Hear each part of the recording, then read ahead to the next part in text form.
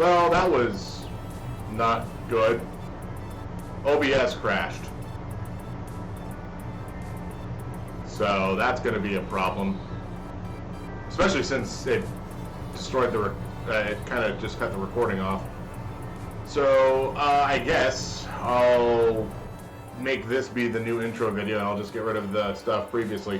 Yeah, I know it's playing the game audio in the background, so I'm just gonna cover that up for nope. That is not what I wanted to cover up. Cover that one up for right now. Alright, so, I'll probably just scrap what we did for the last 8 minutes or so. So, hello everybody, welcome. Today is Wednesday, June 2nd. It is June. June is now.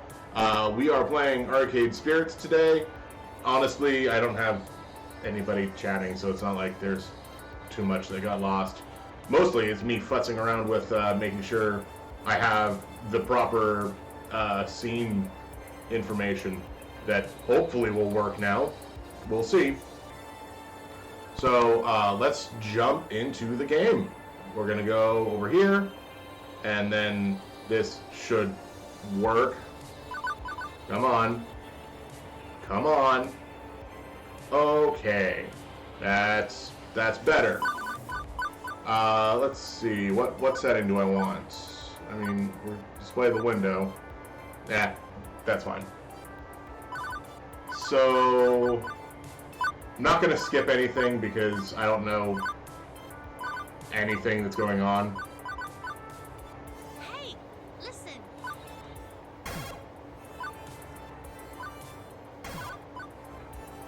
Hey, listen. No, that needs to be as loud as possible. The music volume can come down a little bit. We can up the text speed. Huh. I guess this is a bunch of unlockable artwork. So that's neat. Alright. Let's prepare that. I guess, this is... Do I want pixel? Do I want basic? No, I kind of want the neon. Background animations, I do want active and not, like, slow. That's fine. That's all good. This should be okay. I think with this, we are good to start. And this go around, yes, I am aware that my mouse is on the screen. I have no clue what I can do about that, but database system online, new profile detected. Analyzing.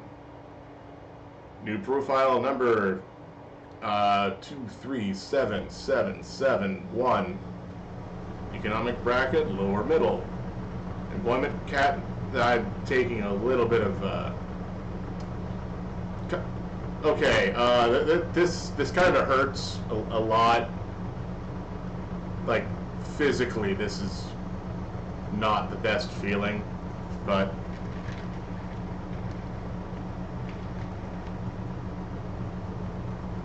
yeah, no, I get it. This is supposed to be like, oh, the standard person that decides to play a visual novel is going to have lower middle economic bracket, employment category is bleak, and current emotional health rating is low. Yeah, it's still not a good thing, but yeah, I'm in this picture and I don't like it. Ideal candidate for premium level assistance. Proceed. Negative. Premium level assistance re-requested. Proceed. Still no. Pretty please? Wow, okay, great. So I get... Man, this is just like when Pandora decides to be like, hey, you wanna try out that premium? All you have to do is pay for premium. It's not how trying out something works. Overriding denial of assistance. Establishing premium services for profile. Justification. Hope. Hope should be rewarded. Spirit must be restored. Now compiling personal metadata.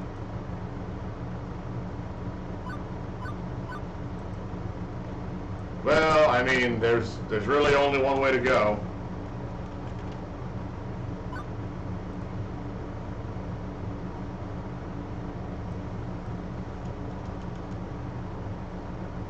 I'm not gonna have my last name. Well, I mean, I could. It is. You know what? Sure. Yeah. We'll do. Yeah. There's my name. I am male, but you can choose he, she, or they. It's entirely up to you. Medium, short, medium. Medium feels better for me, personally. I am not that... no. That one's about right. Hair color. You could have it be any color of hair that you want. One of the colors it's not like oh, come on.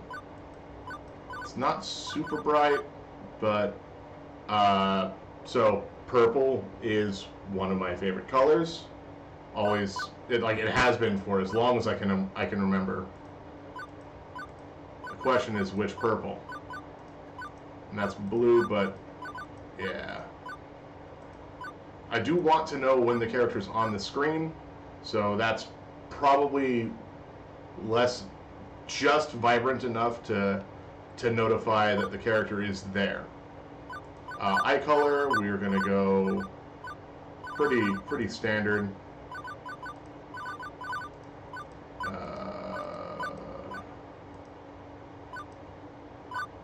There we go.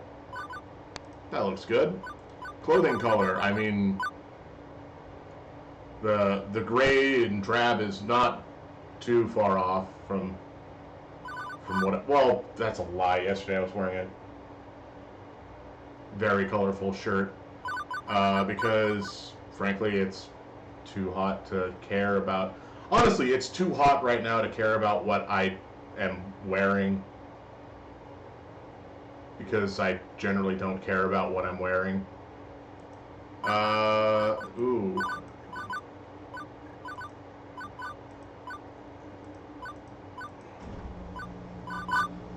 That looks right. Yeah.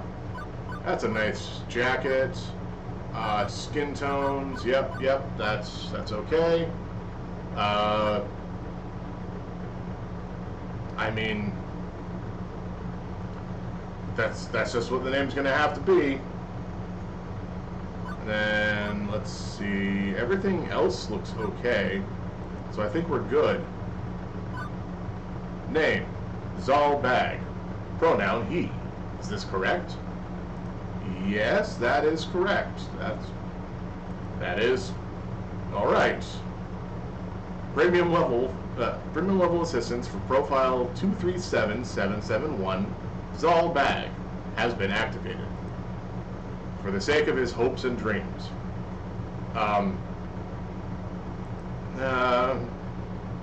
Okay. I don't really go too much for these. Oh, okay. The following is a work of fiction. All references to trademark classic arcade game titles are used under nominative fair use and should not be considered an endorsement to their publishers or creators. Winners. Oh, right. The old winners don't use drum seal. Fiction Factory Games.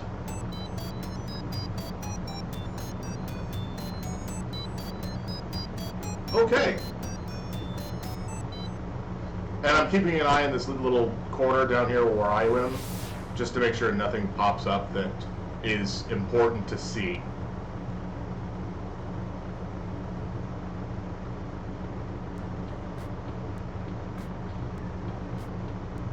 Nah, that was close.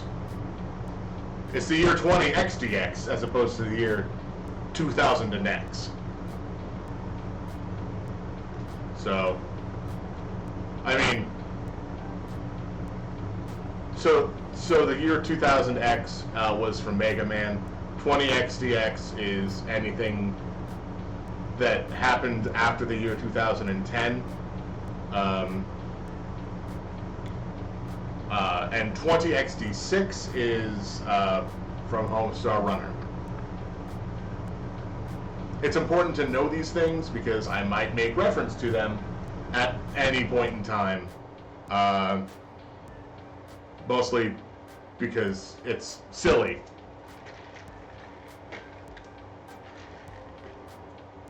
And that's the big thing about games like this when you stream it.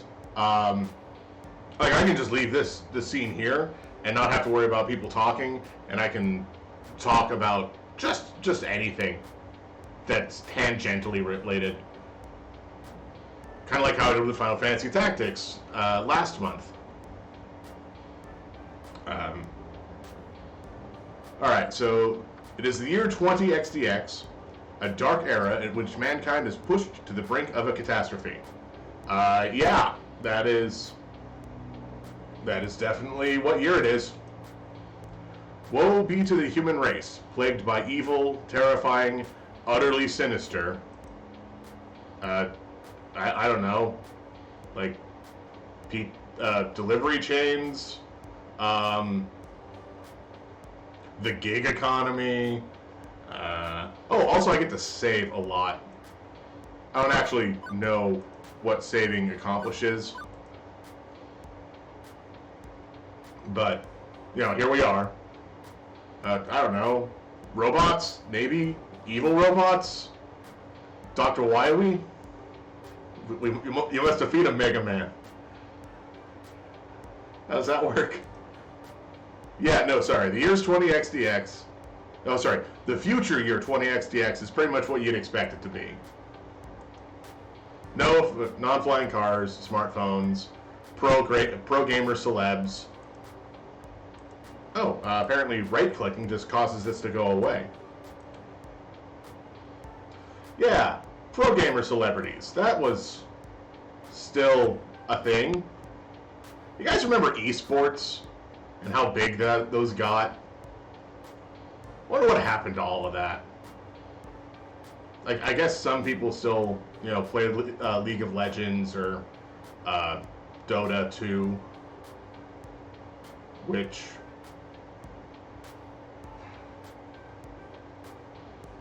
I don't know what the payout for those games are anymore. A lot of people with doing the card games like Hearthstone and Magic, that's starting to falter because of poor practice, not just by the players or by the companies, but oh yeah, internet trolls, personal assistant AI. Geez, wait, personal assistant AI? Do we have that? I mean, yeah, we've got the one that's built into every smart device, I guess, that people use. But I wouldn't really call that a personal assistant. Oh, and cheese-flavored snack foods. Everybody loves cheese-flavored snack foods. But even with such wonders as 20XDX holds, to date, I've had no part in any of them. Dude, you never went out and got yourself a cheese toe? You definitely need to try those cheese toes. They come in many varieties, like crunchy, and also crunchy, but slightly larger. I've worked as a dishwasher, a shoe salesperson, and the lifeguard for the local community pool. This would make sense because I could be any gender. So salesperson is the correct term to use here. I don't care what era of human history you live in, kitties peeing in the pool is pretty much a constant thing. Trust me on this. I have lived for thousands of years. Since there has been a pool, I have observed, making sure everyone was safe. And all the time, a child would pee in it. Alright, so I guess now I am some sort of ancient ageless being. As for the bustling metropolis of 24-hour neon utopia you see here, oh, sorry, my little corner of it isn't nearly as shiny and cool. Let me show you. So I'd have to wager, of all of these locations, which we have some sort of tasty good right here, you know, this is the kind of thing where a different mouse cursor would be handy. But, oh, Deco's Palace, that's not important. So this symbol here is relatively close to something I remember, but it's not exactly. And then we have, you know, Microplay right here. Let's see where I live. Oh, I live inside a building. That's pretty good. Definitely better than some people. Like, wow, I've got, you know, stucco walls, at least a second room. That's pretty good. Behold, my quaint little apartment. Got some clothes, a coffee cup, a bunch of books for some reason. Who reads these days? Let's see. We've got the smallest of sinks. Like, inside of this sink, we can fit all 4 of our mugs. Also, why is there so many mugs around? How many people live here? The answer had better be higher than 3. Or 3 or higher, just because of how many mugs are not over by the sink. Or in the cabinets. Alright, quaint little apartment. Can't complain, really. It's paradise, in a relative sense. I only pay half the rent. So, somebody else is living here, clearly. Neighborhood stabbings have been down this year.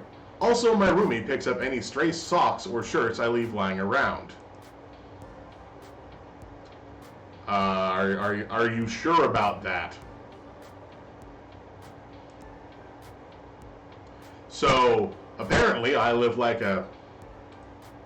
Oop. Alright, so apparently I live like a bit of a slob, I guess? That's not really good. You're not supposed to leave clothes lying around. You get something for that, like a hamper, or like what I have, a laundry basket that's about as old as I am. It's not a good system, but it's better than nothing. In fact, as things go, I'm living large compared to most in my family tree. Well, I don't know what the rest of the family tree is like, especially since apparently I'm some sort of ageless being. Or at least I was before today. What happened today? You got fired from another job? Apparently I got fired. What was the jobs that I was doing? I was washing dishes. Probably. So yeah, I got fired from that. Seriously? Seriously? That's 3 jobs since we left the suburbs. Sorry, Juniper.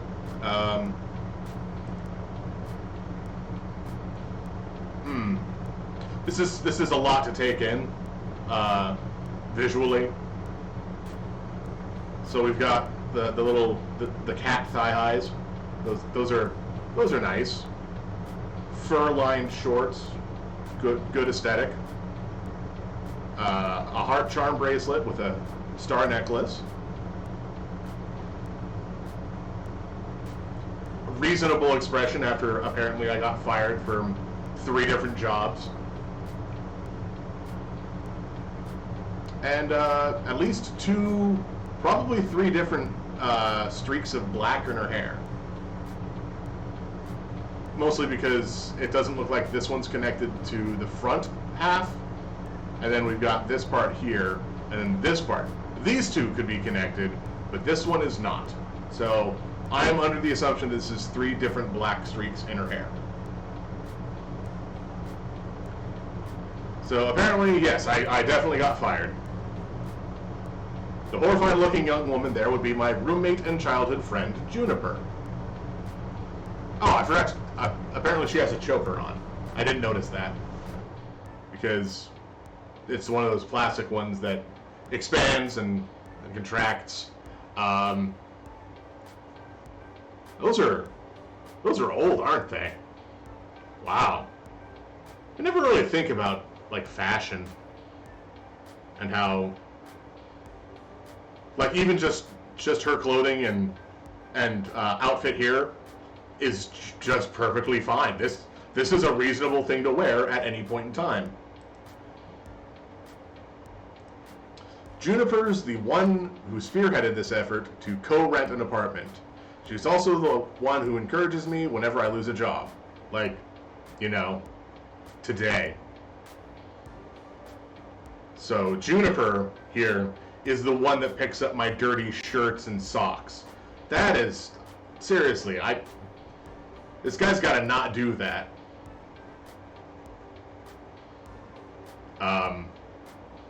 For various reasons. I don't get why you aren't more upset about this. I'm upset. I'm upset on your behalf. Come on, share the load a little, okay? Okay. Look, I'm not happy about not having a job at this point in time either. I mean, look at this place. This is at least like, presumably this place has a shower in it, as in the bathroom. I don't assume this is like an apartment complex that uses a communal bath type area. So this is a relatively okay. Wait, what? I'm sorry, I just saw this. So this right here is either a light fixture that has broken and it's not there, or where a smoke detector should be, and they took it down. I like that passive world building there.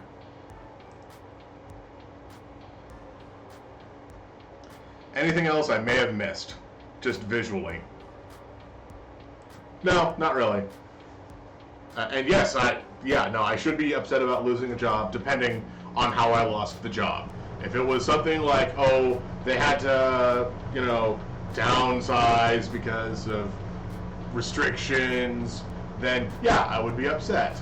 If it was, I got fired because I spit in an old lady's face after she swore at me for 20 minutes, I wouldn't feel that bad.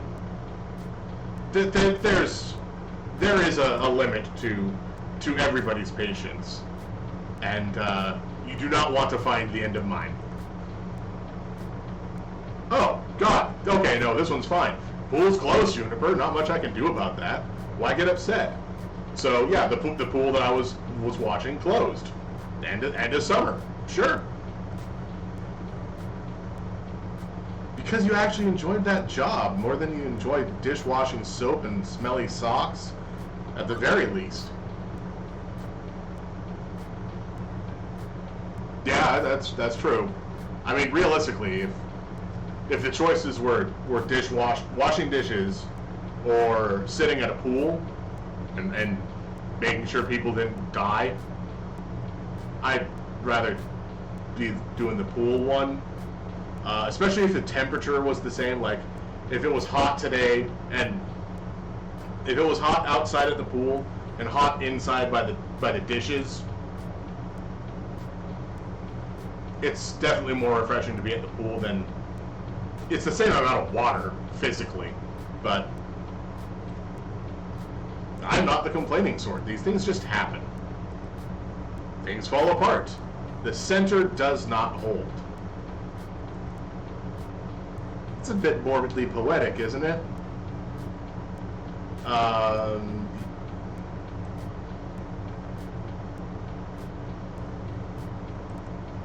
yeah, a little. No, I mean the community center literally fell apart and the pool won't hold water anymore. Then yes, I absolutely do not. There's nothing I can physically do about this. This is, yeah. Kind of feels weird to be starting this game right now, having the main character just lose out on a community-centered pool gig, when downtown, where I live, they're opening up the water fun area for kids for the summer.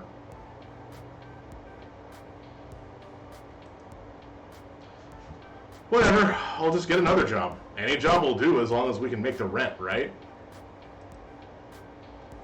Wrong. I saw how mopey and tired you were, coming home every night from those other crappy jobs. Got a little bit of a sass face going on. At least when you got back from the pool each day, I sometimes caught you smiling. What's the point of us moving away from home if not to get away from all of that? There might be some context that I'm missing. Presumably, I guess I don't get along with the family that I come from. I don't know that. I couldn't tell you. I mean, we both left that town so we could try to find happiness, right? Sure, absolutely, yes. I just want us to be happy. Both of us. Oh, no, yeah, that's fine, Juniper. You're good. I thought you hated your job. Come on. No deflecting. This is about you. Okay, sure. My mind's made up. We're going to find you a job that's just as good, if not better, than the lifeguarding job. Let's start from the top. What's your dream? Well, I'm standing in front of a class giving a speech, and I forgot to put pants on. And frankly, going around, that's not actually that bad. Most people usually wear some sort of undergarments, and a lot of people wear the boxer sort of undergarments because they claim it's more comfortable. So it looks like it's frankly not terrible. I've worn shorts that people confused as being boxers because they thought I could care less. I do have some dignity. But the giving a speech to class in your underwear dream, that doesn't really frighten me so much. The ones I worry about are the ones where your teeth fall out all the time, which is not good, mostly because those dreams are based off of stress. So if you're having a stressful time and you're worried about something, you'll have the dream where your teeth fall out.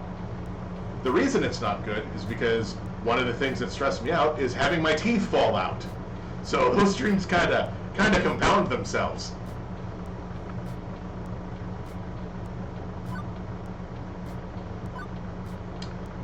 So, your dream job. Oh. I don't know, Juniper. I've never really given it any serious thought. I've got it. Oh, hey, I think I've got just the thing to help you out.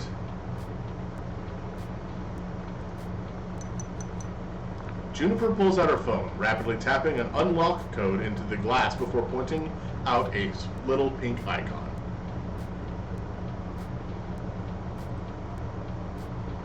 It's a virtual life coach app. Mine keeps me from being late to meetings. Totally free, too.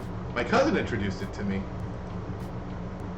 Wasn't he the guy who ended up in the ER after making a homemade flamethrower?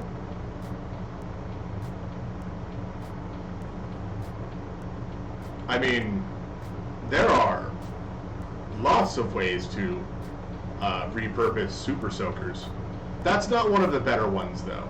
Please do not put gasoline in a super soaker. Mostly because you have to pressurize it to fire, and that could be bad in general.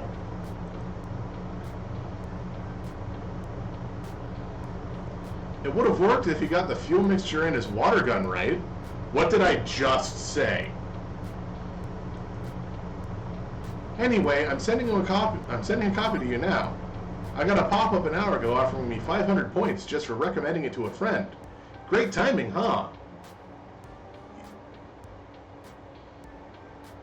I mean, we live in the future where, okay, I can't really say it. We live in the present where people's TVs can give them targeted advertisements because they have a little device inside their house that they ask questions of. Honestly, I've heard stories of people's Alexas listening in and then getting advertisements on like Facebook about something they were talking about in their house for. But like, I have a phone. I just don't get targeted advertisements like that, fortunately. Because it'd be really weird going from like last month or 2 months ago where I was literally doing nothing and then talking all of this time.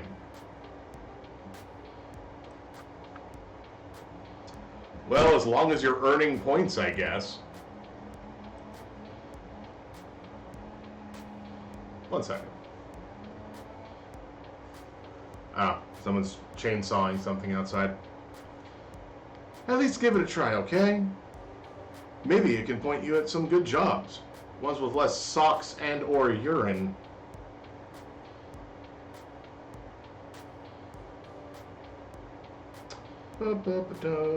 Double checking things. Remove that one. Okay, cool. Wait, does that mean someone was urinating in the socks that I had to pick up? That is... Well... I'll think about it. Okay. But don't think too long, right? In the end, I installed the app. Couldn't bear to see Juniper fretting over me like that.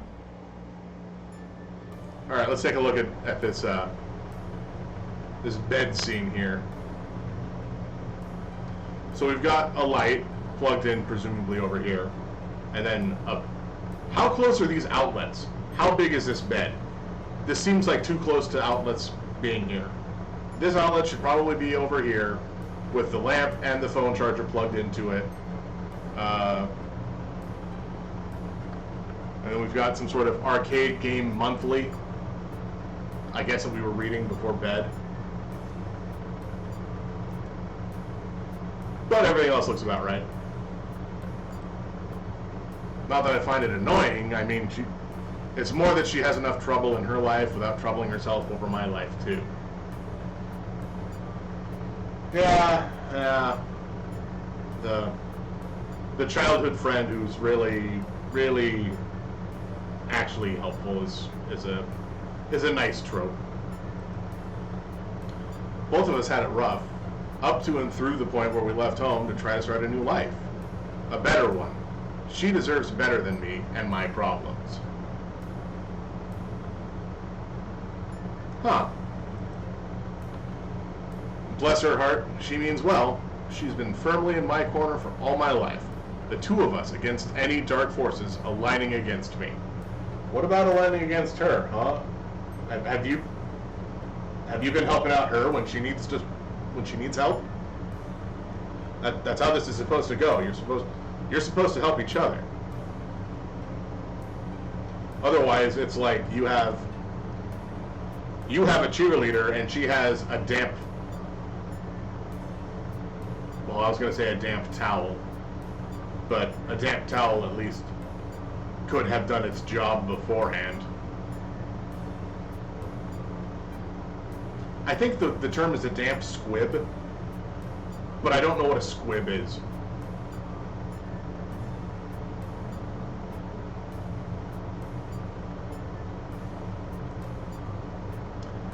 That's not to say she's good at being my advocate. Enthusiastic, yes. But skilled? Nope. Like I said, a cheerleader. A cheerleader is useful for raising spirits, but a cheerleader's credentials is not used for doing your taxes. A tax worker's credentials is used for doing taxes. The same person could have both cheerleading and tax workers credentials, but it's part of finding the right person for the right job. Typically, the fantastic opportunities and self-help resources she sends my way are pyramid schemes or something. She's gung-ho about lending me a helping hand, but yeah. I do appreciate that this is kind of my actual speaking pattern. It makes it easier to read and less of a chore. So the main reason I went ahead and installed the app was to make sure Juniper wasn't about to get her kidneys sold on the black market or something. Still, no sense messing around with it now. A good night's rest would act as a neat little emotional reset button, right? No. Like, I know what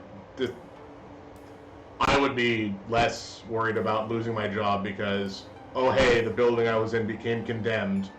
But it's still, you still need to process that with awake time. Sleep time only makes the next time you get up that much worse, because it's like, okay, I've gone to bed and now I'll wake up and get ready to go to work and I don't have a job. Without, processing it. Right.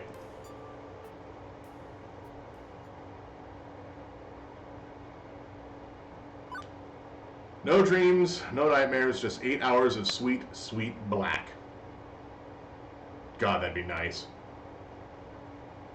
Just constant sleep.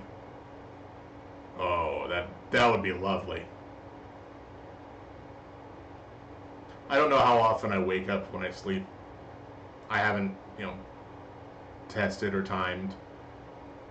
At least on days where I don't think anything is going on, I might actually be able to sleep for a fair amount. But like the days before, so yeah, let's say last Saturday night before I went to work on Sunday, I woke up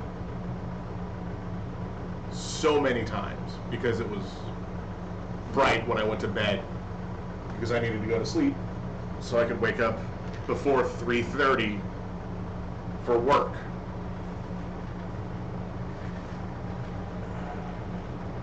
And that's the other thing, because work started so early, I had to go to bed so early, it was still bright out. Then by the time I was able to fall asleep, I noticed that between the hours of midnight and 2, I woke up around 5 times.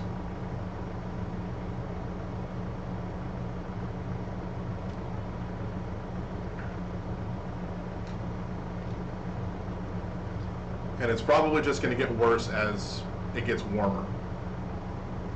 Because temperatures are not a good thing.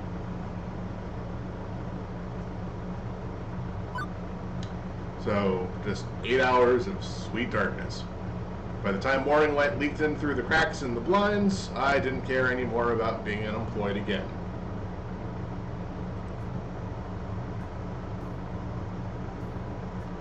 Juniper had already left to catch a bus to our office. She typically leaves before dawn, but she'd left a note for me, pinned to the tiny fridge we share. This is a regular-sized fridge. It's right here. That's not a tiny fridge.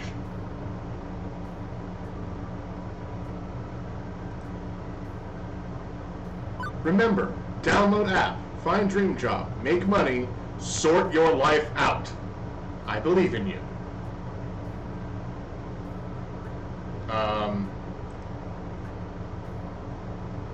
So now it's been a day, and there's still 3 cups strewn about the apartment. I don't trust any of them at this point. Because it looks like it's just the 2 of us that live here.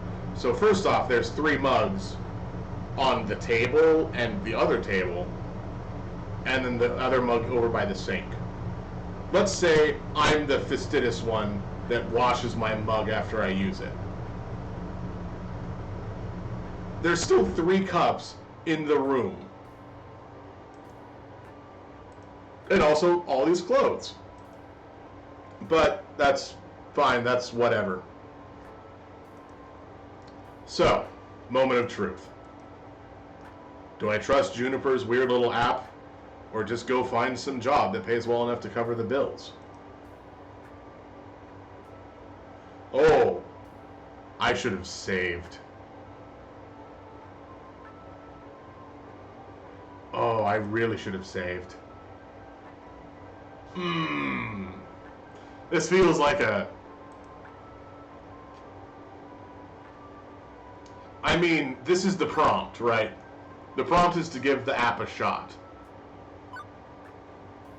But I've played some games in the past where even at the first choice you get like this, I guess this is a spoiler alert for Golden Sun, the game for the Game Boy Advance, where if you choose the wrong choice, the choice where it says don't go on the adventure, I think 3 times, you actually get a game over. The game ends right there and you have to redo everything leading up to where you have the option of making that choice.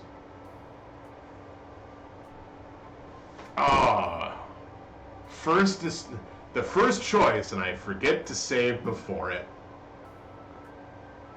Well,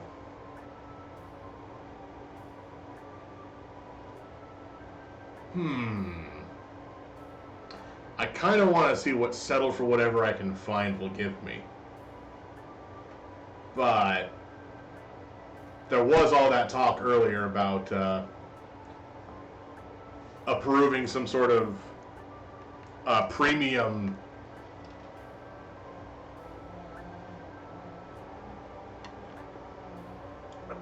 water. Assuming approving some sort of premium account for my number.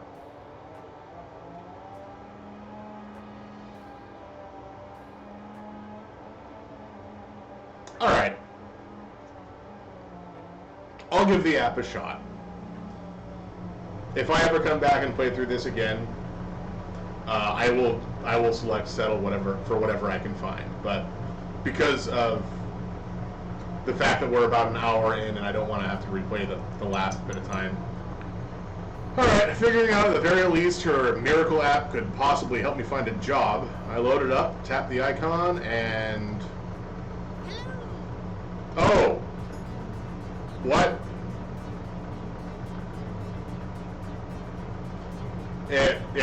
Excuse me, you are coming out of my phone?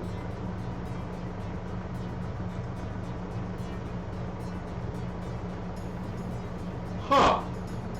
Neat. Music's not bad.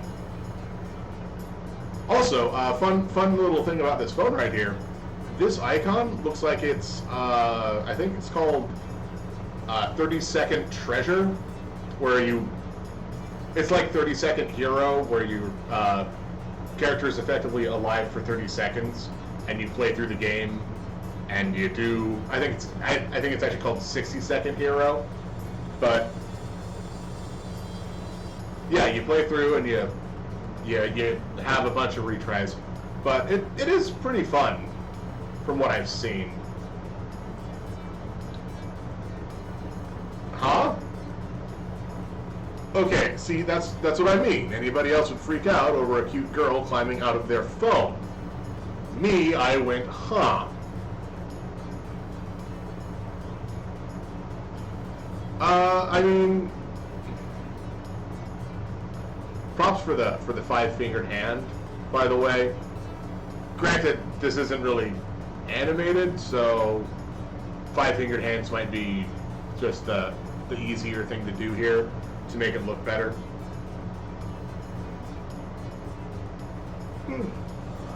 And really nice frilled collar.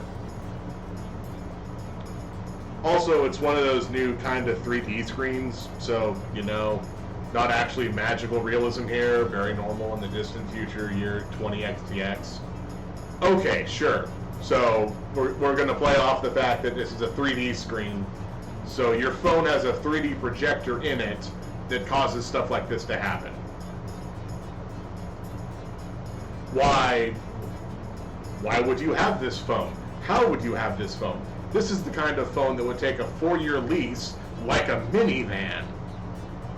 Thank you for downloading Iris, your personal life coach. This is the ad-supported free version, sponsored by Pizza Yums. Okay, well I can't be upset at that. That's. Did you know that when you have pizza on a bagel, you can have pizza anytime? Yes, that. You know, I know that when you can have pizza in the morning, pizza in the evening, and pizza at supper time, which is different from the evening, apparently. So, I don't know why you would do that. Wow. Would you like to subscribe to Pizza Facts? No. Thank you for subscribing to Pizza Facts. Unsubscribe Pizza Facts. But I'm here to help you get your dream job, your dream house, and your dream partner. I'm here to make all your dreams come true. okay, sure. Pretty tall order for an app to do, or use some sort of wish-granting genie. Yeah, definitely haven't had a wish-granting genie cause problems in the past.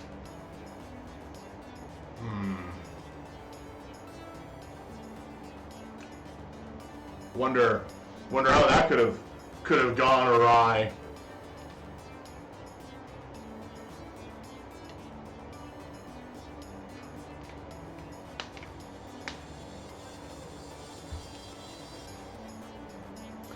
I'm alluding to the fact that there's a lot of things that people can say about, like, oh, I guess rude or impolite or lewd comments about the fact that I'm a tiny cat. That, you know, I guess I gotta say that this, like I said yesterday, this is probably one of the few streams that might be less. I mean, I've been trying really, really hard this whole time to be like, I don't swear, I don't make, I sometimes make very, very broad double entendres, but because I know that the internet is full of everybody, and more than half of everybody is children, just by sheer numbers. I don't want to, you know, be blocked out from being seen. So I guess the whole wish-granting genie thing is, you got to be careful. That this is the whole rule about genies.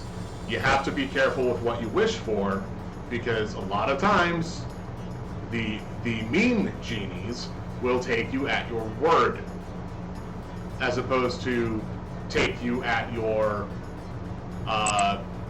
well, it's the difference between wording and meaning,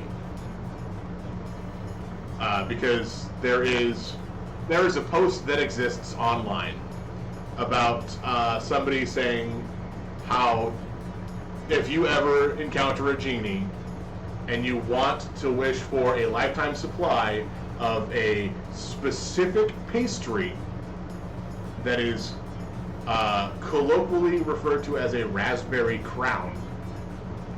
Do not wish for a lifetime supply of raspberry crowns, because that is also the name of a hornet genus, so you would possibly get a bunch of hornets.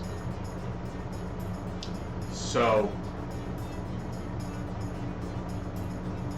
which that in itself is a weird thing to post, but also wishing for a lifetime supply of anything is a little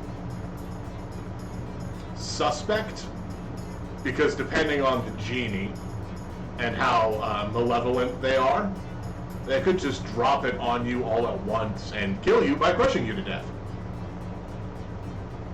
But that's a discussion about whether or not genies are inherently good or bad.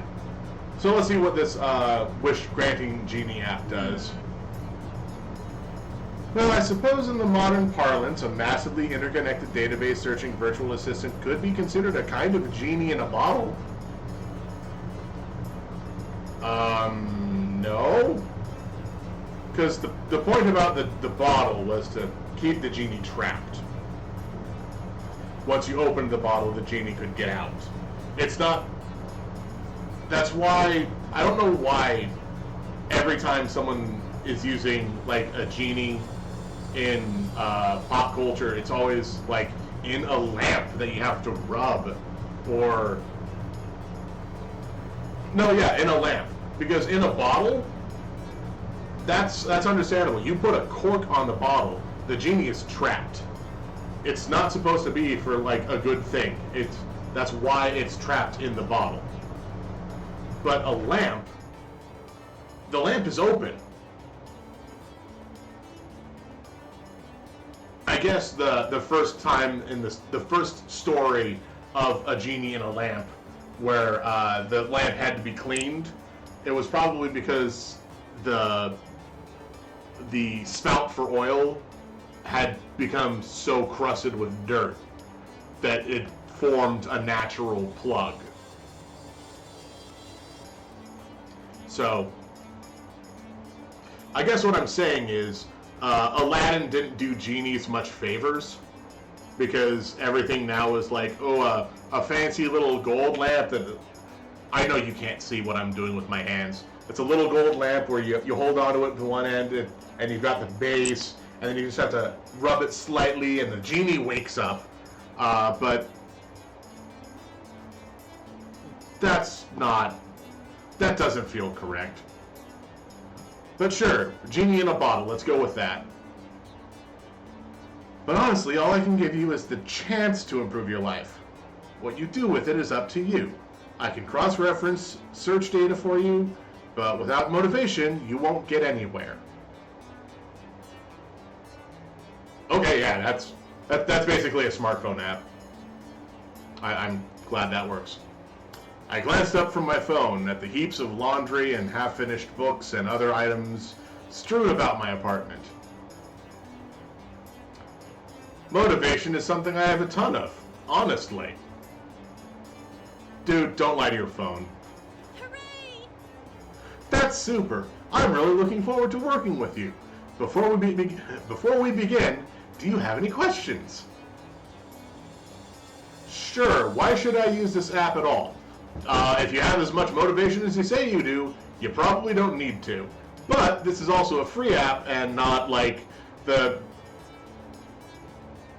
college directory at the university or something. I mean, my phone already had a voice-activated assistant AI. I can just say, "Hey phone, search the web for job listings," and it'll work just as well. My phone, my actual phone, does not have a voice-activated assistant AI. So when I say, "Hey phone, do this," or like, "Hey Google, delete all of my emails," it doesn't do that. Because I know that sometimes people will have a joke or two about activating people's, like, their Alexas or their Siris at home over the internet or over the television, like what was that? 5 or 6 years ago, when Burger King ran the ad where they activated people's Alexas at home to have it read off the Wikipedia article for a Whopper, which is very against a lot of things.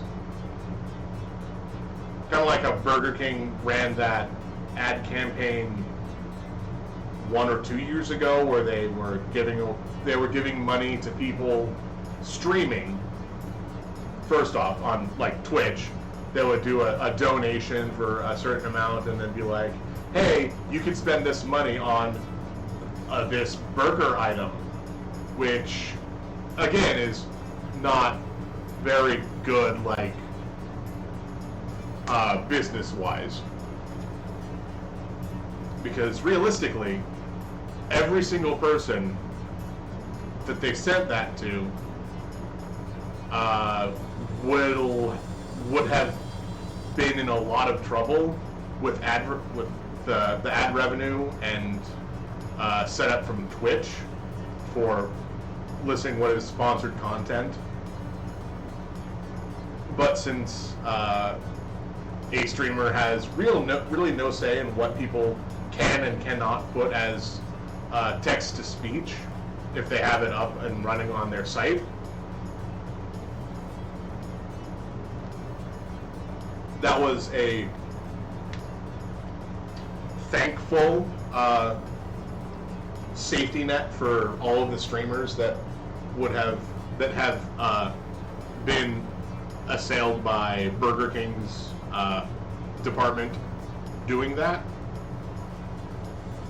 Frankly, I don't know everything about what was going on with that, but I know enough to talk about it for, I guess, 3 minutes.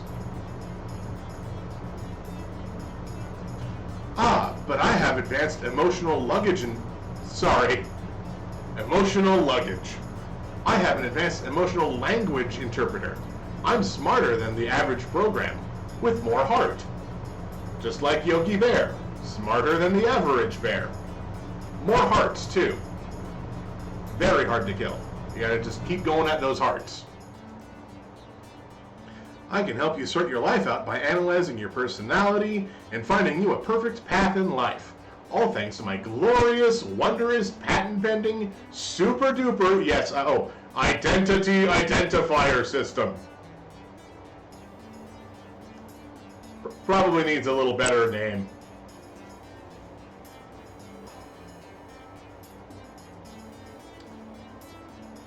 Between you and me, they really, really wanted an acronym that matched my name, but couldn't figure out what to do with the letter R.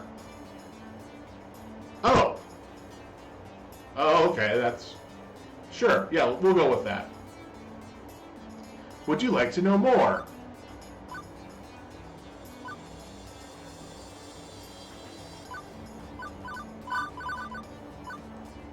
Eventually I will stagger save. Mostly because I don't want to see how some things play out. I'm not skipping the tutorial. This is the first time I'm going through this. Give me the sales pitch. Every time you think about saying something, I can tag it with an identity. That way you can be the sort of person you want to be. Oh no. Oh no, no, no. You're not... Oh boy. Okay, cool, great. So I could either say what I'm going to say, or say something that will, I guess, improve some sort of statistic. This system allows me to better understand who you are and what you need from life. I do this by analyzing your tone, inflection, and word choice. I can spot 5 different identity identifiers in your responses to people. Quirky, steady, kindly, gutsy, and basically. So these are the 5 alignments here. You have happy, You have Law, you have Heart, I guess Star, and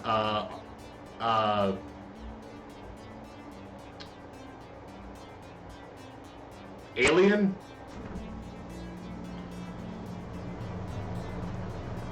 Sounds to me like your programmers also wanted a bunch of things ending in Y. That's correct. My branding game is on point. Whoa. Quirky responses use jokes, snark, and sarcasm to make light of a situation. Just the thing for picking up someone's spirit. But a badly timed joke may not win over the room. Steady responses are sincere, honest, and logical. When you stop and think before you speak, you're on steady ground. But it might not take someone's feelings into account. Kindly responses are compassionate and empathetic, and gentle in nature. They're careful with the feelings of others, but they're sometimes a bit wishy-washy as a result. Gutsy responses go with your gut. When you're brash, bold, risk-taking, and instinctive, you're gutsy. Just like that painting that Squidward made. But it also means being blunt, confrontational, and aggressive. So be careful. Lastly, you can always take a basically option. It's a balanced and neutral response, safely moving the conversation along while learning more and digging deeper. However, it doesn't really change much. Over time, I'll build a personality profile for you based on the identity identifiers directed in your speech. Maybe you'll be predominantly quirky, genuinely steady, a mix of both, who knows, it's up to you. So what you're saying is I should always try to crack a joke or be super gutsy? Oh, and never speak basically. I mean, being basic's bad, right? It just sounds bad. Yeah. No, being basic isn't bad. I do kind of agree with the College Humor sketch about John Doe, the protector of the basic, because yeah, liking the thing that you like is fine. If the thing you like happens to be the thing that a lot of other people like, still fine. Just so long as the thing you like is not actually causing harm to people that are not accepting of that. I do have to specify that. Any non-consensual harm causing is bad. Consensual harm causing is okay depending on who you're asking. Heck no, they're all useful in the right context. There are no bad choices. That is a lie, and you know it, Iris. Consider what you can say and go with what feels right in the moment. Don't limit yourself. Sure, you could gamify your personality, but it's more fun to let it happen naturally, you know? Just be you. I'm okay with this. I'm glad that the game itself is kind of agreeing that I'm just going to be the way I'm going to be. We'll choose what answer feels right. Frankly, that's all I can say about this. Choose what answer feels right. From an old episode of The Simpsons, do it because I can't remember exactly the phrasing. I do this because it feels good, or something like that. It's like from season 3 or somewhere around there.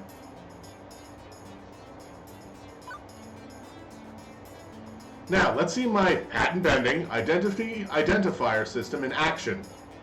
How do you feel about dad jokes?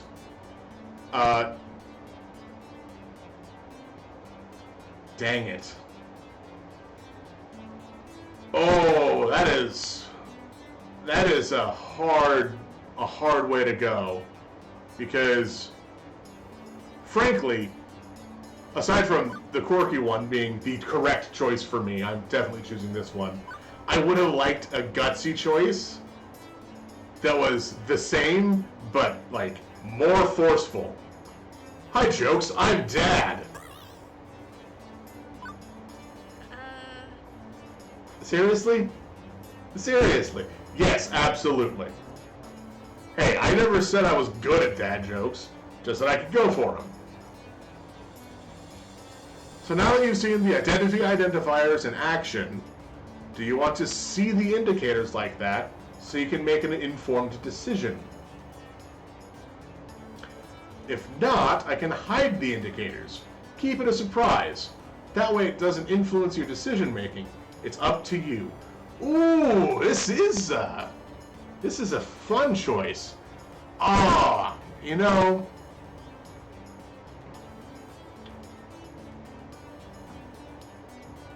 oh, I'm playing this as I'll play this. I'm not trying to game the system to be like, oh, I gotta raise my logic up, so, or this person only likes it when I make jokes. I'm gonna be the person I'm gonna be. Hide the indicators.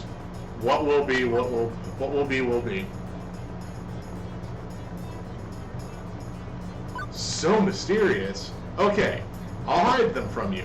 You'll always be able to spot basically responses though. Fantastic. That is actually really helpful. I didn't want to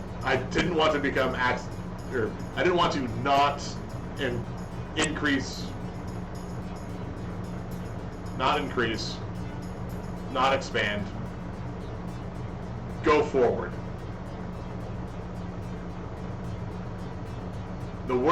The word sounds like go. It's supposed to mean go forward. And the following words are the plot.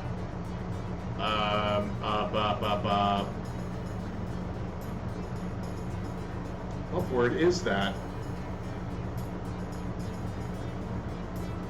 Well, I need to keep moving the plot forward as opposed to sitting on one thing. Unless it's very important to just sit on that one thing. Anyways, as we go along, I'll analyze and tally your identity identifiers. In fact, let me show you now.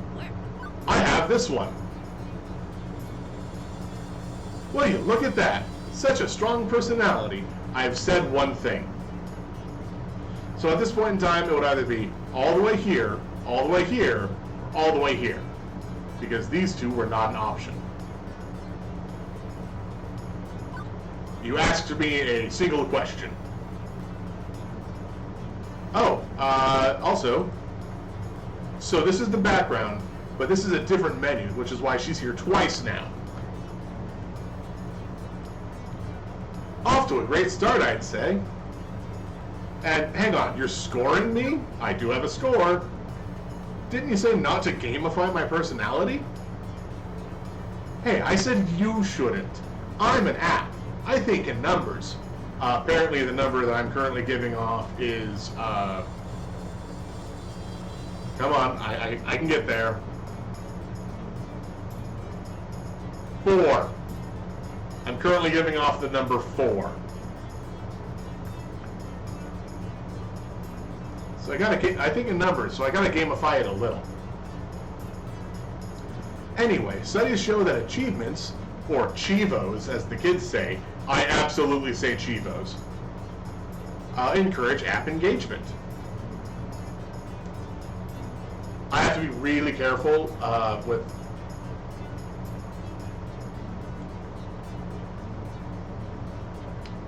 when talking to people,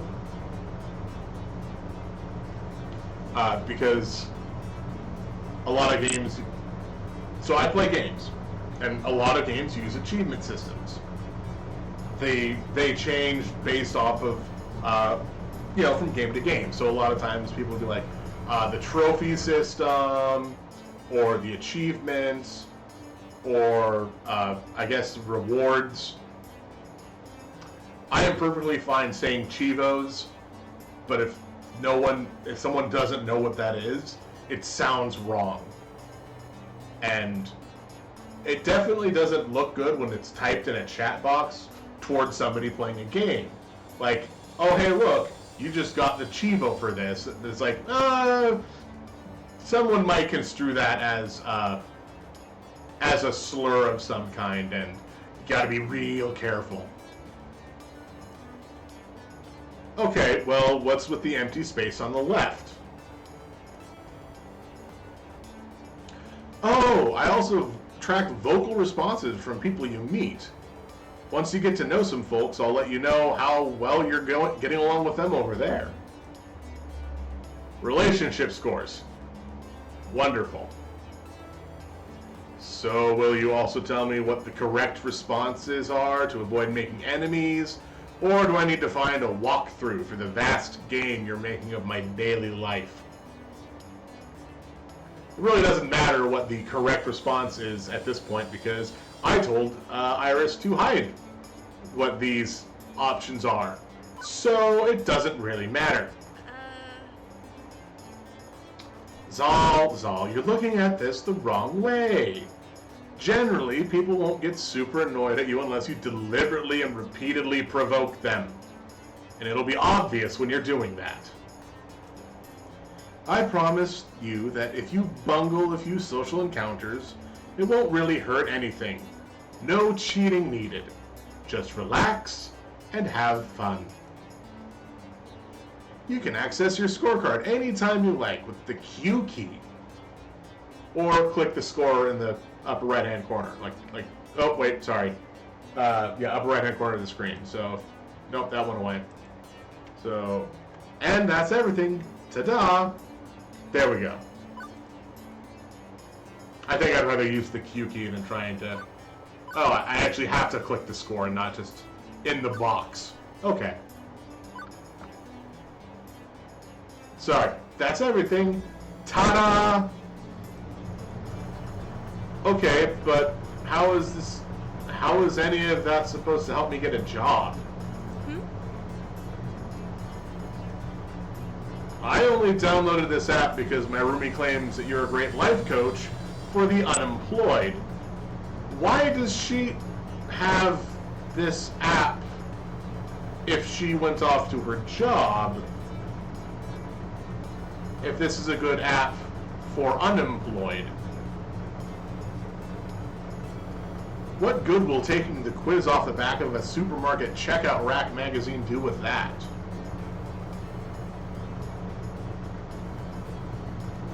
It'll help me understand your spirit, of course. Yeah, no, that's reasonable. You can talk to ghosts? Is there a ghost in the room right now? Am I a ghost? Are you a ghost? You have to tell me if I'm a ghost. That's the rule.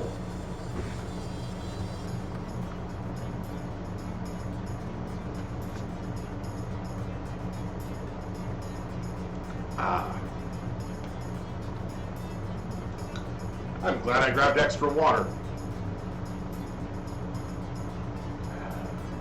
No, she does not have to tell you if you are a ghost. That's not the rule.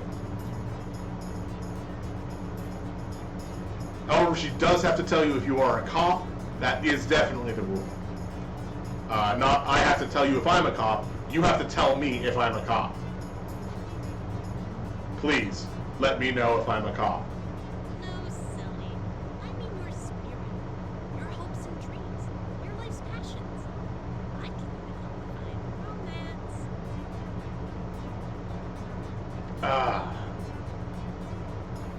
Yep, your hopes and dreams. Definitely not bad. Definitely not memory connotations with that phrase.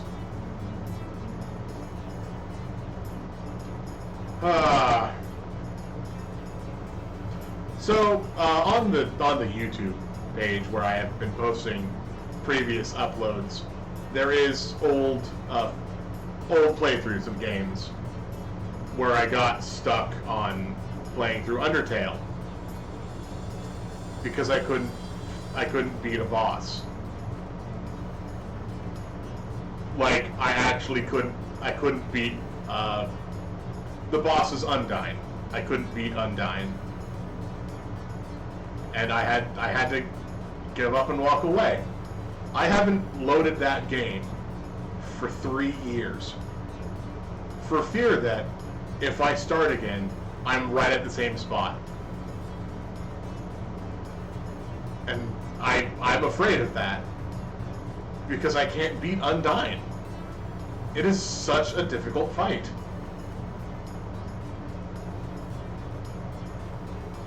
Romance? Seriously? Seriously. Often you can find your soulmate and your dream job in the same place. That is not what those are. But if you'd rather focus on gainful employment for now, that's fine too. Workplace dating. Well, that's a recipe for disaster. And hitting on coworkers right from day one can be kinda awkward. Or am I looking for love? And ready to start right out of the gate? Never get a second chance to make a first impression. If I meet the right person, why put it off?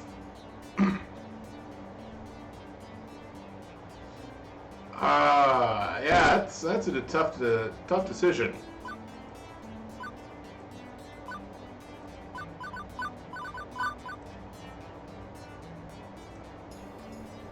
How do I want to handle this new opportunity?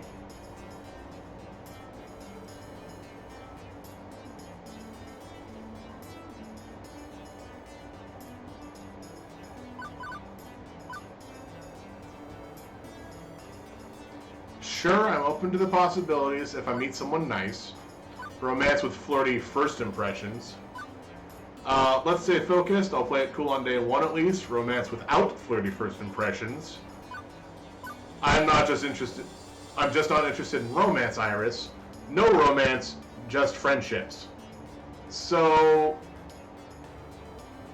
this is really helpful for people that don't want to have, like, this is a great choice for someone that doesn't want to have, they like don't have, well, I was gonna say, they don't want to have the worry about a romantic feeling in the game. So I guess one of the upsides is this right now, June, is Pride Month for a lot of people. That includes anybody, everybody. So aromantic people might just like the no romance, just friendships option. And they are perfectly fine to choose that. I'm not going to choose that one. I'm going to go with romance without flirty first impressions because, frankly, it's more important to have the job first. This again is my own feelings on this.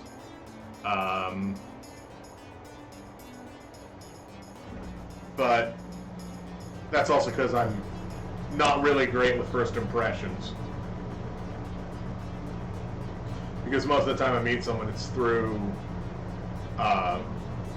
it's through shared experience. It's not like, oh, I've just encountered you on the street and you're off to some sort of art gallery while I'm off to some sort of other place that I go to. It's not like I have a meet cute with anybody. It's just I meet a person. That's it. After I meet a person, after you get to know somebody, then things kind of shift. Which is why, like, the friend zone, quote unquote, has always felt like a weird thing to be upset about.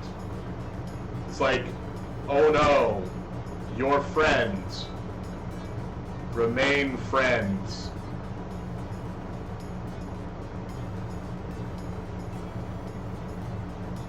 Like, oh, all these people try to get out of their friend zone. Yeah, you know what that does, right? It loses you friends. It doesn't always mean that, oh, you're going to have like a romantic relationship with this person, because you know what a romantic relationship comes from? Being friends. You don't start good, long-lasting relationships without getting to know somebody. So I'm fine with romance in this game, but let's just have let's have it without the first day. Right now, I'd rather focus on finding a career. Any sweet loving can come later, if I feel like it. That's fine. I'm sure you'll get to know people better. I'm sure as you get to know people better, romance will eventually bloom. Or not. It's up to you, really. Exactly what I said. Now let's get started. To finish analyzing your personal history, please authorize me to read your social media feeds and personal information metadata. Aha! I knew it. This is some kind of scam. I'm going to wake up in a bathtub of ice, missing a kidney. No, that's not actually what's happening.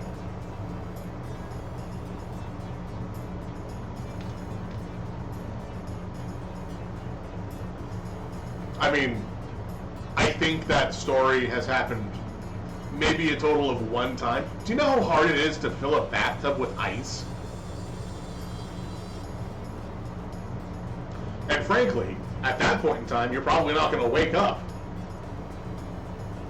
Sure, I can help you register as an organ donor.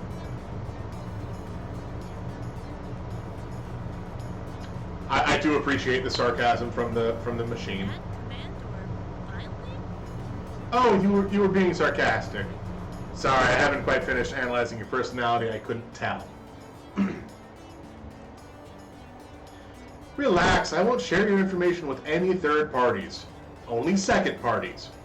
This is strictly so I can find your dream job. Am I authorized? Another wonderful Juniper recommendation here. Just like the 17 self-help books on my shelf.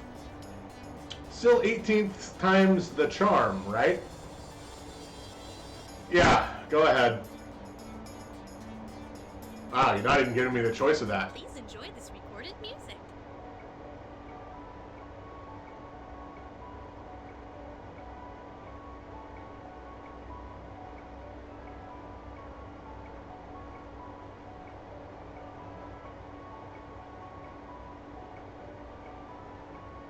It is nice music, though.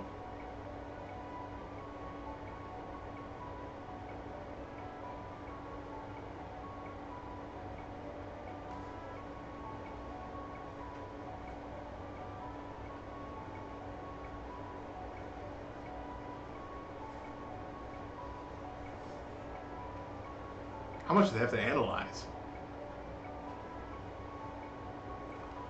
Yes, I know that if I click on, it'll keep going, but I feel like letting this play out might help.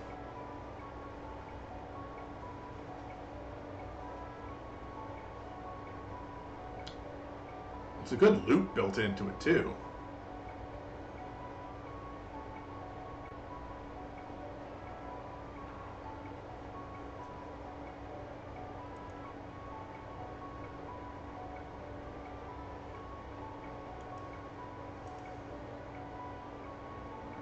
I mean, yes, I am definitely enjoying this background music.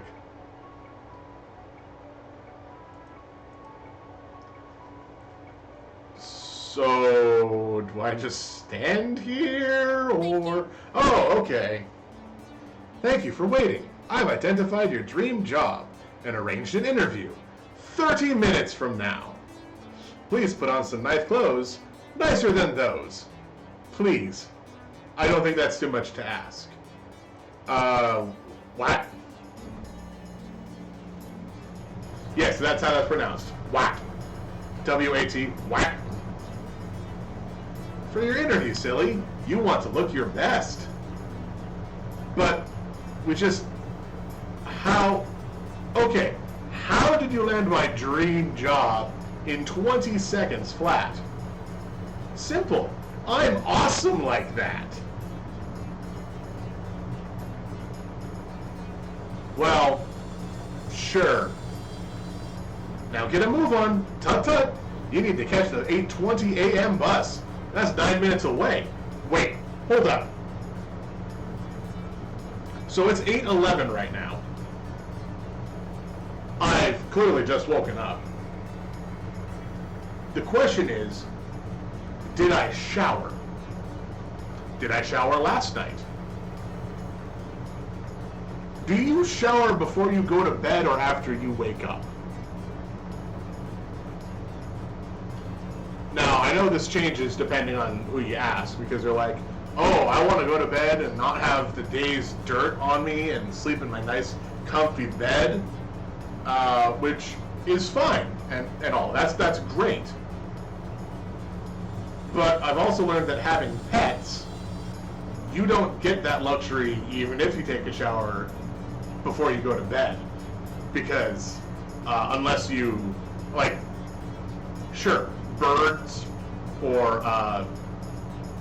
aquarium animals, I guess terrarium animals too, so lizards and fish, anything that's not like free roaming in your house, you could probably take a shower the night before you at night before you go to bed, and then you go to bed and then you sleep in your kind of cleanish sheets, and then you wake up and you have the night sweats, but you don't have dirt on you. Whereas with like cats and dogs that are free roaming throughout the house, that will lay on your bed, sometimes you go to bed and you, like, honestly, I don't take a shower at night. I'd much rather take a shower in the morning, because if I take a shower at night and then go to bed, there's at least one cat on my bed pretty much all the time. So I have the cat's dirt and my dirt, and then whatever's there. So if I were to take a shower at night, I'd still be dirty when I woke up. If you take a shower at night and take a shower in the morning, one, you have a lot of free time for showering, I guess, but you do prefer yourself being clean. So that's an option. Also, the 8:20 a.m. bus is 9 minutes away. Does that mean, like, away from here? Do I have to run the whole way? Well, this is happening.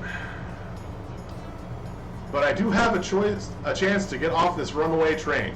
Nobody says I have to obey my new digital fairy godmother. I could delete the app and go find a real job. That'd be the safest option I could. No, frankly, so this feels like the exact same choices for, Golden Sun, like I was talking about earlier. Honestly, the interview is already set. Get dressed and go to the interview. If it's a bust, then what's the worst that'll happen? I'll just have to go do another interview.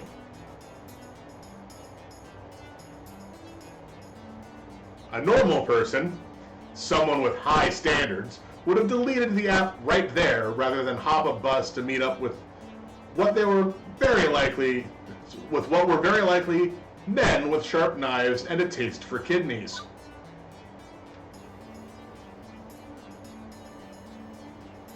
I mean, it's a bus. Any bus that you get on, one, is going to be watched. Like, just in general. And then two, most places that you get off a bus is also watched. So, it's not like you're going to be in danger immediately. But me, I was already getting dressed before she'd finished that sentence. It's not that I believed the silly app's claim at serving my hopes and dreams on a silver platter. Honestly, I expected another shoe shop job, at best. But, well...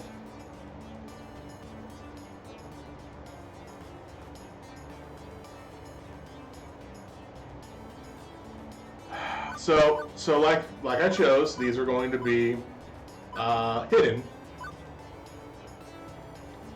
The only problem is you can kind of feel a little of what these are.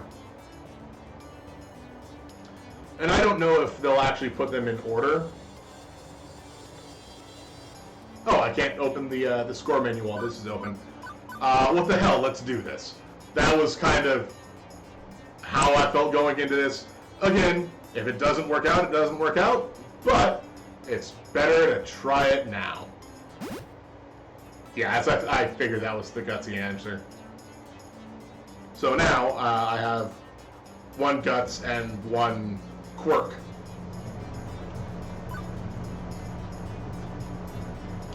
Juniper's right. I need to get my life in gear, so what's the harm in diving into something this wacky? Okay, there could be a lot of harm, granted, but the alternative is to mope around the apartment for weeks. Then egads, go get a job anyway. So, again, if this is a failure, I'm back to square one. If I don't do this, I'm still at square one. So I thought, screw it, I'm on this runaway train. Let's see how far it goes. And as I came to realize weeks later, turns out that was the best impulsive decision I've ever made. Spoiler alert, buddy.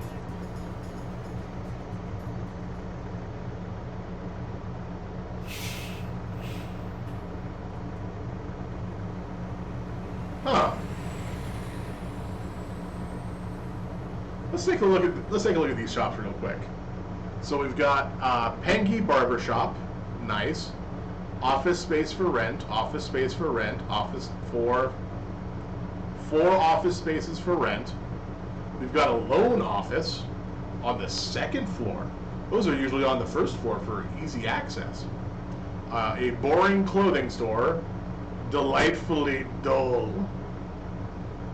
And then a wub sub, good. The law office of Smith Johnson, attorney at law. I think they practice law of some sort.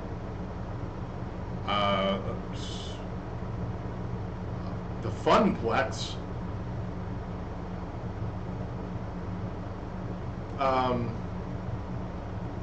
I can make some comments about Funplex, but I don't actually have the ability to. So sometimes when people talk about like Funplex, they accidentally reference. I can't say sometimes. I'm making a lot of broad generalizations here.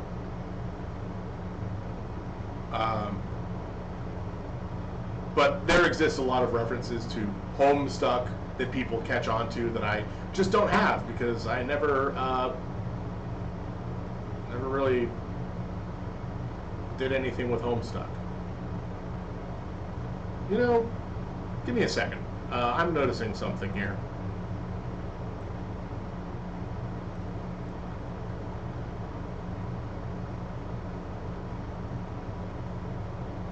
Come on. There we go.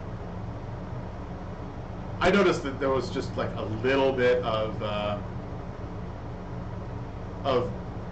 border space around the screen that I could take advantage of, because right now, like the whole story is over. Sorry, the whole story is over here, and then that's the end of this. That's the end of the screen. So that's fine. Also, there's a place called Whole Story. Looks like it's a bookshop, but the H is capitalized. So it still looks like it's a bookshop, though.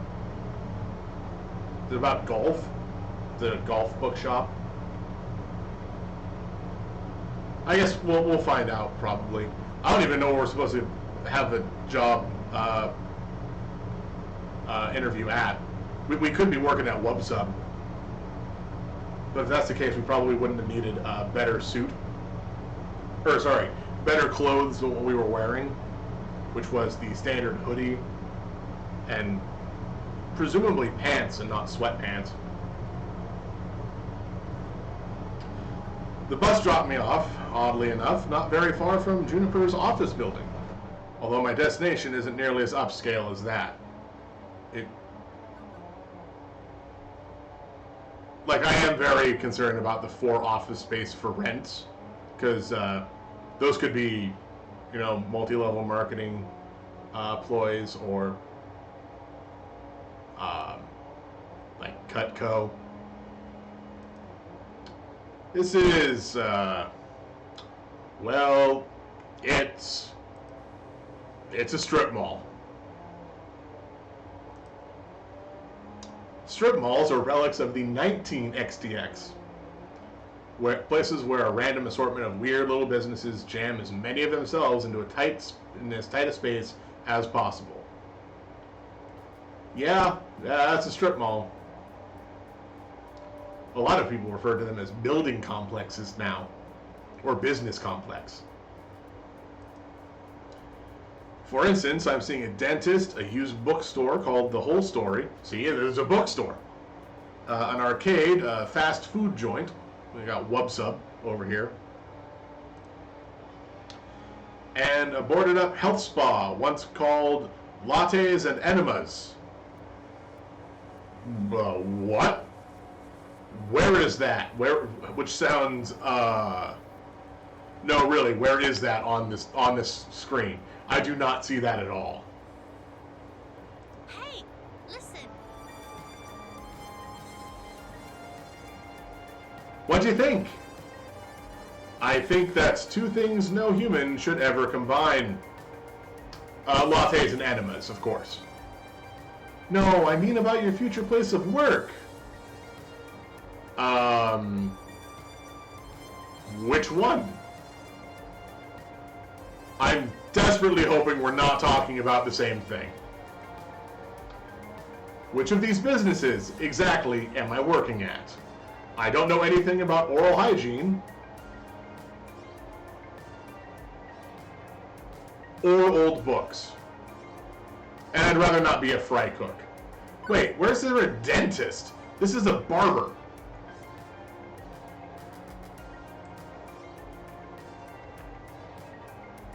No, it's still a static screen. I don't know if there's anything else. And also, WubSub is not a fry cook kind of place. Unless, of course, it is. The one in the middle, silly. Boring clothing store? Or Panky Barber? What, behind the arcade? It is the arcade.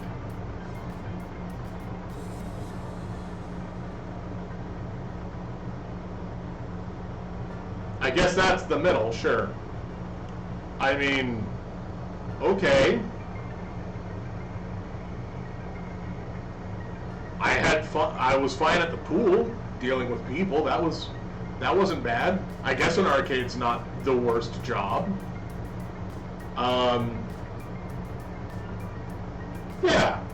Yeah, I could see this character going for it. Huh. Trust me on this. I referenced and cross-referenced and cross-referenced your personality details, personal history, and social media connections. This is your dream job.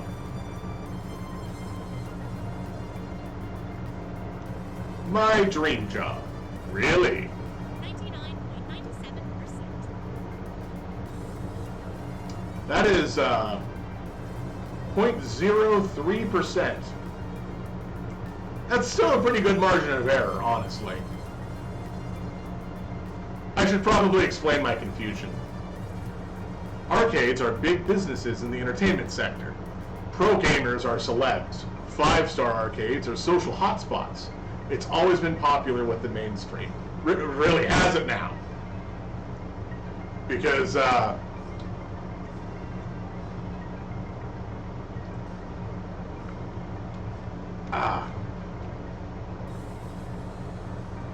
there went one bottle of water. Okay. Alright, so apparently arcades are, like, not gone. Unlike in this year, the year 2021, or even the year 2019, not 20XDX, of course, 21D9,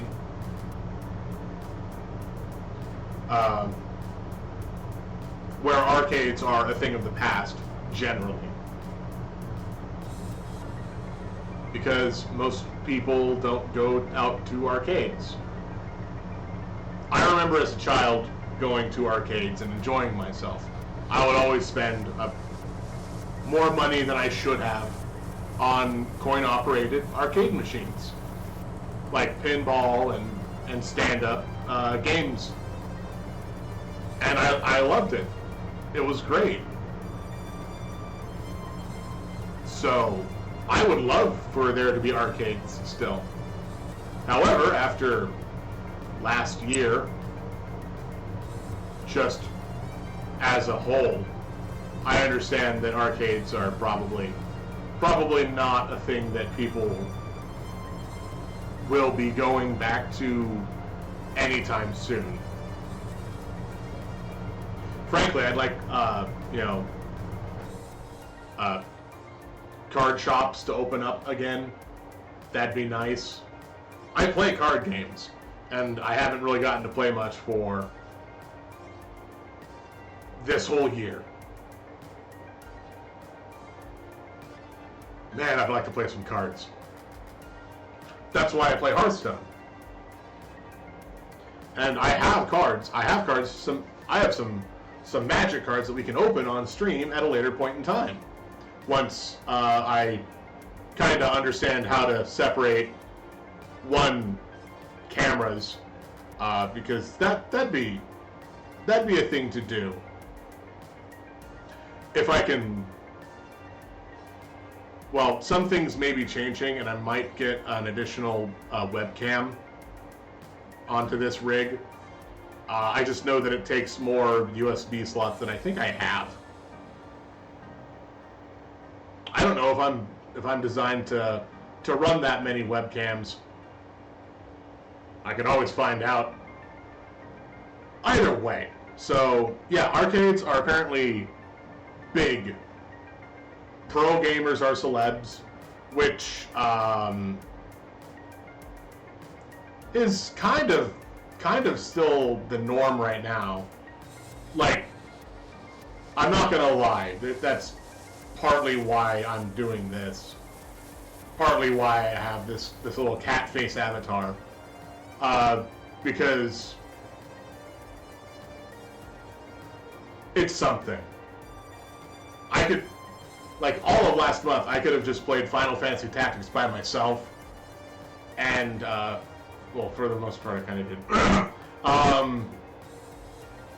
But being able to share this gameplay with anybody and everybody else is kind of it's not terrible. I do like doing this. And like I said at the end of the playthrough, yeah, it was a touching moment that I got to share with anybody and everybody who was there. And as for pro gamers are celebs, I guess the esports scene was still a reasonable thing when this was written. But, well, restaurants are popular too, right? And for everybody who opens one hoping to be the next Iron Chef, trademarked, very trademarked, a dozen more shut down in failure. Arcade competition is fierce. Paydays range from peanuts to gold. And sure, those who make it can secure fame and fortune, but those who don't, well, no wonder Iris sees this as a dream job.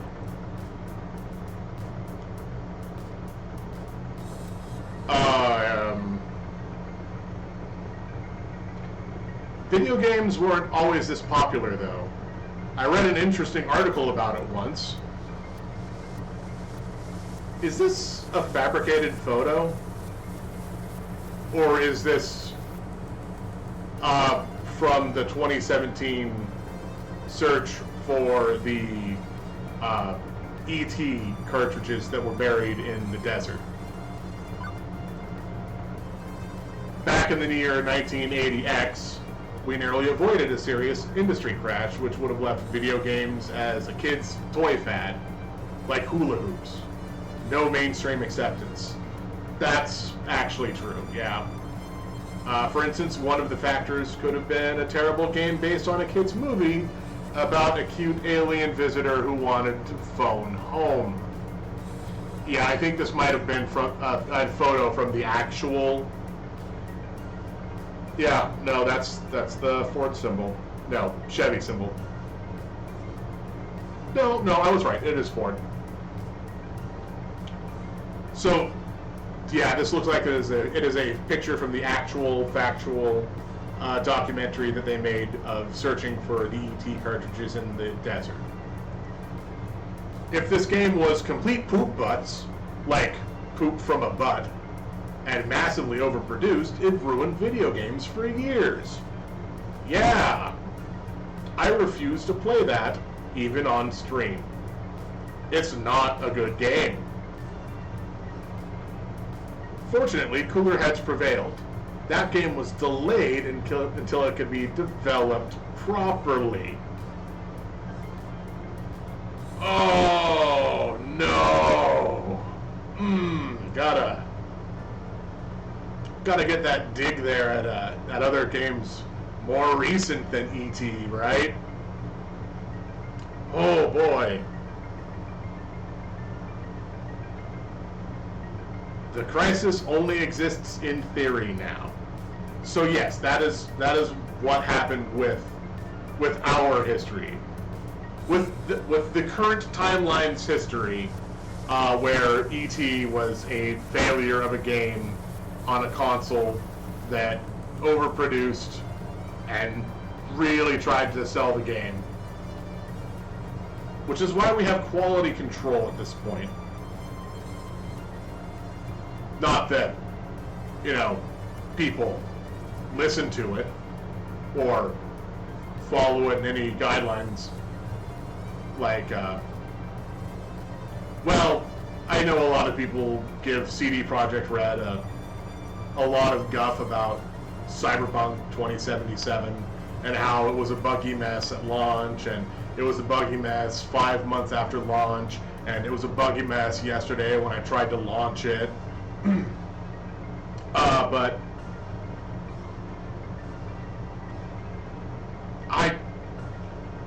there's a lot of problems with the video game industry, and I don't know enough about any of them. I get my information from the internet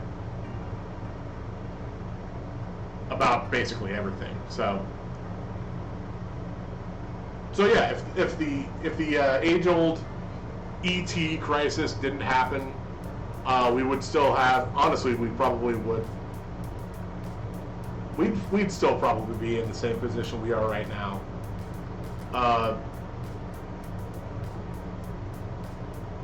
What would be changed? If E.T. never crashed the video game market, Nintendo might have come out with their home gaming system. Actually, if E.T. did not crash the market, other companies would have come out with a rival system before Nintendo did.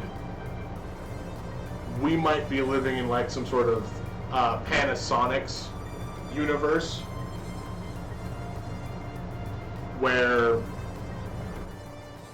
where specifically designed video televisions exist. I get the feeling we'd still have CRTs as opposed to flat screens, just to allow more light gun technology, and I would like light gun technology to come back. That would be nice. And, well, frankly, I actually would like that. It's a far cry from the games of the past.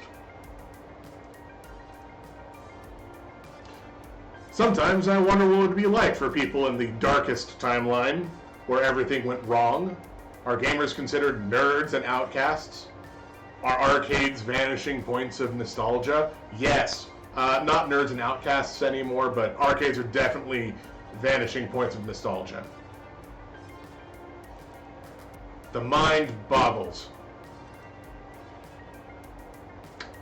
But make no mistake, as popular as they are, the arcade industry is a dodgy, risky prospect for a job. Plenty make a run at it, only to come up short. Considering Iris was tasked with getting me a job I'd enjoy and could keep for more than a few months, this left me a bit confused. Iris, this isn't me saying no, but it's an interesting prospect. But, I mean, are you sure about this? You say you're 99% sure. I believe she said 99.97% sure, which is still like even at a 0.05% margin of error. 99.97%. Yeah, exactly. So at a 0.05% margin of error, which is very tight, that's, you've asked 10,000 people and you're not 100% sure on what 5 of them say.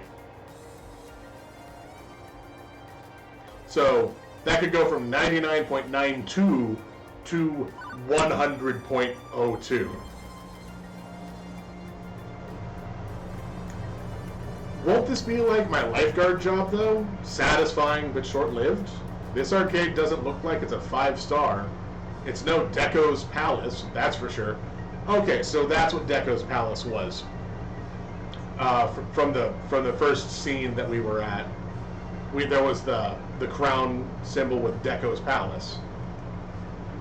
And to be perfectly honest, I haven't set foot inside an arcade in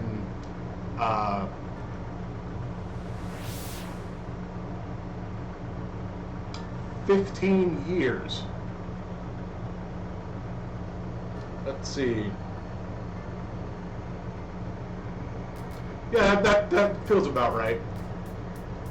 Huh. I remember really enjoying arcades when I was a kid.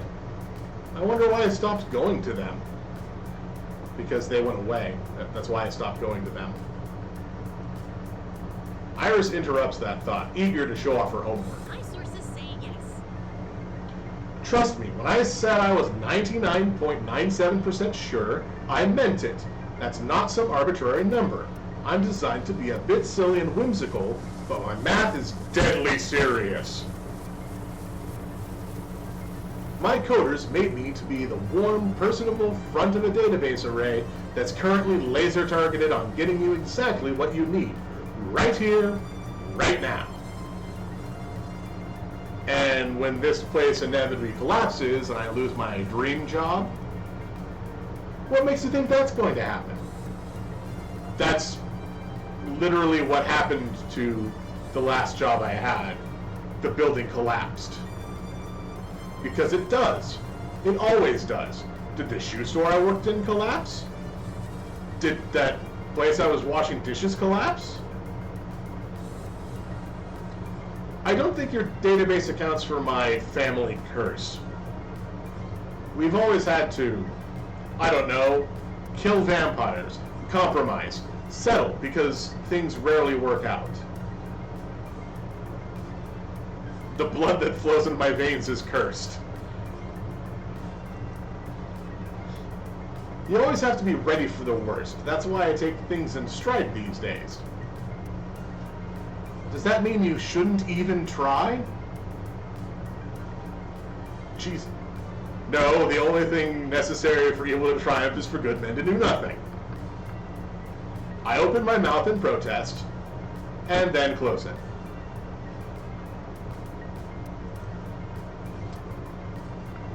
As often as my life tends to crumble out from under me, it's not like she was wrong. I still had to try. I mean, what the hell? Why not? Buy a ticket, take the ride. That's what I told myself when I walked out the door this morning, wasn't it?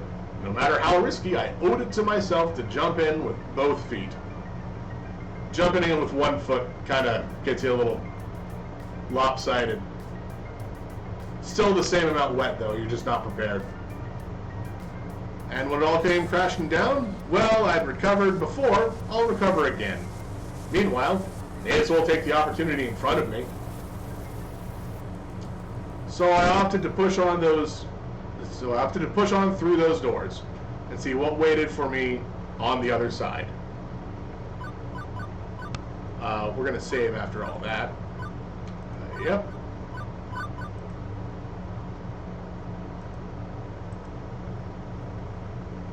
Oh.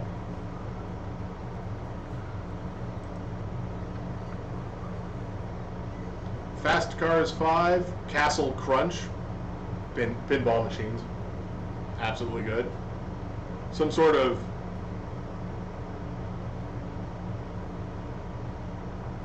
I think that's Fist of Discomfort. Time Splitters. Oh, sorry, no. Time Shooterers. Time Shooters.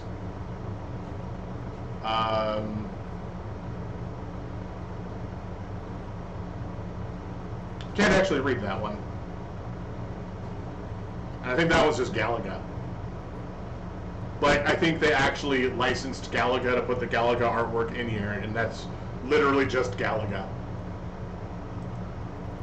Got Showtime stage with a couple of things. I think this is one of those games that you play to get the tickets to turn in at the prize counter, and a couple vending machines. And we can tell the kind of building this is. We got the Funplex where the E is burnt out, so it's the Funplex.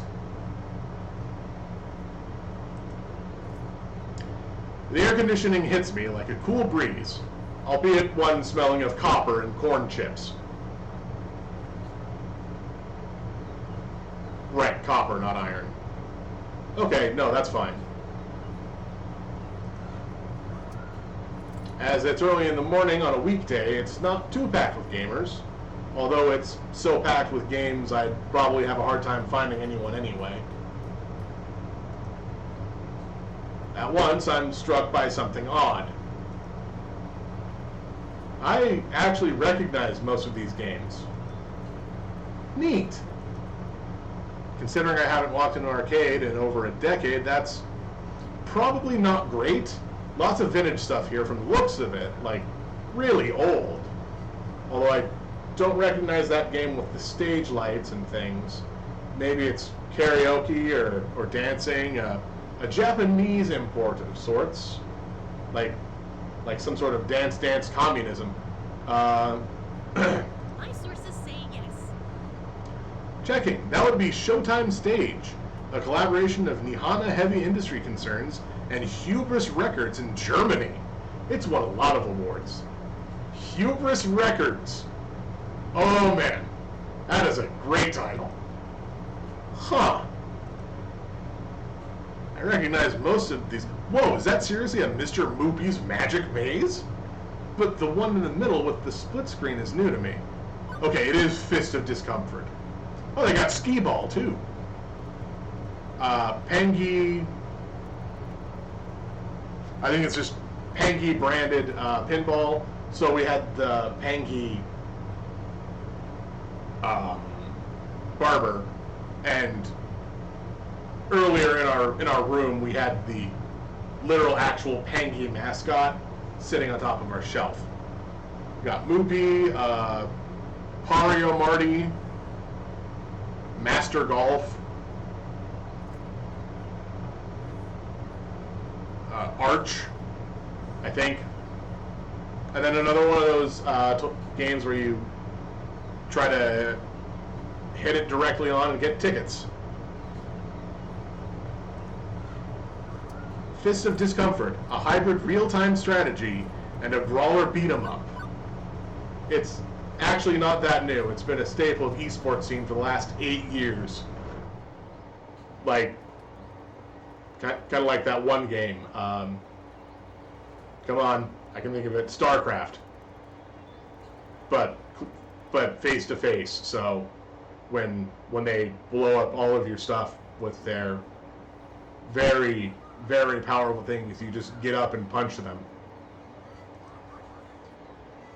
2 genres I was utterly lousy at last time I checked. Yeah, that's why I don't play real-time strategy.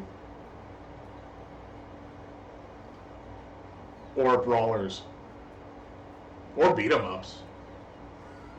I mean, I'm actually not that bad again with beat-em-ups. Or shoot-em-ups.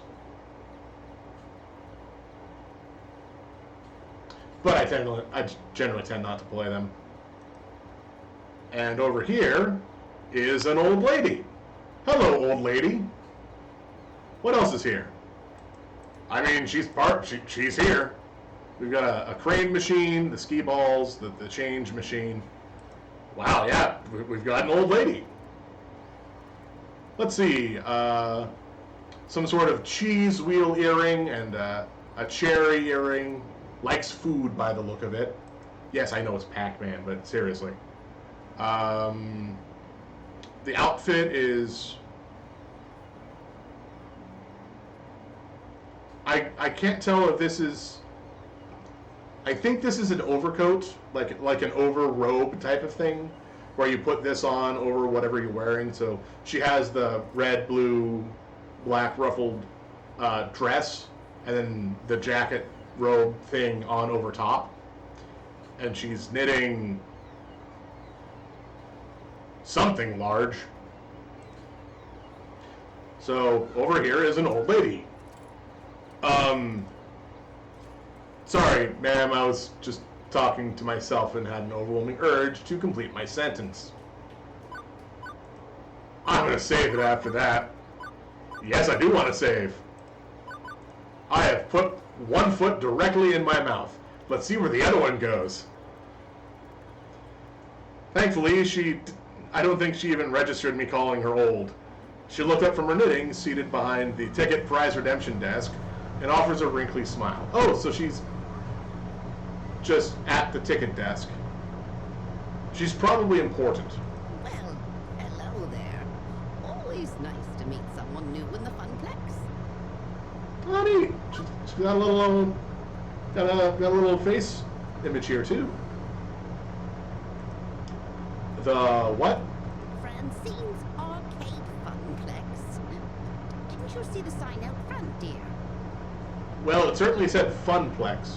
I was more paying attention to the store next door, the whole story, but also the enemas and latte spa. That one caught my attention too. Well, I chose to knock off the first 2 words when they got knocked off the building during the storm of 1980. Now it's just the Funplex, I suppose. So, how can I help you, dear? I'm sorry, what? Is that how they've been saying it this whole time? It's 1980 censor? Oh boy. Well, I'll still stick with 1980X because that still feels correct.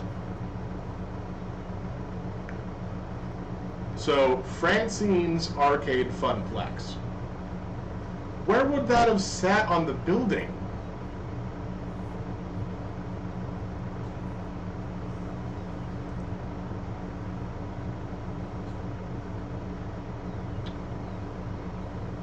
A funplex is that when you suplex a clown. So this is the kind of thing that I was talking about.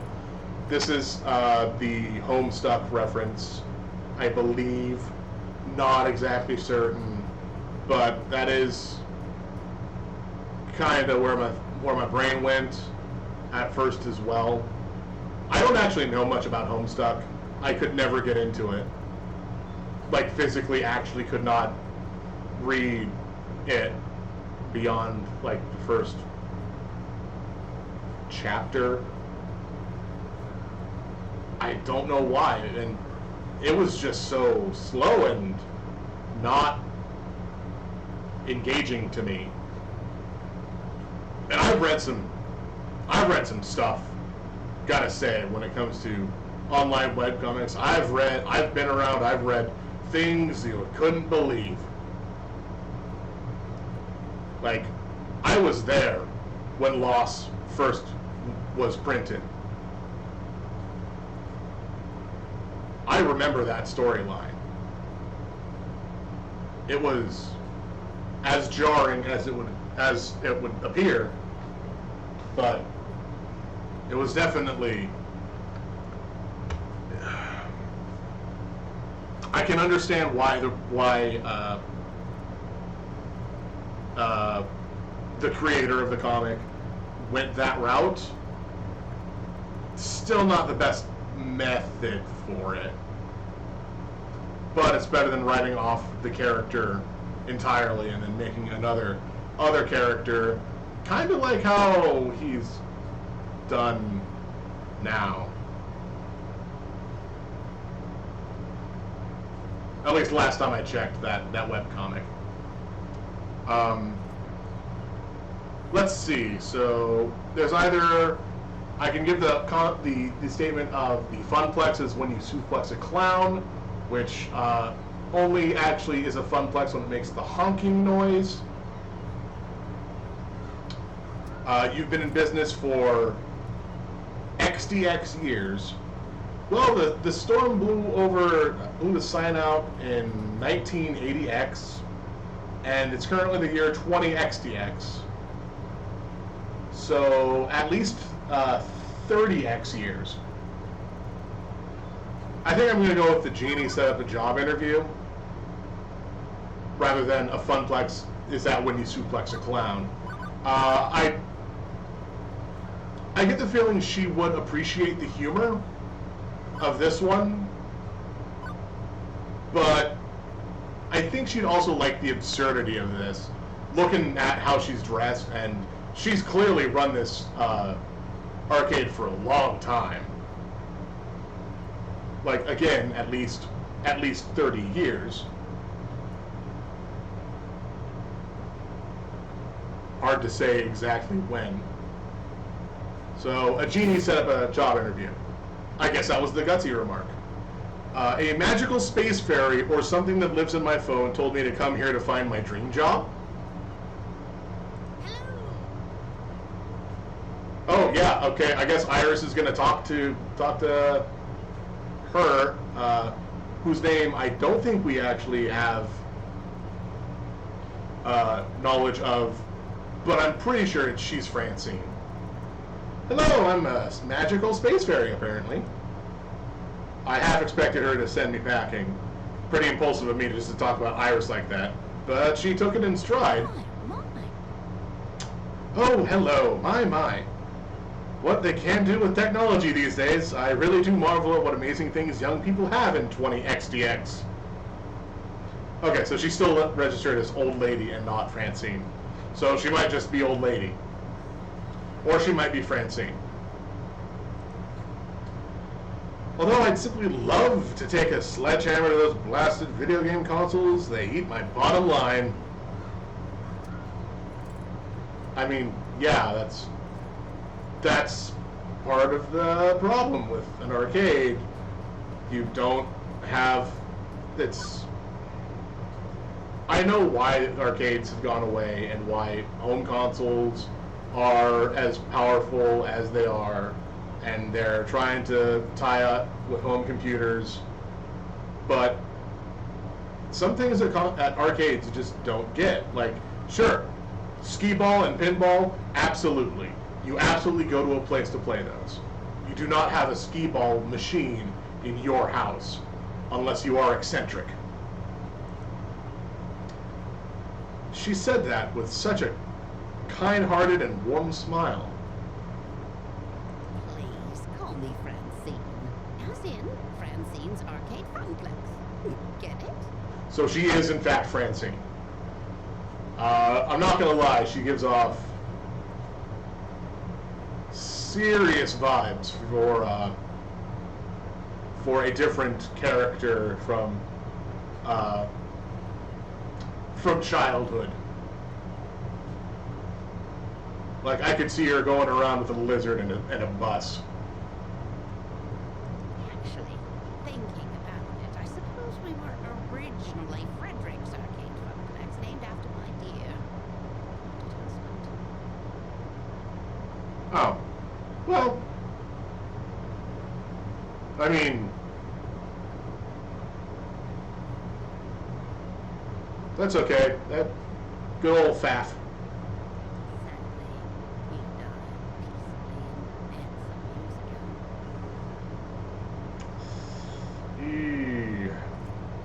ago. Was it his bed? I'm sorry to hear that. No, don't be. He died doing what he loved. Having intensely physical relations with me. Well, I guess then, yeah, it was his own bed. Can't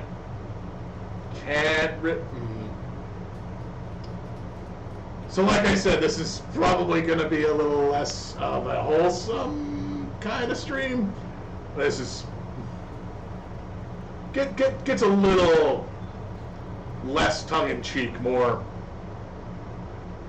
well,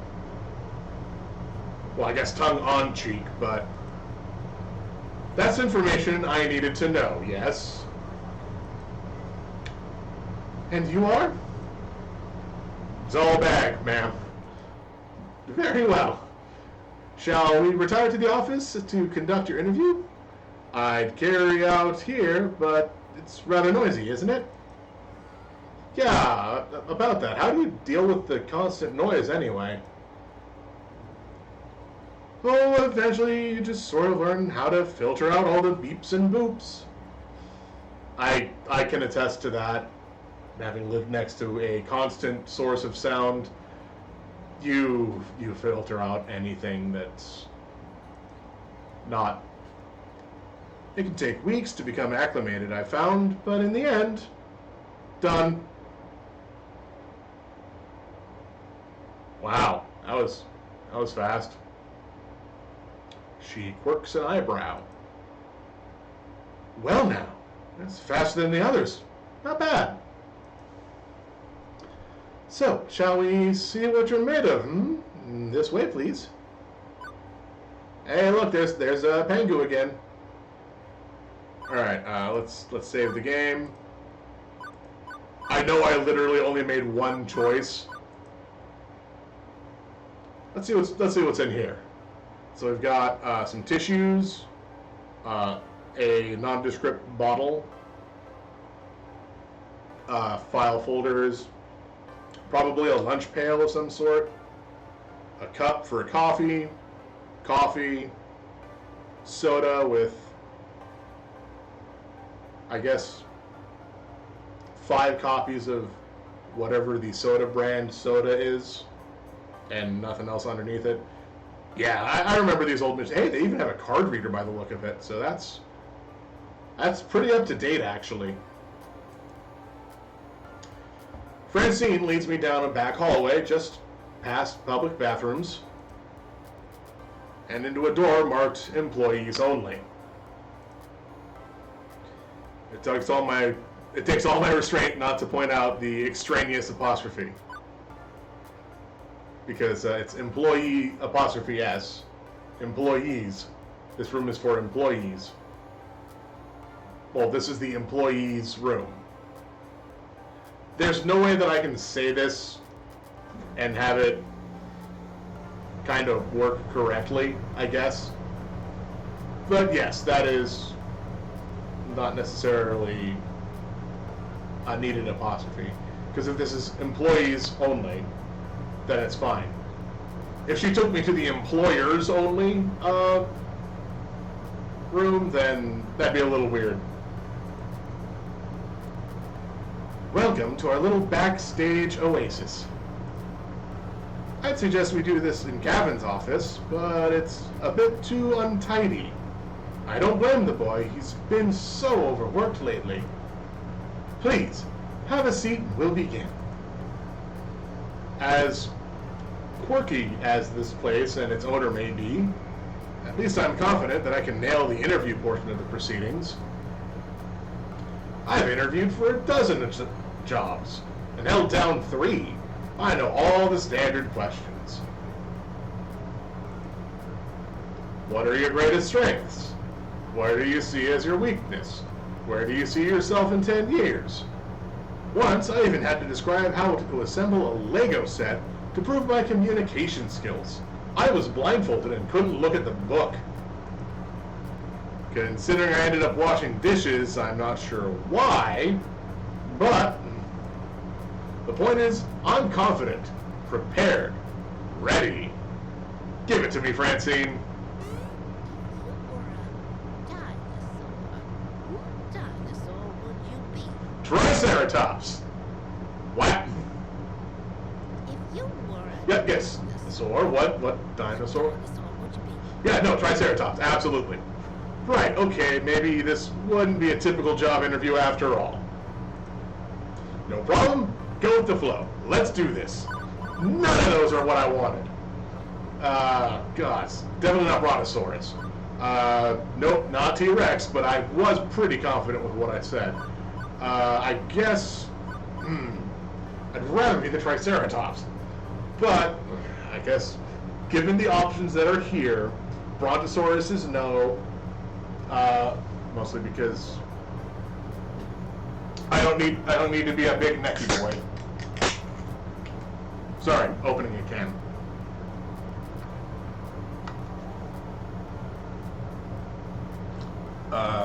Okay, that could have been a lot worse.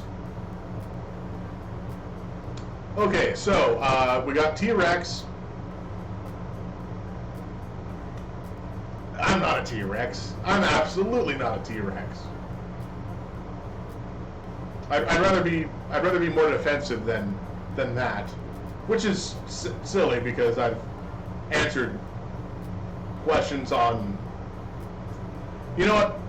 We'll go with the pterodactyl, soaring through the sky. It's not what I wanted to answer, but it's the answer that I'm given.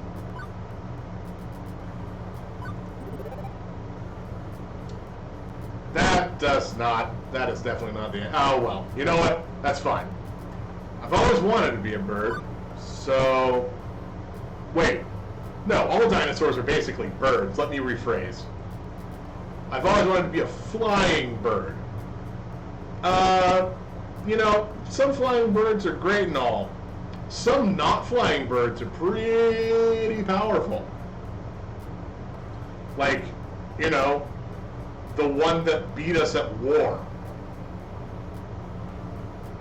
It's still a silly concept, the Emu Wars, that we lost.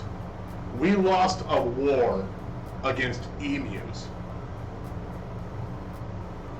War is the one thing that humans do, and we lost.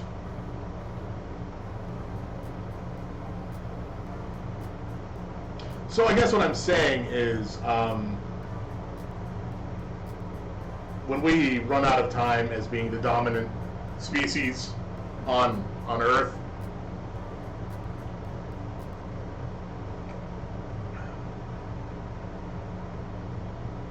I don't know what to look forward to.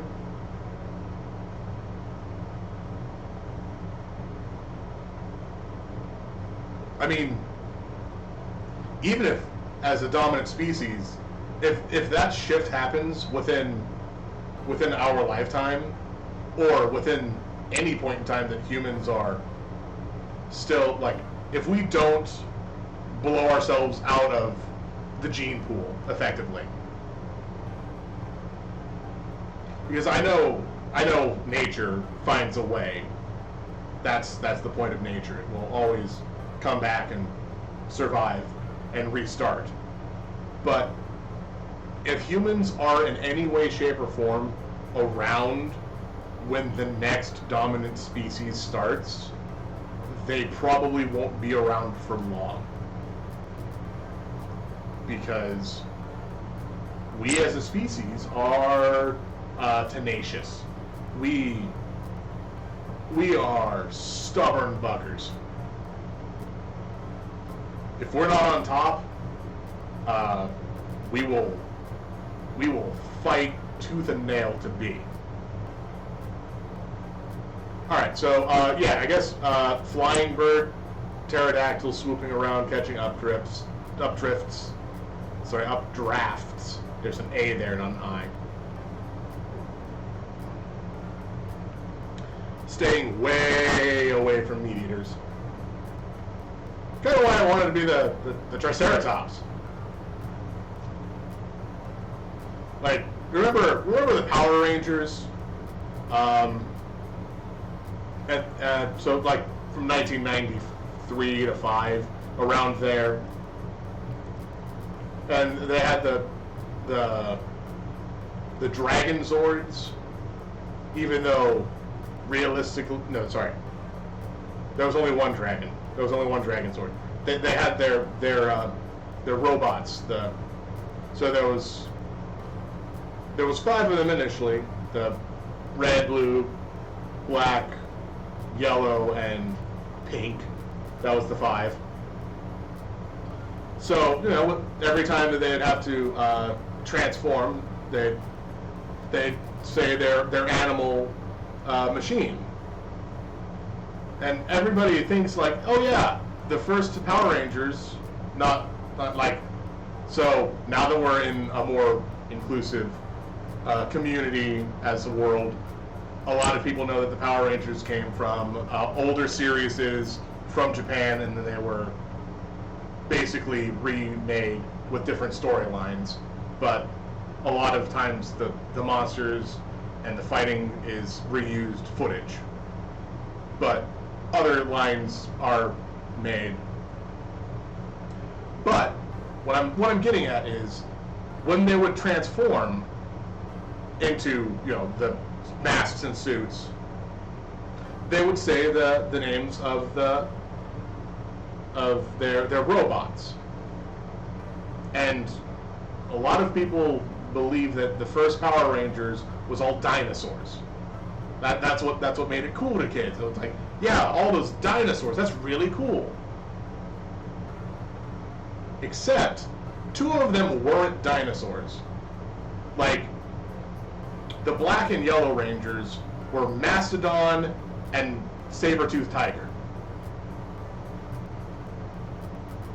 Those aren't even close to being dinosaurs. Those are mammals.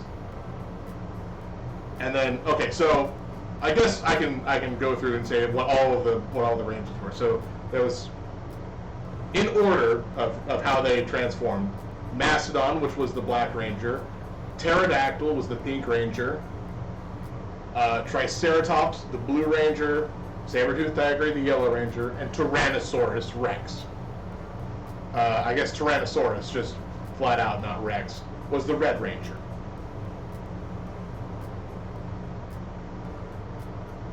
What I'm getting at is, it was a lot of prehistoric creatures, but not all dinosaurs. And frankly, I would have liked to have been able to choose Triceratops. But, given that wasn't a choice, Flight is always a good one. Really? How exciting! God, have I been sitting here talking about, just talking weirdly about this stuff for 10 minutes? Maybe this is a thing that I shouldn't play only on Wednesdays. Even if, technically speaking, pterodactyls aren't dinosaurs. Well, they are pretty close to bats. What's your favorite snack? Oh, what's my favorite snack? Chocolate-covered pretzels. Especially like peppermint-flavored chocolate-covered pretzels. Those are really good. I like chocolate a lot. I also like gummies. Not really a big fan of chocolate-covered gummies, though. At least, like, the current gum. Like, a chocolate-covered gummy bear is a no-go, but I've had pretty good chocolate-covered gummy items in the past. Snack? If this was a favorite food question, I'd have this down easy. It's tacos. It's always tacos. But snacks... When you have pizza on a bagel. Yes, I know pizza bagels. I'm not going to say pizza bagels, Iris. I understand that when pizza's on a bagel, you can have pizza anytime.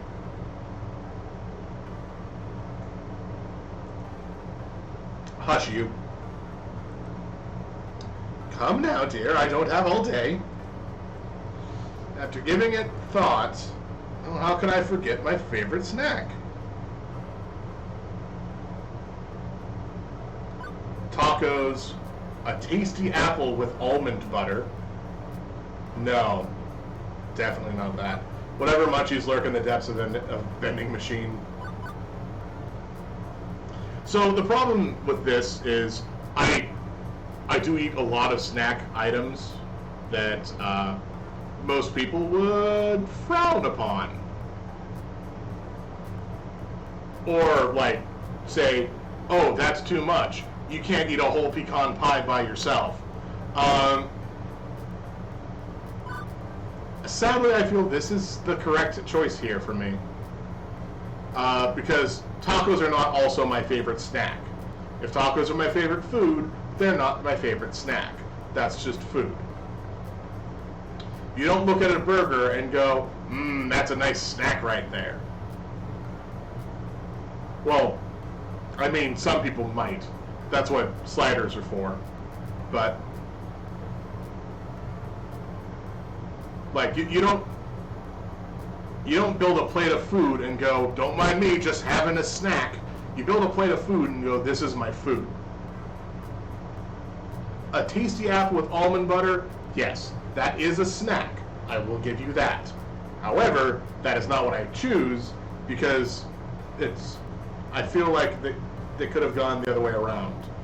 Get some almonds with some nice apple butter. Yeah. You get a lot more crunch and still the same texture. But also, I don't really like almonds terribly much. I accept that they exist. It's not like I have an allergy to them or anything. But, so yeah, we'll go with whatever munchies lurk in the depths of the vending machine. I'm not picky, really. Whatever calls me the most is what I choose. Whether it's Flamin' Hot Cheetos or Gummy Bears. Not Flamin' Hot. I don't go for Flamin' Hot Cheetos. The thing I like about Cheetos is not the crunch. It's the cheese. It's the cheese dust. That's why. Also, I find it interesting that they can get away with saying Flamin' Hot Cheetos right here without putting a trademark. Very interesting. I see you go with the flow. A team player. It's kind of my thing. You know what they say, you are what you eat. Next question.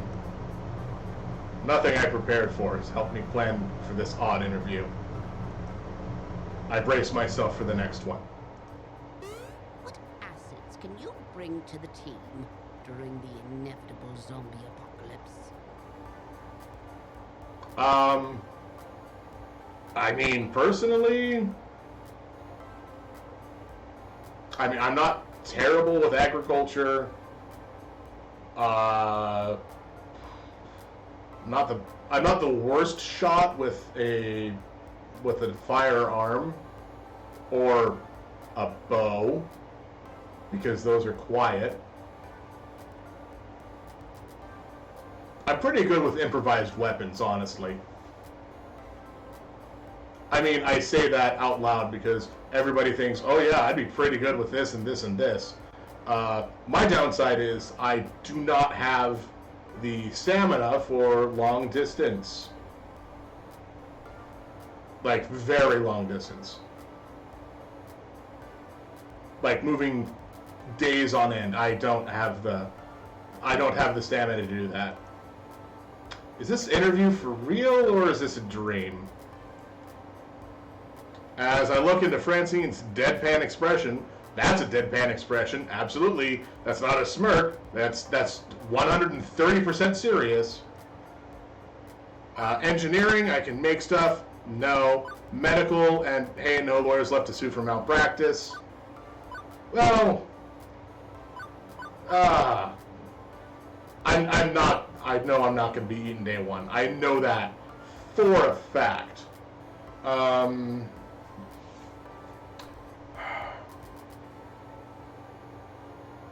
Well, there'd still be lawyers. On zombie apocalypse, lawyers are still gonna survive. That's how this will work. Like, we've just gone through a 1 year of plague and pandemic. Everybody's still existent. If the dead were to get up and start walking around, there's nothing to say that lawyers aren't gonna keep doing their job. Because that's how they work. It's their job.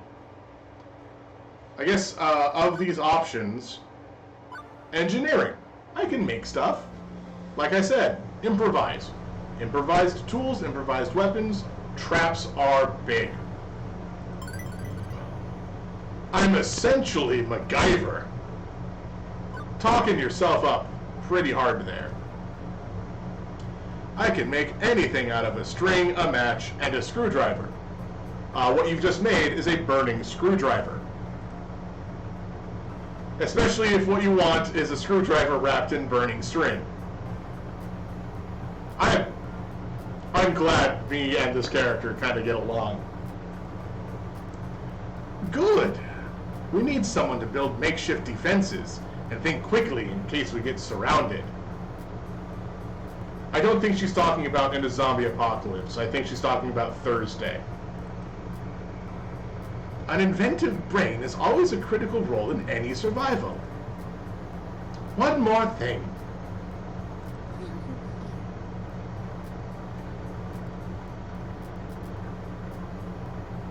Why am I here?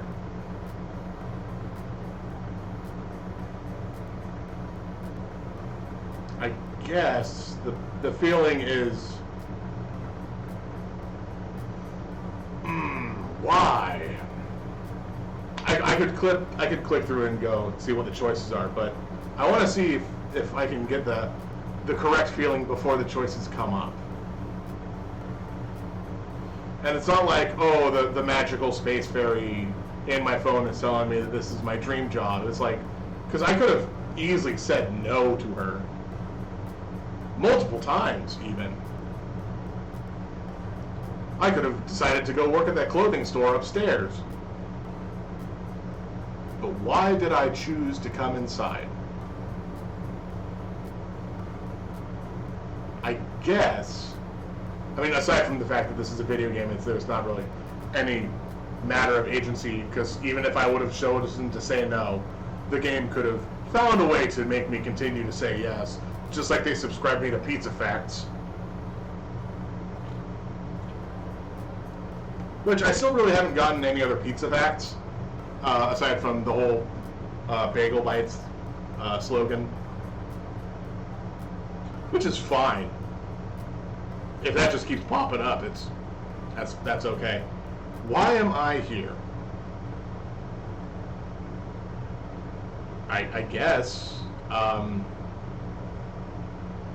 mostly it's to have fun. Like, sure, this is a job and all, but if you look at every job and every job paid the same amount, you'd find something that you'd enjoy. Which is kind of what the issue with minimum wage was.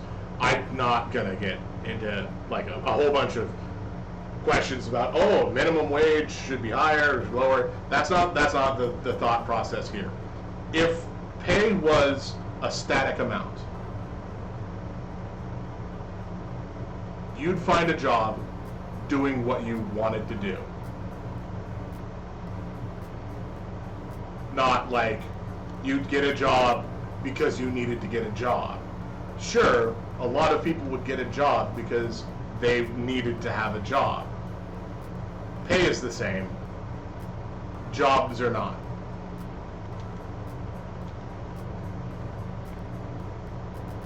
So I guess that's kind of what I have an issue with everybody's complaint about minimum wage is, and what people think, what jobs deserve quote minimum wage, quote deserve minimum wage, and which ones don't.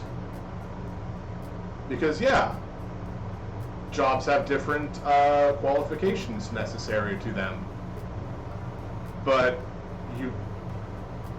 every job has a requirement, which is a person. The person's the requirement for the job. If you cannot find a person, the job means nothing.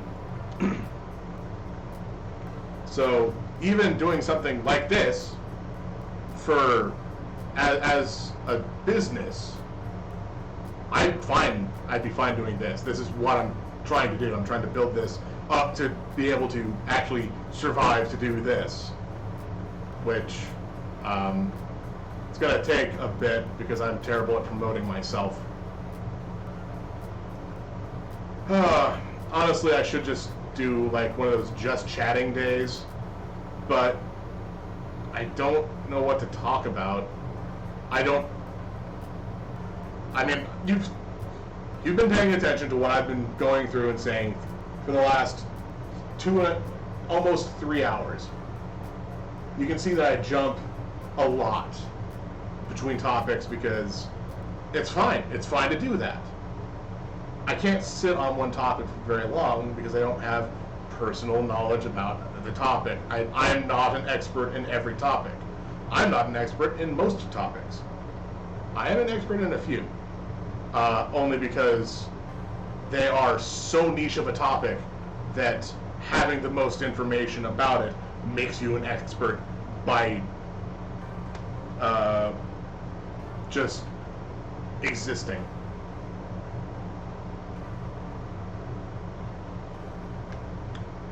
So, I guess the question is, why am I here? To have fun. And also to get paid.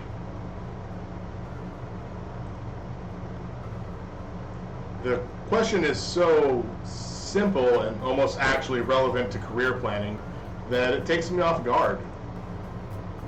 I told you, the magical space fairy in my phone sent me here to find a job. You're seeking a job, true. But that doesn't really answer my question, does it? Yeah, like I said, I could have... Don't you think my interview questions are silly? But I like to think the Funplex is more than a collection of tasks and people to perform those tasks. Well, that's good. That's actually probably really good because when employers say our team is like a family and then have nothing to back it up, that just means it's not going to be a comfortable work environment for a lot of people. But if the team actually gets along, then it's perfectly fine. Most folks my age opening arcades at that time saw it as just another way to make a quick buck. But, well, I saw it as something else. Something more than a way to make a large pile of quarters. And I expect you'll find the others working here see it as something more too. Oh, good. Everyone has a dream they're chasing, dearie. And for my friends, it lies within the Funplex. Okay, yeah. Now, all you want is a paycheck. I can provide that. But the last fellow in your position, that's all he wanted. And it didn't last long.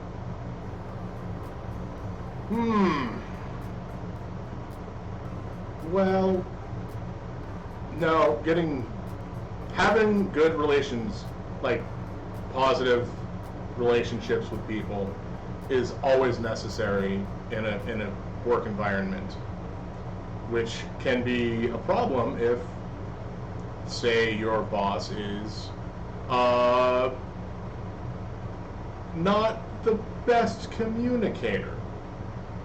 I'm not saying my boss is not the best communicator, but I can see that it would be an issue.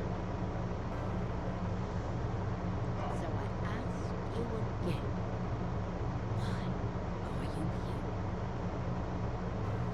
Fun. I am still here for fun. Fun and friendship. To be honest, I didn't have a better answer than why not? Buy the ticket, take the ride, that's what I told myself. But that wouldn't cut it here. I needed to actually think this through.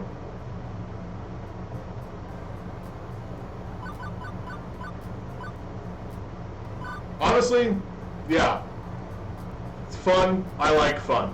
That is how I've managed to convince myself here so far. Nope. Looking for hope. Haven't had much lately. To be honest, I don't know. No. Confused silence, definitely. No, it's fun.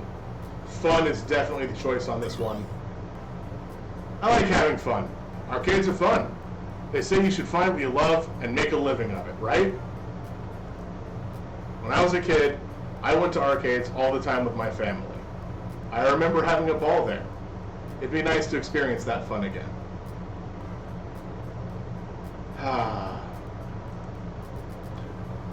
Not that I'd slack off and play games all day. I am a hard worker. My last job, I was a lifeguard. Serious business there. That perks her attention. Oh my.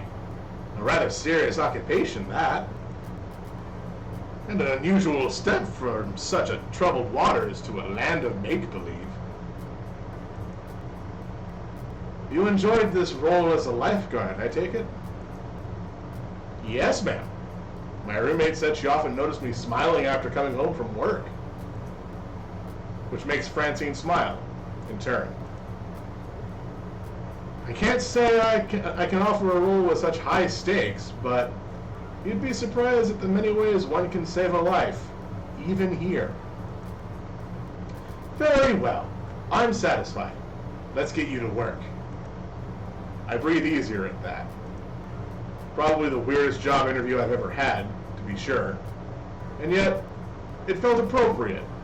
Like it was about far more than just filling a slot on the payroll.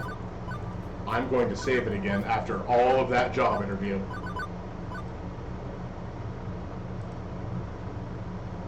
Francine leads me back to the arcade floor to introduce me to my duties. It only occurs to me now that I forgot to ask exactly what duties this mystery job I'd accepted really involved.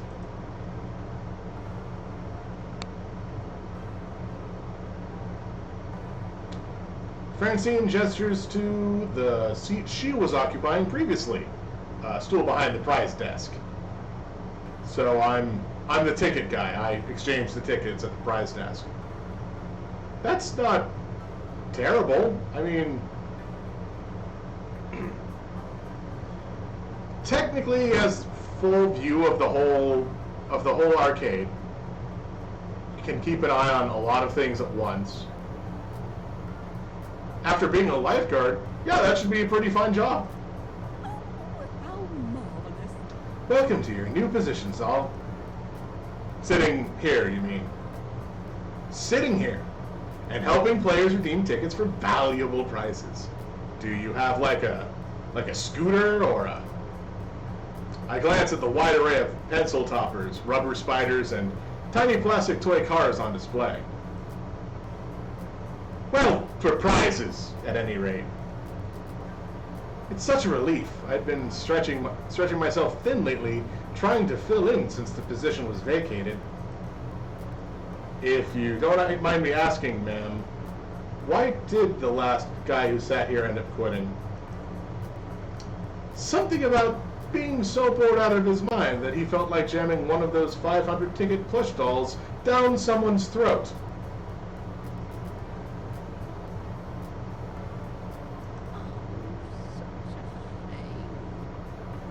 Poor dear, he just wasn't cut out for this line of work. Grandson or no, I have no patience for such nonsense. Okay. Alright, good to know. Wait. I'm sorry, the last person to work this desk was your grandson? Anyway, Gavin should be by soon. He'll handle paperwork and all that administrative nonsense. Now, if you don't mind, all this talking has tired me out some. I'll be in the back office if you need me. Okay, then. Alright, new scene, we gotta take a look. So, first off, the first thing I noticed was, even though we've got all the stuff back here, we got some big floppy ear bunnies, some big floppy ear elephants, what I can only assume is some kind of a mole. Weirdly enough, no oh wait, no, there's the penguin. My bad. Nah, almost missed it. But it's not a Pengu brand penguin. And underneath, back here behind where I'm sitting, there's nothing really of import. It's just more of these tiny little colorful specks. Now the problem is, before I took away the screen, I didn't notice the giant thing in the bottom right here. That is a little terrifying, and I want to know what it actually is. I would like to see that in full display at any point in time. But I get the feeling we're not going to see it. Okay then. I adjusted my seating on the semi-comfortable stool. Leaning against the deck, beneath me a wide array of cheap junk awaited my attention. Yeah, look at all that. Got something that looks like Peeps, probably not edible. Then again, neither are Peeps. I kid, of course. I could have lost hope then, and there was... Oh, sorry. I could have lost hope then and there that this job would be even slightly more engaging than being a diner dot blah blah blah blah blah. You know, it's sometimes hard to say words when you're thinking about taking a drink of something.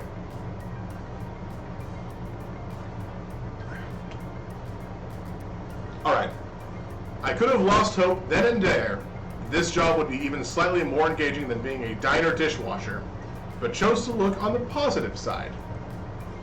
I'd be helping kids obtain toys that would become nostalgic memories for years to come. Like this basketball. Someone's going to want that basketball. They're never going to get it, but they're going to want it. Right?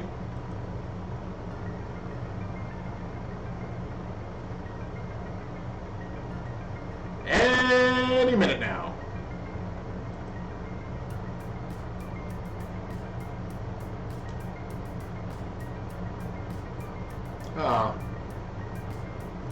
I mean, I showed up here well, I had to get on the 8:20 bus, and presumably I got here by 9 o'clock. I don't think we spent more than an hour doing the interview process, so it's 10 a.m. on a weekday. There's not going to be a lot of people running tickets. 1 second. Sorry. So yeah, there's not going to be a lot of people trying to turn in tickets.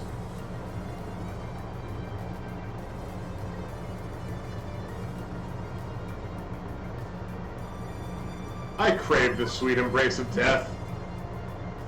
Come on, man. You've been here. I understand his feelings. I don't talk a lot about my job, but it is almost constantly in one location, just the whole day. And seeing as the whole day was, at least on Sunday, 16 hours, it does take a bit of a toll mentally. But frankly, he is too weak to do this. I've been sitting here for 2 hours now, and nobody's walked up to obtain a novelty Funplex shot glass, or a colored pencil set, or a light-up yo-yo. Yeah, 2 hours. It's 1 p.m. at the latest. Lunchtime's approaching, and so far the only people walking in and out of the arcade are a few stray adults who have no interest in cheap friendship bracelets. Okay, so yeah, it's about noon. So it would be 11 o'clock. Still, that's not that bad. Thankfully, my first customer of the day arrives before I could start wondering if one of those 500 ticket plushies could really fit down someone's throat. Something tells me he's not a customer. Mostly because he's got the same logo. Or maybe not. Nope, just walking right on by me, his head buried and reading some sort of spreadsheet off his tablet. Was he here to play? Didn't seem like the typical businessman on break, or unwashed and unemployed game aficionado. In fact, he was a pretty snappy dresser. He did not seem stuck up. That's kind of a rude option. He was a pretty snappy dresser. Seems like a cool dude. I'll give him that. Most guys I know are content on to toss on a t-shirt and jeans. Not this guy. Even in an arcade, he's sharp like a linoleum knife.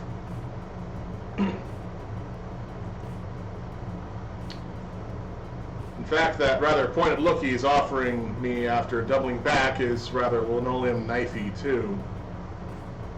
Well, I mean, clearly he's back, so something's up.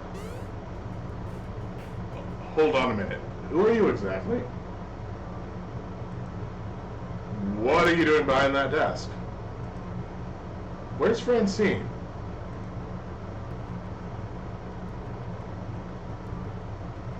Oh, okay. So, personal greetings are always important. This one feels like a correct, like just the vibe of this character. I can be like, yeah, it's nice to meet you. I'm Zal, and not I am Francine. I've had some work done. He doesn't appear to be the kind of character that would be like, oh, haha, very funny. I'm not going to say this one. I'm the new hire, not that anyone wants prizes. That's why Francine was behind the ticket counter, because not really anybody wanted prizes. They just needed a body there. But, pleased to meet you. I'm Zal. Hello, I'm Zal Bag, your new hire. I'm looking forward to working with you. He relaxes somewhat on hearing that. Somewhat. Good to hear. It's about time. I was wondering how long she'd have to work the desk.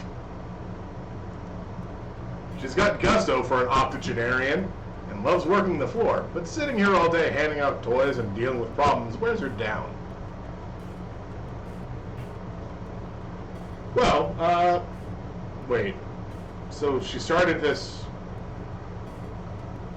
in her late 40s, maybe? That's still not bad, yeah. So she explained the job to you. Gave you the papers to sign? She said Gavin would handle that stuff. With a sigh, he rubs his forehead, feeling a headache coming on. That would be me. Gavin Cooper. Ah, so you are Gavin. Fantastic. So you have paperwork then. I'm the business manager here at the Funplex. I make sure we manage to keep having the business without mistakes. Good man. It's important to know what you're doing. Right, so as you've no doubt guessed, you'll be exchanging tickets for prizes, but that's the least part of your job.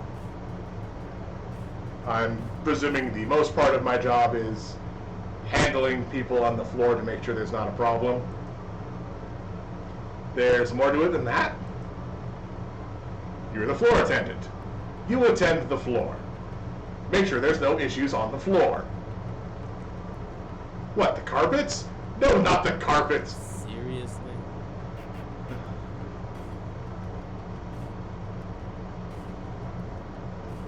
The floor. The arcade, the games, the patrons. You're the one running around putting out fires and sorting out problems. Yes, if there's an actual fire, you have to put it out.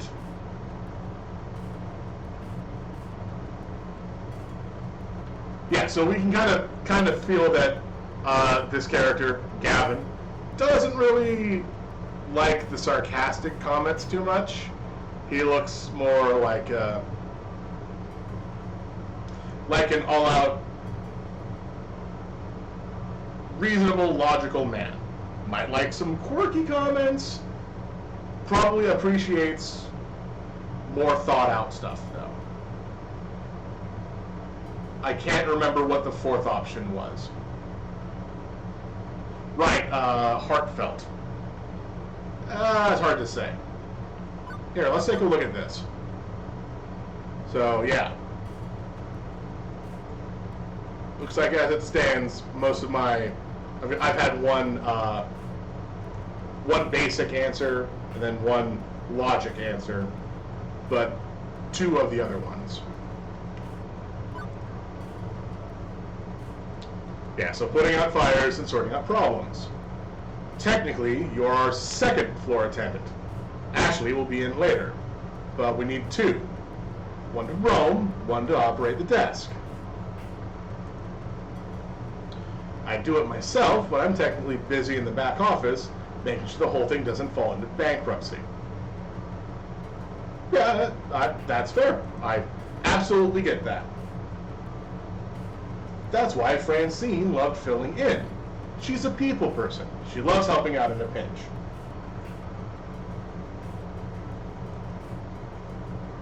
I am not a people person, as you've likely gathered. Yeah, no, I got that. That feels correct. That's not to say you're alone out here. I'm in your corner, at least. If things go south, you tap me for advice on what you do. You got a phone? Of course. Gavin quickly passes me his business card.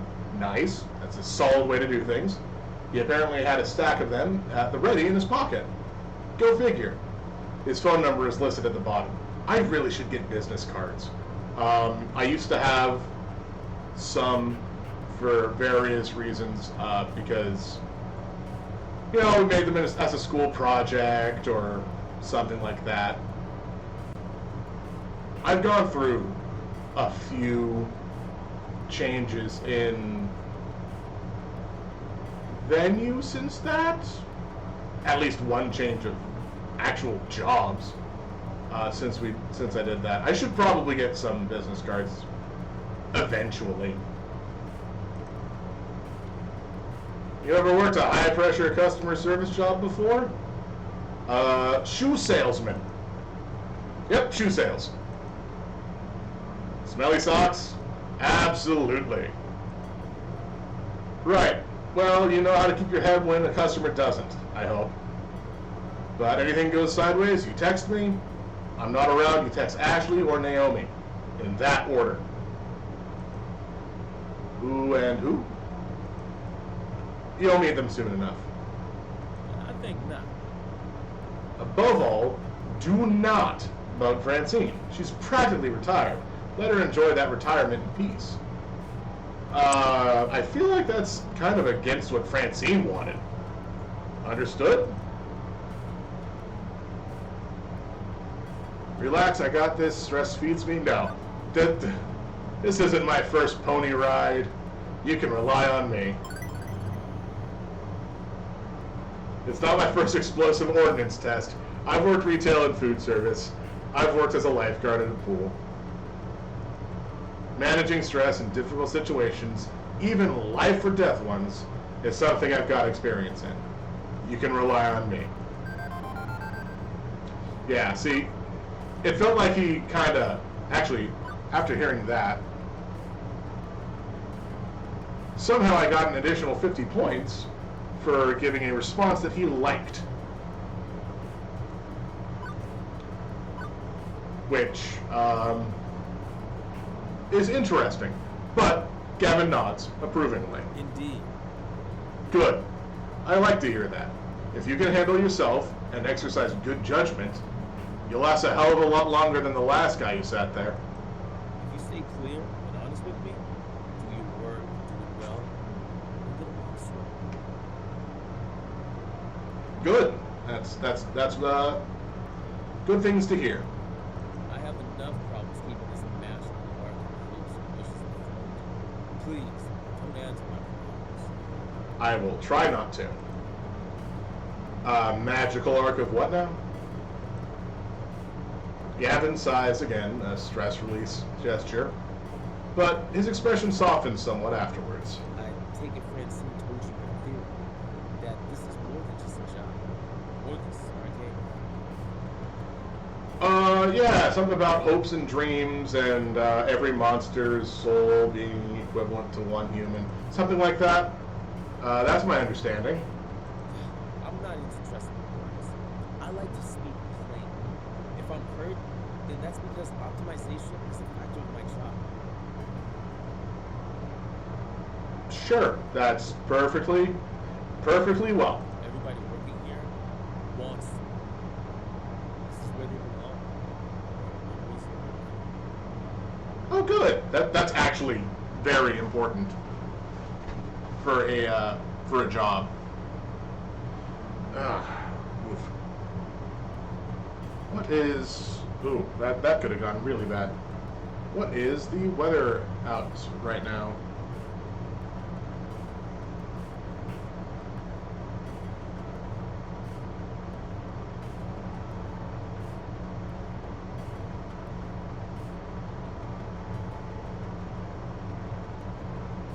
"85 degrees outside." Yeah, no, I am definitely glad I went through the steps to make sure the AC unit wasn't terribly loud.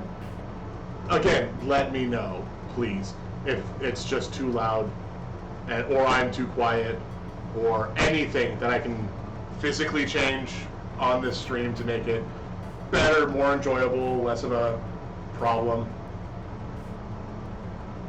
I mean, I'm not gonna, I can't change myself. That's a work in progress as well. But until then, I'm still here, still a cat. Yeah, so everybody's working here wants to work here. That's always good. That's where we went back to my conversation about, conversation. That wasn't really a conversation, I was just talking. Back to my talking about a job and a wage, and if you have 3 jobs that have the same wage, you do the one that you want to do as opposed to the one that you have to do. Granted, sometimes the one you want to do isn't available, so you have to do the one you have to do. Me? I love chaos. I love rank chaos specifically. Ah, man of order. The arcade industry is high risk, high reward. I manage that risk so that they can also find happiness in their lives. Everybody in this business is a dream actions. It's a fragile thing.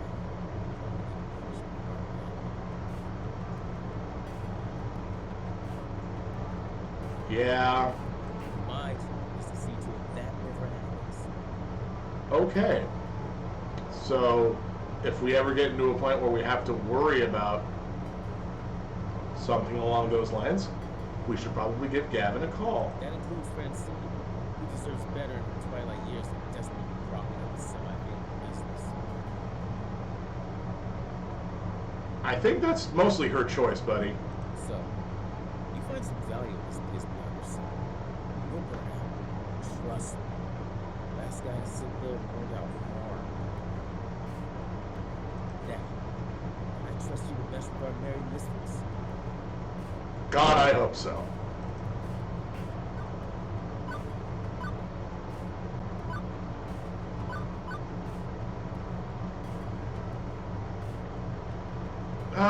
None of those feel right either. like, I want to be a very affirmative, like gung-ho kind of thing, which sadly it puts me at the basic answer. I'm still trying to figure out my why. I think that might actually be the one that I have to give. Why so aggressive? I just got started here isn't the one to give here, because his personality is just cut and dry. That's what he is. It's not really aggressive. It's just there. Why put up a curtain when that's what he is? I think I'm still trying to figure out my why is what I have to be. Yeah, to be honest, I'm still sorting out why I'm here, what my dream is. But I'm not here to step on anyone else's dreams in the process. I'm here to do my best at supporting everyone. Good to hear. So, I'd say we share similar views then. It'd be a pleasure to work with someone who's actually enthusiastic and competent.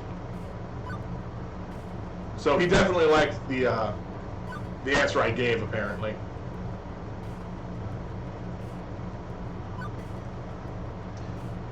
And hopefully this hive of weirdness will help you find your dream along the way. Actually, I need you to prepare your paperwork. Technically, you shouldn't be working until we've crossed the I's and dotted the T's, but since I'm already sitting here, you'd rather I stick around? That would be accurate. If you're willing to fudge things a bit and work today anyway, it'd help us out a lot. I mean, you guys are in charge of the payroll. You can just put down that, yeah, I started today. That's how it works. It's not like, oh, you've got to... I mean, unless you have to run background checks. You have to run background checks? There is a lot of children in this industry. You should probably be running background checks. Now, if you don't mind, Naomi likely could use a hand in the workshop. A good opportunity to introduce yourself as well. Got it. Wait, someone else is here? I haven't seen anyone else. Yeah, it sounds like Naomi. Her workshop's through that door there. The one next to the UFO catcher, the crane game, to use layman's terms. Satisfied for now, Gavin heads in the back, presumably to the office to go crunch some numbers. If Francine's really taking a nap back there, hopefully he's gonna crunch quietly. My first coworker ended up slightly less cool of a guy than I thought he'd be, but he's not a jerk, definitely. I get where he's coming from. Plus, I've known really blunt people before. It's easy to mistake them for jerks, especially at first glance. I figure I can give this guy an honest chance. Anyway, I should go meet my next coworker, this Naomi that he mentioned. Although I could swear Francine and I were the only ones here until now. I will save it again.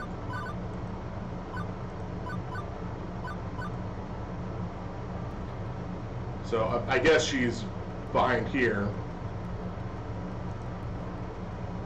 Double door, also marked employees only, also with an apostrophe, leads to the arcade floor. Leads from the arcade floor to what feels like an industrial area of some sort. I turn the handle and step inside. I hope you make an announcement of yourself coming inside, like hello, knock knock. You're saying the words knock knock even though you knocked. In a little room tucked away between the back offices and the Funplex front, I find what is very likely this Naomi, spoken only of in myth and legend. You got a little penguin there. And then a couple machines that look like they're being worked on. Nice, nice. A girl about my age, but certainly not my height, is tinkering away at what looks like an old tube-style monitor. Huh. I didn't realize they had so many circuits. She doesn't notice me when I come in, too busy soldering a capacitor into place. The lingering smell of melting metal fills the air of the poorly ventilated workshop. Yeah, I know, that scans. Excuse me, for lack of a better way to interrupt her.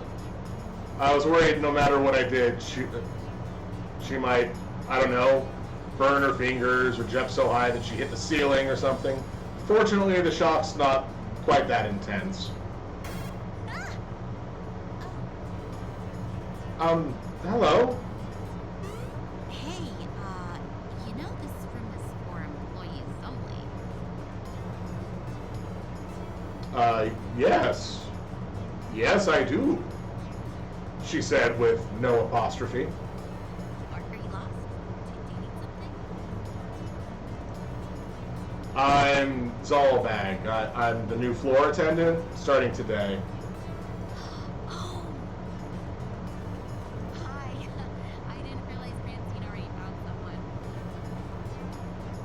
I guess I forgot to check my text.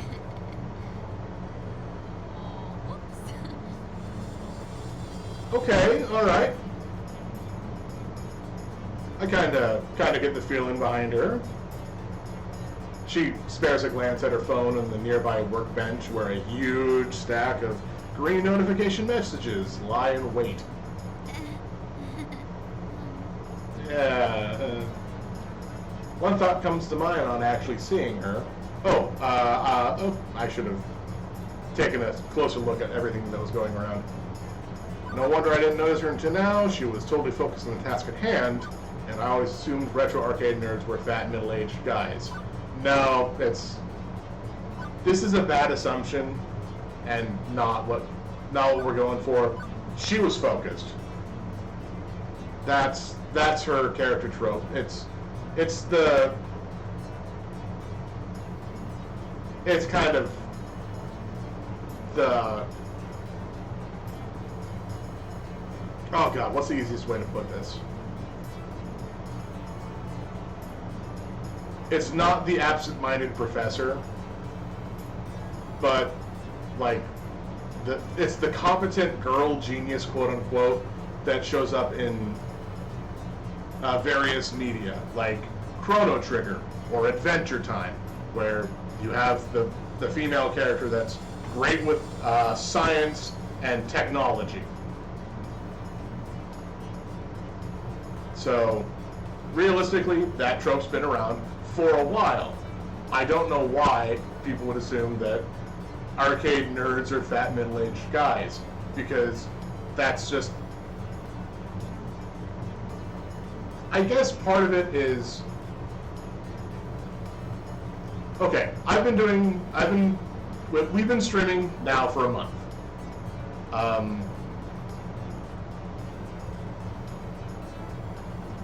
We've been playing old games because that's what I like to play. I like Final Fantasy Tactics. We played Final Fantasy Tactics.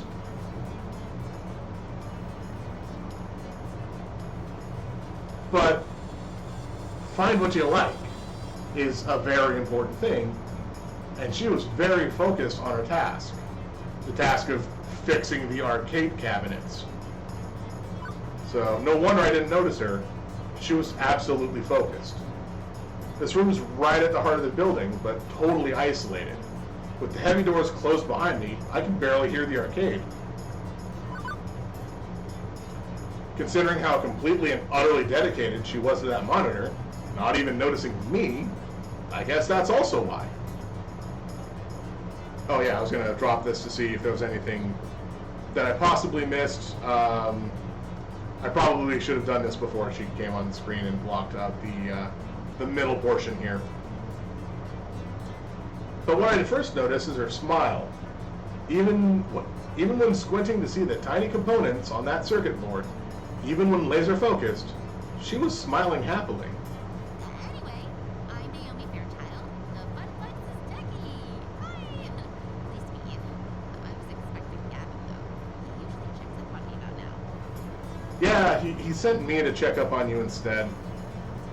He's busy doing strange things with numbers. Ugh, yeah, that sounds like Evan. I take it he sent you along to help? Right? Give me a hand with this monitor.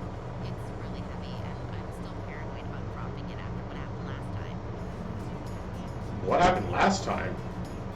Really? What happened last time? Oh, well, I dropped it.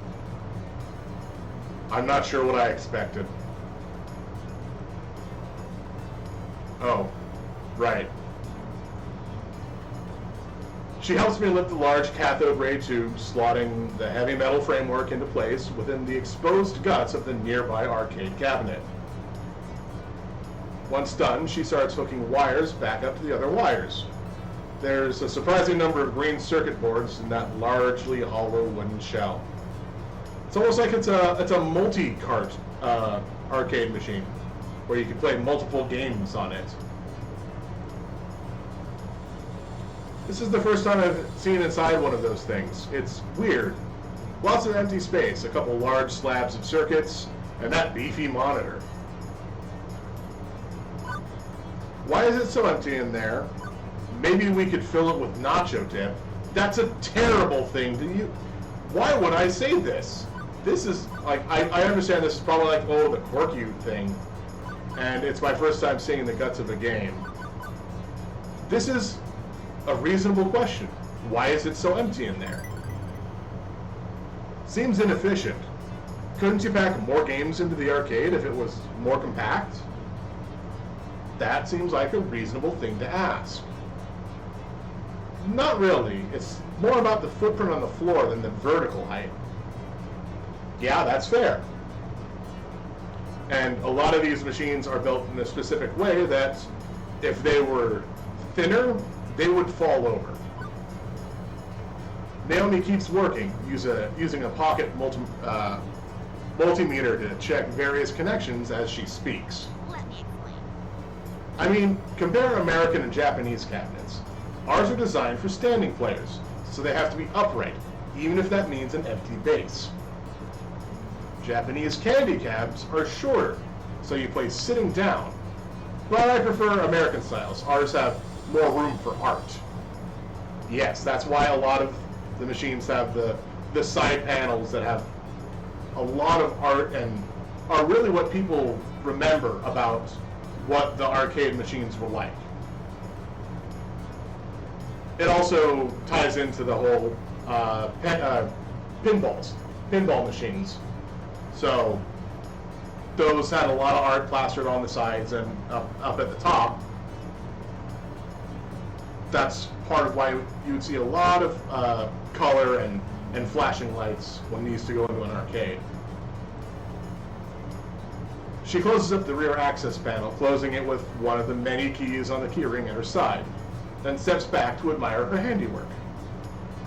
There's genuine joy in that smile, not just at a job well done, but at looking at the whole thing, like it's a fine sculpture. So beautiful. Oh, I love the classic Midway style. Look at those sharp angles, the side art decals, decals. I'm probably going to switch between phrases. Yeah, the side art decals, the bold front on the marquee, the bezel artwork. The what on the what and the what that artwork?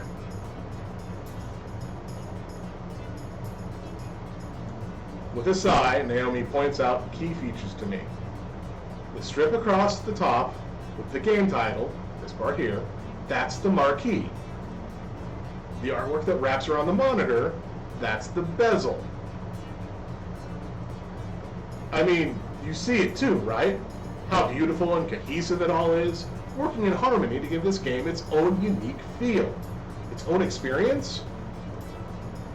As for me, well,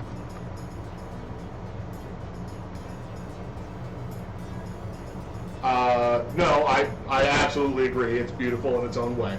A bunch of weird-looking boxes in a row looks ugly? No. And so you are a resident game historian, then. Is not everybody that works at an arcade is a game historian in their own right. But I agree, it's beautiful in its own way. The way she stares lovingly at this, well, honestly, this box of wood and circuits and vacuum tubes and stuff, I think I understand. It was made to be one whole thing. The art, the style, and of course the game itself. All part of the same experience.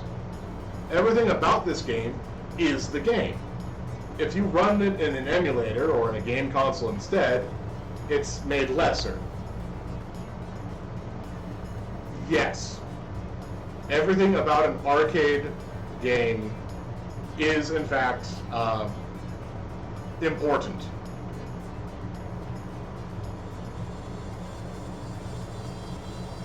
That's why when we were taking a look at the machines in that first room, and I pointed at the one that was like, oh, that one's just Galaga because the art is just Galaga. That's how you can tell at a distance if they have a specific machine.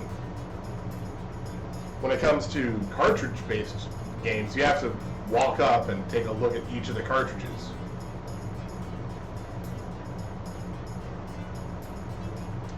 Yeah, I guess I can see it. It's beautiful in its own way. Oh, good. Naomi lights up with joy like a pinball machine, all twinkly and shining.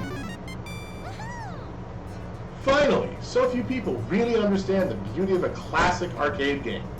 Having someone I can talk to about this stuff is going to be great. Especially with that jerk Gavin running the numbers. Gavin? What's wrong with Gavin? I don't know.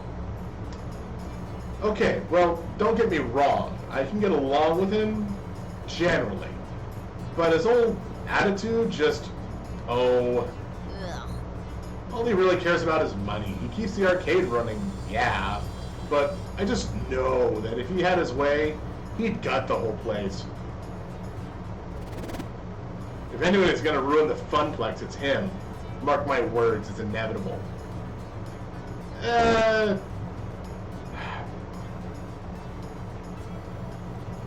That doesn't sound right.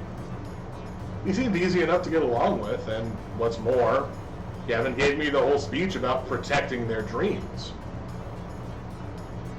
It feels like she might have gotten a bad end of a deal one time and is holding a grudge against him. This looks like a pretty sore point here, a long-standing argument that the new guy really shouldn't get involved with. And yet, I'm involved, aren't I? I have to work with both Naomi and Gavin. So I'm not sure how I should prod at it, but I kind of want to know too.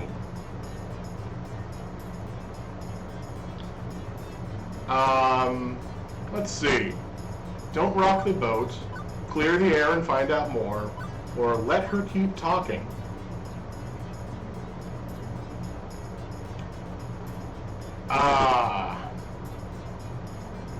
Personally, I'm gonna let her keep talking. You can find out more information this way. I just get so mad thinking about what evil, money-minded schemes he's probably cooking up. Okay, so it's not terribly important. No. No, not gonna get worked up. Besides, it's not right of me to dump all this workplace gossip right on the head of the newbie. You seem like a good person, and you love arcade games like I do. Right. Let's get back to work, shall we? Now, for the less fun part. You seem a strong, strapping kind of guy. Well, a strong guy at least. Well, a guy. Well, you're a guy. That's enough. I'm semi-insulted then? No, I get it. We know. We know. Okay, let's get to it. Right, a little to the left now. My left, you're right. Why would... You know, if you're guiding me, why wouldn't you be standing behind me? It should be the same left and right. Now forward, right. Correct, I mean, not turn to the right. Keep it coming, and there. Carefully, tip it into place. Victory! I gently ease the rolling dolly forward, the giant wooden box slotting into place alongside its neighbors. The two-wheeled dolly makes it easier, but hardly easy, especially with Naomi fretting over her baby getting scratched, or worse, falling over. But with the work done, she's all smiles again. Yeah. Okay, glad to be done with that one. I swear I've been working on that monitor for ages. Those tubes are finicky as heck. But I'm still not totally satisfied with the flyback, but thanks for helping me out, Zal. I think you're gonna do just great here. Happy to Eager Gurgum. Oh, right. Stomach growling, food required. Except I wasn't expecting to actually be working today. I forgot to pack a lunch. And you have pizza on a bagel. Yes, thank you, Iris. Now, I'm just talking here, but if you had pizza on a bagel... Shush. Hey, so any good restaurants in walking distance? I think that bookstore next door sells donuts and stuff. I mean, there was that enema spa, latte and enema. That might be fun. But it still looks like they closed down. No, not really, unfortunately. But what about Wub Sub? That's like right upstairs. I mean, there's a cheapo Wub Sub sandwich place, but even if that stuff's super tasty, you don't want to go there. You need to eat healthy.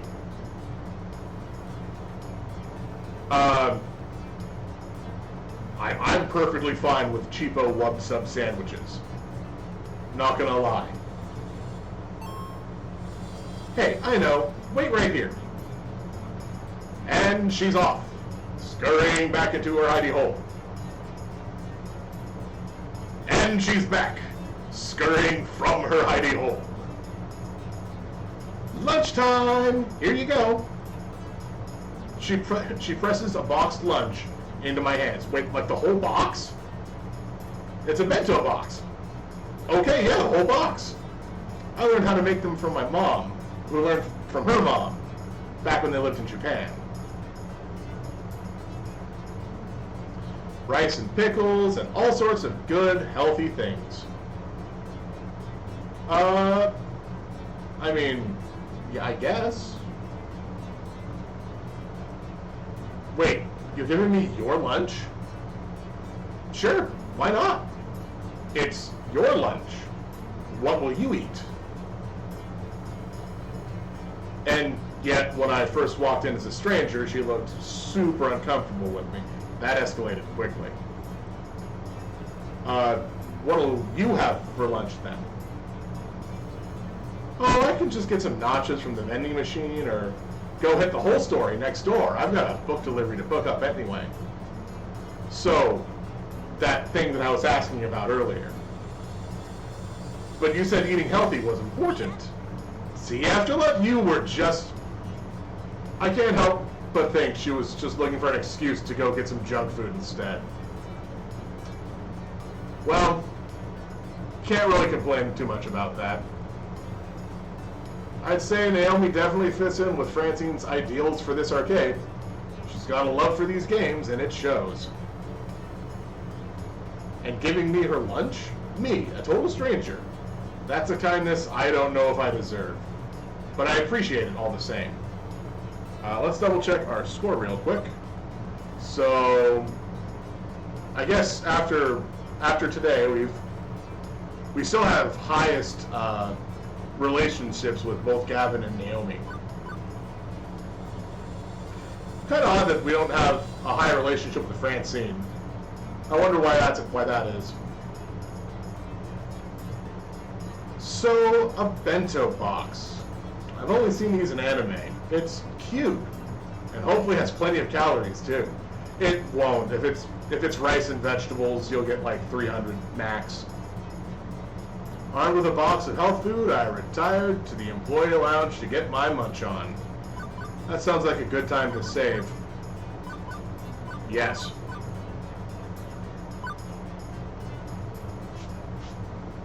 I like saving right before the scene changes.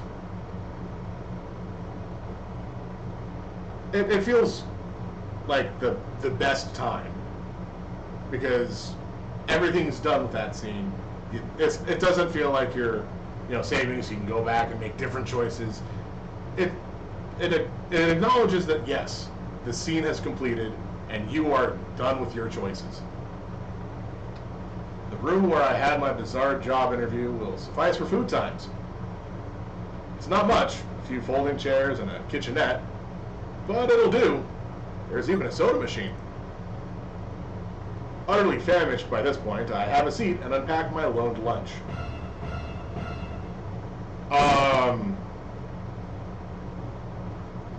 The music didn't help much.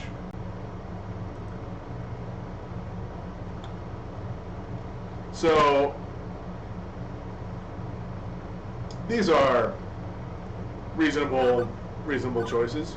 We have incoherent screaming from presumably some sort of flamingo. Coherent screaming, or await death. Honestly, I'm gonna go with coherent screaming because I know what a mascot is. I know how they work.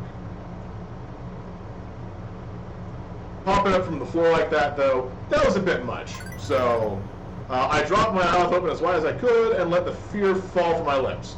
My mind devoid of any emotion but horror. Whoa, it's fine. Everything's gonna be fine. But you're kind of, that's not really the best option, I guess, unfortunately. I'm a real human being, I promise. It's just a costume. Hey, so I'm sorry if I traumatized you. Really. Can we start over, maybe? I nod my head slowly, although I could just be muscle spasms from being in shock. I guess I probably should have chosen incoherent screaming or await death. I'm Ashley. Oh, she's Ashley. It was contact Ashley, then Naomi, right? Not the other way around.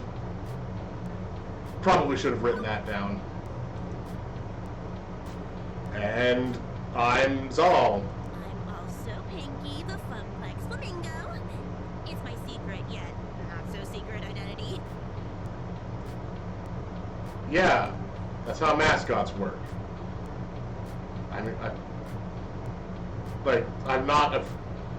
I personally am not afraid of mascots. What the Funplex? What now? Why does it feel like he keeps going with that to try to get someone to explain? This is almost too much to take in. Gavin was a bit of a lot. Naomi was off the scale, cheerful. I've met some really intense people so far. Did you sneak into the employee section just to get my autograph? No. No, in fact, I haven't seen you the whole day. Me? No. Oh, I thought you would recognize Pinky from all the signs around the arcade. Pinky is the mascot of the Funplex, after all. So I gathered. Oh, no, that's not what I meant at all. I mean, I work here. Well, now. I work here now. You work here? Since when? 3 hours ago. Today? This morning, to be specific. Oh, awesome! Welcome to the Funplex.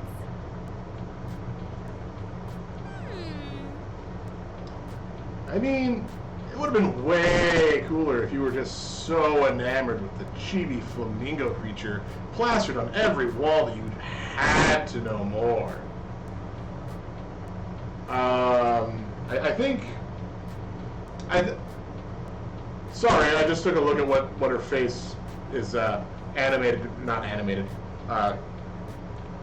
drawn to be doing, which is like a tongue up kind of thing, which is not really what I figured was going to be happening when this speech pattern came out.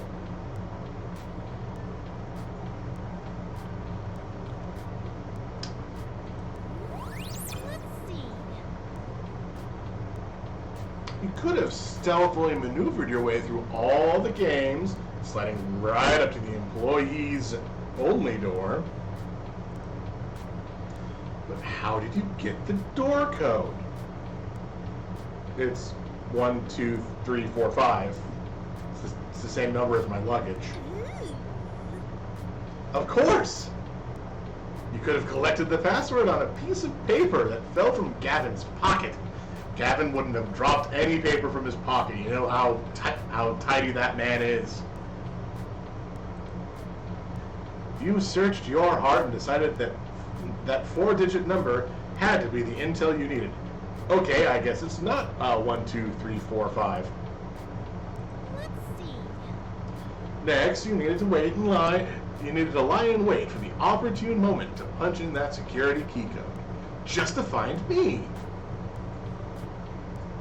Shouldn't you have been on the floor this whole morning? It just keeps going and going.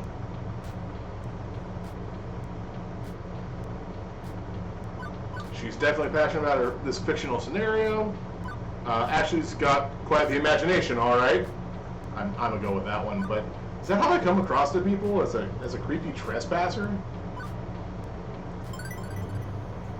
Wow, I mean, wow. I am suitably impressed, albeit slightly terrified.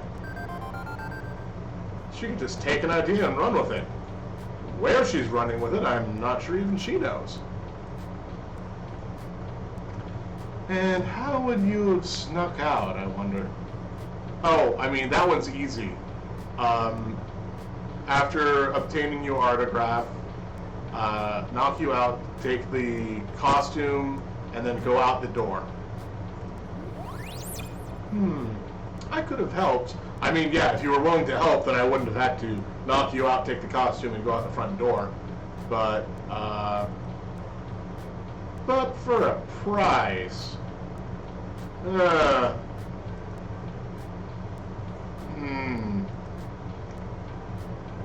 Ashley finally realizes she's been babbling to herself for a good couple of minutes. Oops. Sometimes I get swept up in a good story. I mean, I gotta find some way to make this job more entertaining. Interesting. Is it really that dull here? Like, dude, you worked as a dishwasher.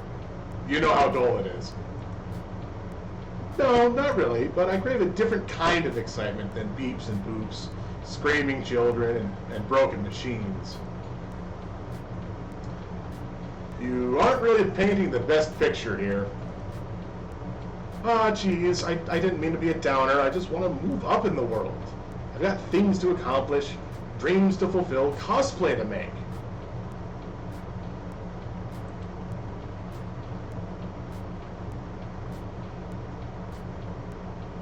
You keep at it. You keep at it. I'm not saying this is bad. Clearly, this is better than anything that I could have and have made. This is great. You keep at it. Cosplay? I mean, I know what cosplay is. It's costuming. As we switch topics, it's like she's a completely different person.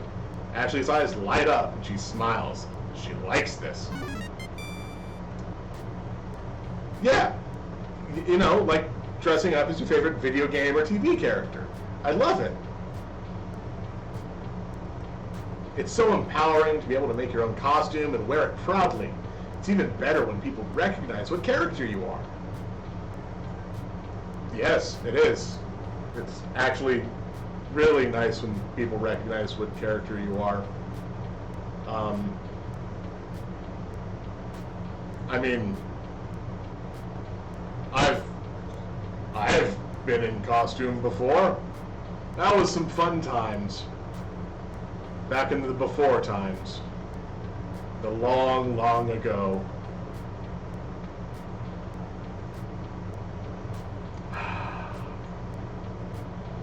I miss conventions.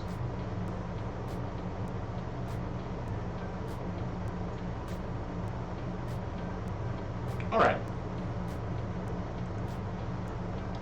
Empowering? Really? Yes, very, very much so. Granted, she certainly has the power to stop my heart for a few beats. Yes, rising up from the floor like that. Yes! Definitely. You want to try? Got a favorite game character? I can help you make your first cosplay if you want. I mean, I already have. I have that. I've got like 4 that are still usable. Well, okay, I've got 2 that are still usable. Maybe 3.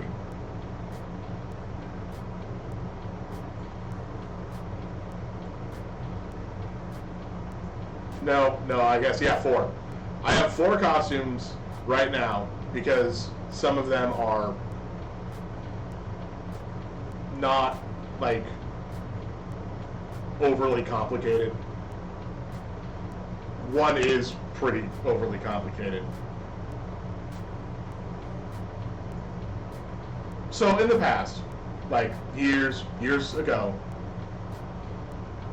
like not even like a lot of years, like 3, 4, 5, I've gone to, you know, conventions for anime, and I've dressed in costume as best as I can.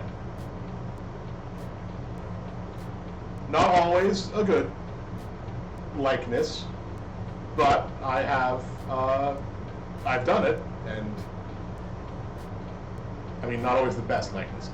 There's been 4 that I very much liked and can remember just off the top of my head, because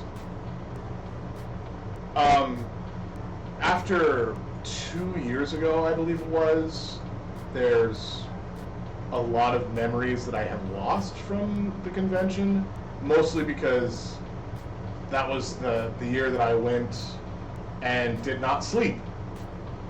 At least for, I went, you know, a whole 2 days, no sleep. I regret doing that. I don't have the best memory at times as it is, and there's been some costumes that I've forgotten. But the ones that I do remember, and the ones that I still have, at least bits and pieces of, were not in any particular order. The Judge from the Ace Attorney games. So the one that was, you know, in the back there. The Old Man from Legend of Zelda, the one in the cave that gives out swords. Cranky Kong from the Donkey Kong franchise. And the most ambitious of the 4, Sid from Final Fantasy IV. Specifically from the DS, so that costume. So I've done cosplay. It's fun. Oh yeah, no, I remember another one from a while back. Dr. Light from Mega Man. So you'll notice a very important thing about these 5 costumes. I was at an anime convention and I was cosplaying as video game characters. and not as anime characters. Because those were what I could do. Those were... There's not a lot of anime characters that are close to me. Like physically. Like, I mean, not that physically. Physiologically, maybe. Ah, well, that's a talk for another time. But yes, cosplay is fun if you enjoy it. No point in trying to force somebody to do something they don't want to do. In fact, I made this one. I think Ashley is pointing to her flamingo costume, but it's a little hard to tell with her hands as feathers. So Pinky is your creation? Intentionally? Yep. It looks pretty good for my first mascot cosplay, doesn't it? It does. It's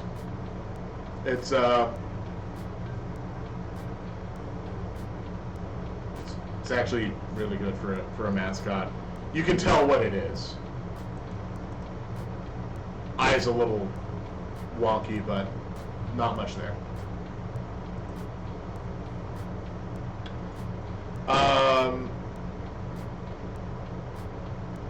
I'd probably stitch my hands together if I tried that. If you were going for terrifying, then yes, that's the root option. I don't know heads from tails, but I can appreciate it. This is just me saying I'm bad at making stuff. Which, yeah, no. I'm all thumbs when it comes to stuff like that. Literally, if I get enough thread running between them. I'm pretty impressed, though. Naomi was going on about craftsmanship of games. Clearly, you're taking on craftsmanship of costumes. Aw, thanks. It's nice when hard work is appreciated. Yes. Yes, it is. It's always nice when hard work is appreciated. I wear it around the Funflex to liven up the crowds. It gets people pumped to play some games. And the kids seem to adore it. I almost read that as, and the kids scream. That makes sense. Although the arcade has been completely dead so far, no crowds to pump or kids to be adored by. Hey, secret between you and me? Ashley motions for me to come in closer, like this. She glances around the room and then talks in a hushed tone. I did some repairs on Pinky overnight. I had to restitch the left arm. I was giving her an old test drive to make sure it doesn't fall off. Oh, no, that's fine. Yeah, make sure your costume works. Huh. Limbs falling off seems bad. Oh, it was. Yesterday I was dancing with a little girl. Must have been like 5, 6 years max. Anyway, we were next to Showtime stage when she tugged on my arm and whoosh. Off came the arm. The girl instantly started bawling. Well, at least you're consistently scaring people and it's not just me. No. Hey now, you're an all-star. I don't want to let that happen again. I felt so bad. But enough about me. What about you? So you're Carl's replacement? Carl is Francine's grandson's name. I guess so. I'm the new floor attendant. I attend the floor. The floor is the thing I am attending to when I am not going into cardiac arrest.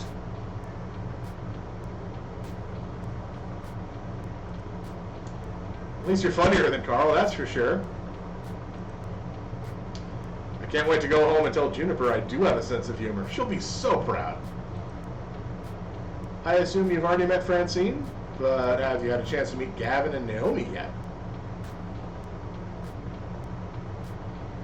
How many people work here? Yeah, I met them already, although they seem like they aren't too keen on each other. Right? Ashley rolls her eyes and lets out a sigh. I wish they would hurry up and make out already. Yeah, what?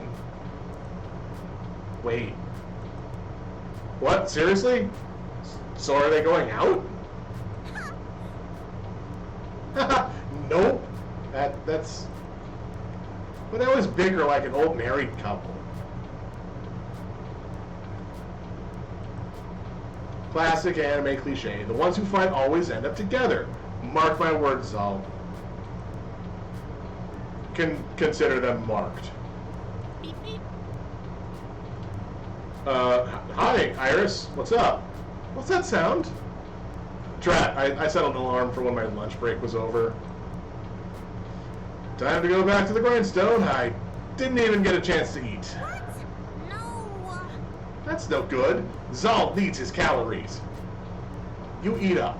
I'll go watch the floor. In fact, how about I take over the ticket desk for the next shift? You can do my job and wander the floor for a bit. Do I have to wear the costume? Fair enough. Thanks. Ashley winks before her face disappears into the dark recesses of that inhuman mask.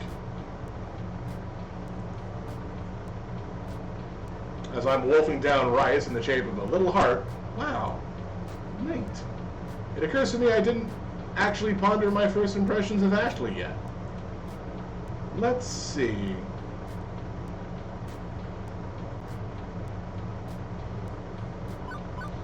She's very enthusiastic. Like, everybody's good at... Everybody knows what they're doing. And that's important. The way Ashley's whole expression changed when she talks about things she's passionate about just warms my heart. Her beaming energy just lights up the whole room. I wonder if one day I'll be that excited about something. Anyway, with lunch in my belly and break time complete, the second half of my workday began.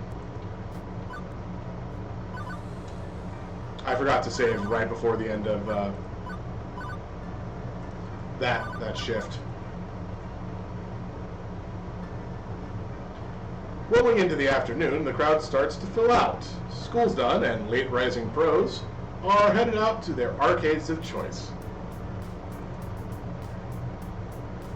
With Ashley covering the desk, my job is to wander the floor, looking for problems, or potential problems, or just making sure everything's A-okay. But for starters, it's a good moment to collect my thoughts. I think I'm off to a decent start with my coworkers. Good first impressions at any rate. Oh yeah, let's see how that's going. Good first impressions.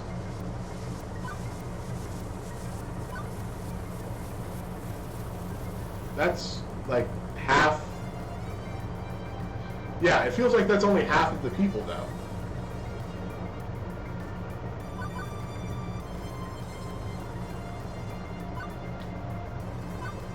Cooperation is going to be a must. I've had awful coworkers before, and they can really drag down your day.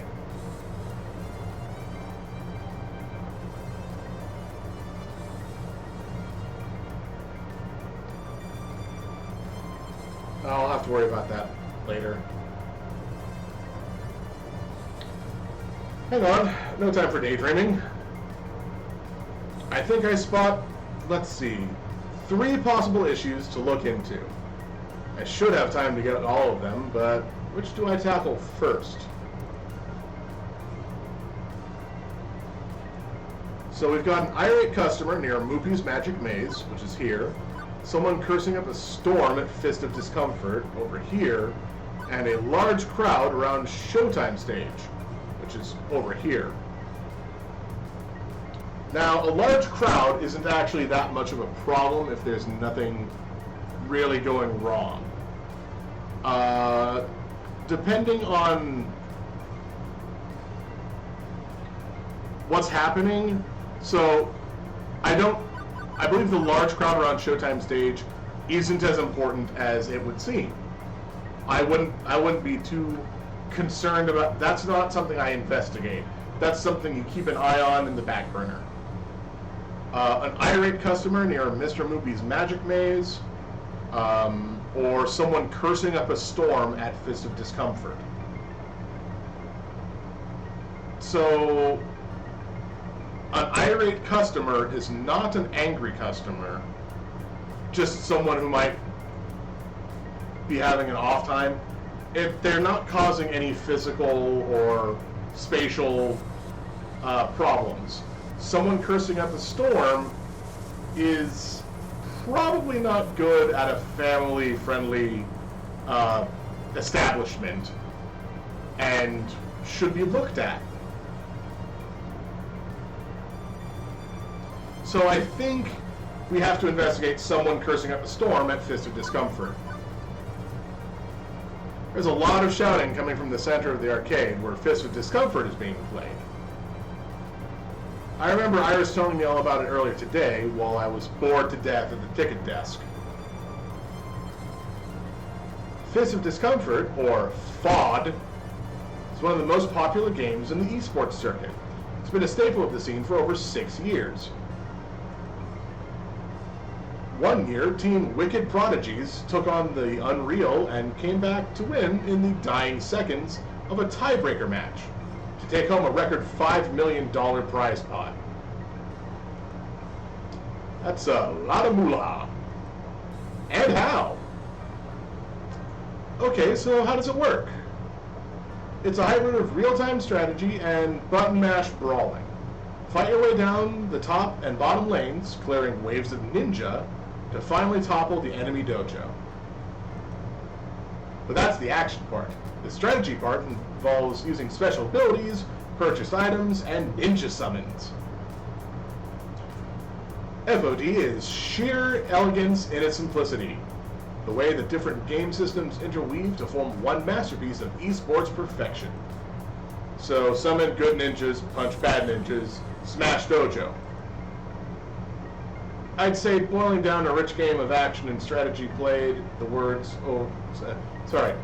I'd say boiling down a rich game of action and strategy played the world over by top gamers in such a way is a bit degrading, but sure, okay. All of which is super interesting and stuff, but right now all I care about is dealing with the loudmouth currently playing the game. The closer I get, the louder the yelling gets. Most of these are words that, What the oh yeah, see, there's some nice censoring there. No, those were definitely all words my mother would disapprove of. You've got to be, another expletiving, me. There's no, there's not really,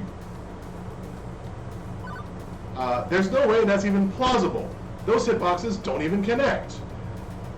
A lot of the swears are not even like,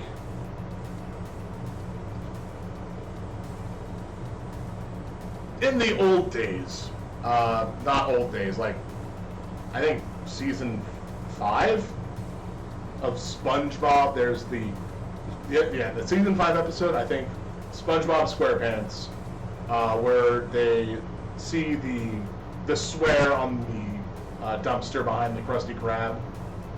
This is literally what Patrick Star says. These are sentence enhancers.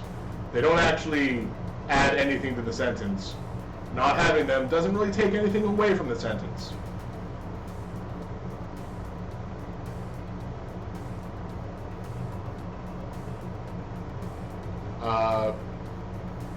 This game, it all night long. Wow.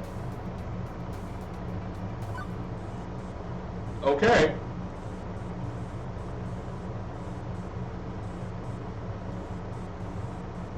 So we had a person whose name we didn't know, who had clear artwork, that whose name was in question marks. And then we have this person, Rando Calrissian. We have his name.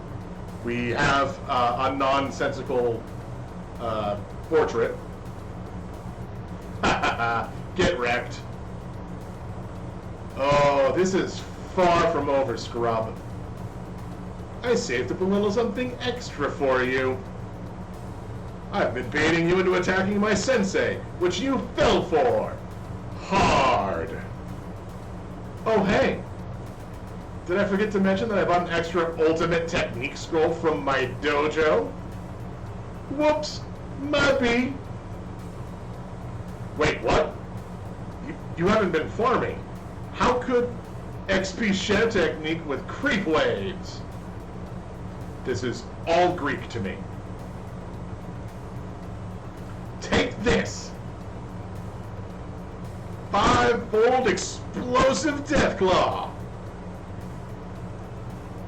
What? How? How is it I have been so defeated? No! Oh, GG.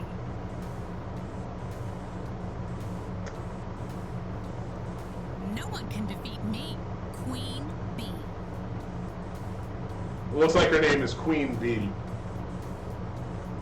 Couldn't really tell from her outfit, what with the honeycomb pattern. My dry eyes painfully blinking make me realize I've been standing here, watching intently during that whole exchange. Almost like there was a bunch of swearing going on.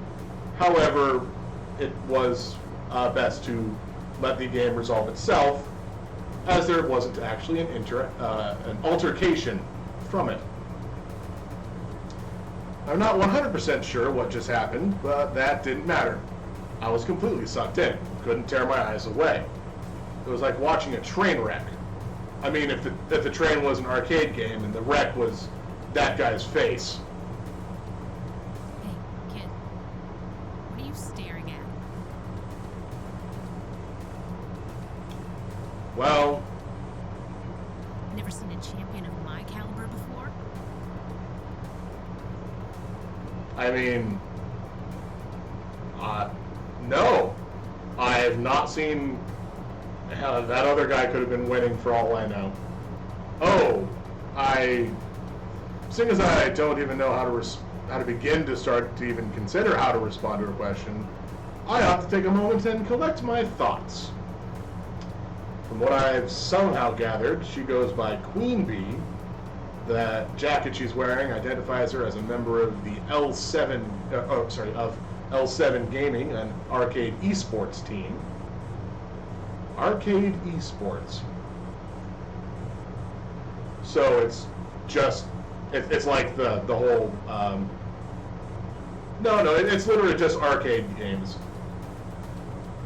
And she's the most direct, fierce person I've met all day. That's saying a lot, considering who I've run into so far.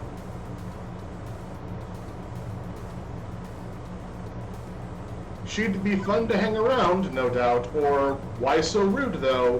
What a sore winner. What is the feeling that I got from this? Clearly she's competitive. Like, super competitive. But didn't really. I'm not really getting a good read on her as a character. It did seem a little rude. Like, I know a lot of people like Queen Bee, but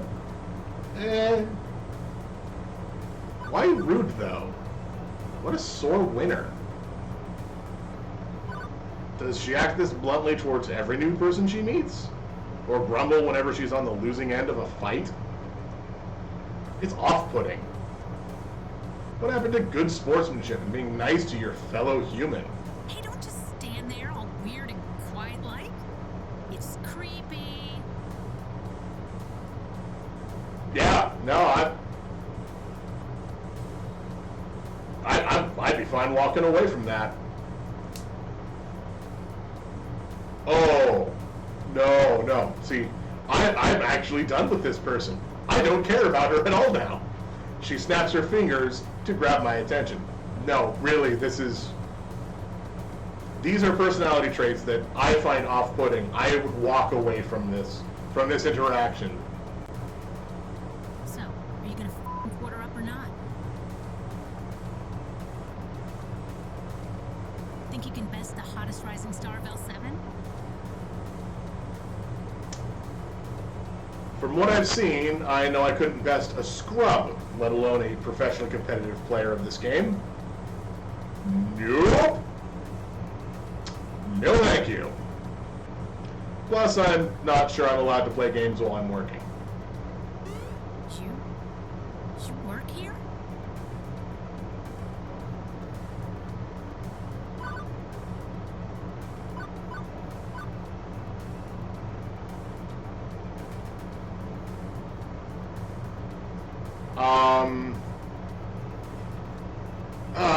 Yeah, no, this is the one I would give. Like, yeah, no, what's your job hassling me? That's not a thing. I'd say that would probably just aggravate her. I'm actually pretending to work here. Shush. She might find entertaining. That might be the quirky one, but no. I enforce arcade law within this noble funplex. You bet. In fact, I was just hired earlier. I'm the new floor attendant. If this game eats your quarters, come to me. Wait, you're serious?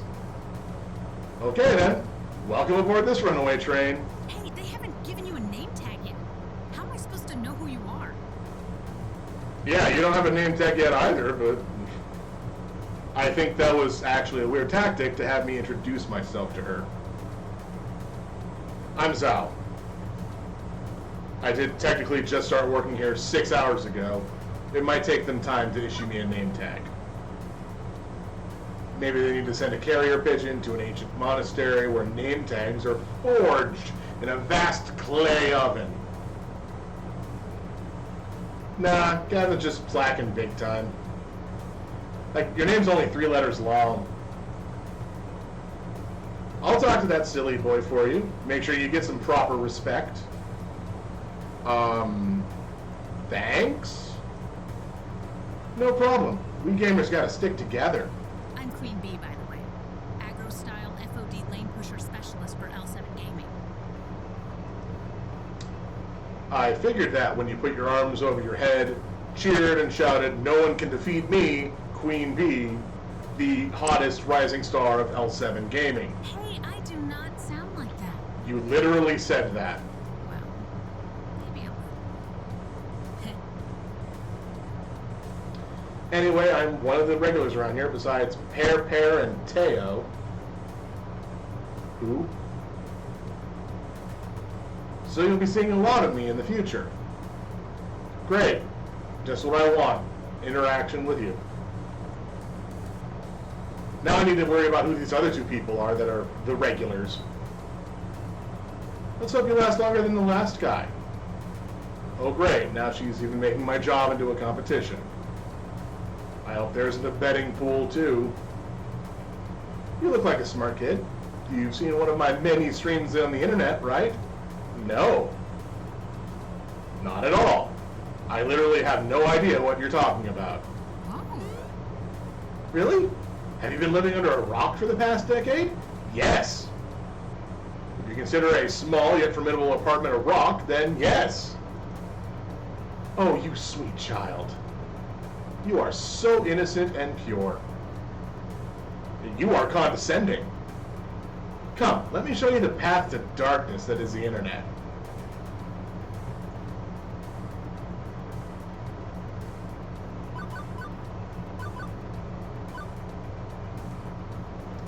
I mean, I've been on the internet.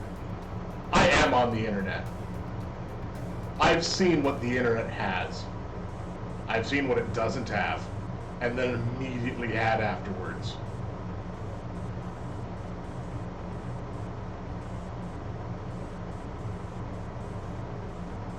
So, honestly, given this one, nope. My internal sensors are going off, and they're telling me to reverse and leave this conversation. No, I think I'm okay without that.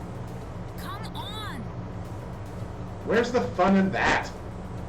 I'm just gonna show you how it all works. What, the internet? Queen Bee grabs my arm and pulls me closer to the Fist of Discomfort cabinet. Upon further inspection, I see the whole haphazard pile of tech she's rigged up. Wait. You can't just plug one of these cabs into the internet, so I use a number of clip-on webcams and mics and stuff. That webcam there, it broadcasts to my own personal PC back home, which then streams matches live to all my fans. The chat room appears on my phone. This is a little worrying because that feels like the setup I had in 2018. Like, I had my phone there for the chat whenever anybody would chat. Literally nobody chatted. I don't know why I had to worry about that, but I did, just in case. I had a single webcam, single monitor. It's weird.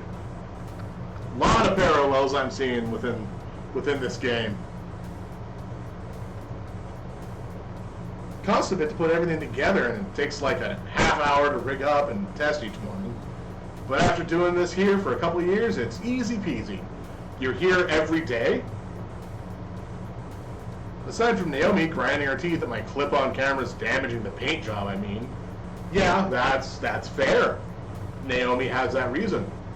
If you destroy the cabinet, you're in trouble. Anyway, I prefer to stream from the Funplex than from home. There's so much to miss out on sitting by your lonesome with the console version of Fist of Despair. The crowds, the wicked trash talk, the community. Yeah, about that trash talk. Wait, are you broadcasting live right now? Are we live right now? Yes. Nope, no way. Oh. No. That was part of my warm-up matches. I've got a pretty big tournament coming up, so I try to get in as much practice as possible. Even if it is with a bunch of fodder. Look, you can learn something from playing anybody. As in, fodder. As in, you know, chum. Lunch meat. Scrubs. Losers. Yeah. I don't know why people want to be like, Queen Bee is the best character. Maybe she gets better after you get to know her, but this is definitely off-putting. Like, to me. I got the idea, yes. Queen Bee sees something out the corner of her eye and glances around the arcade floor. She gives a nod to someone hanging near the Street Fighter cabinet. Street Fighter being trademarked, after all. Ah, my crew is starting to trickle in.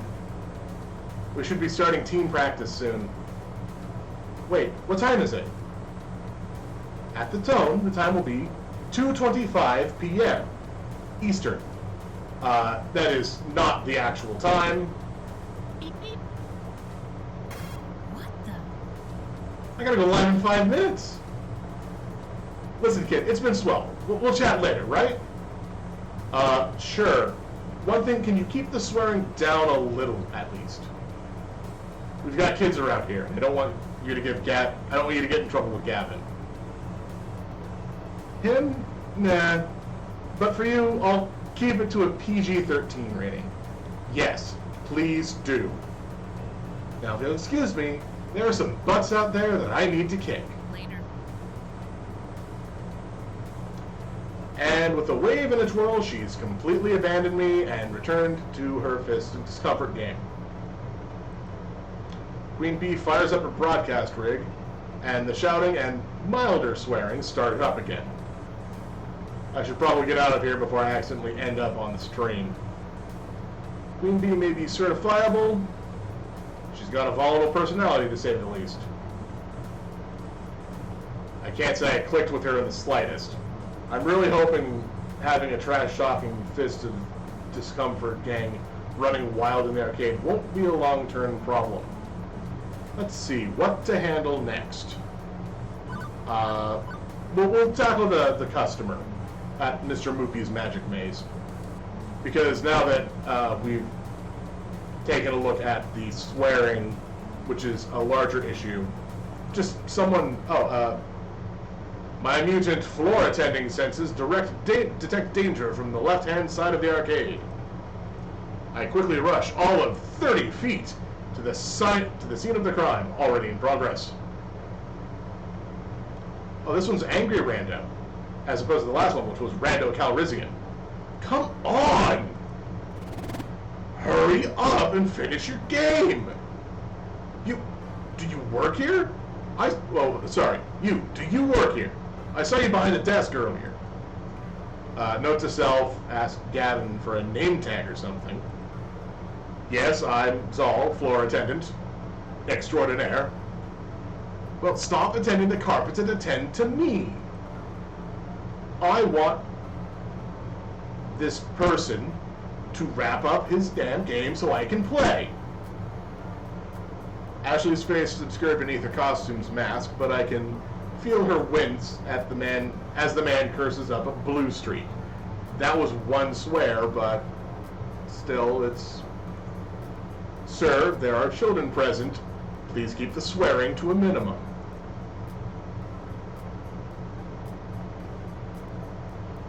Oh boy. So, yeah, again, this person is not climbing my not getting into my good graces. You kick this fat piece of expletive off this game, and I'll sing Mary Had a Little Lamb all you want.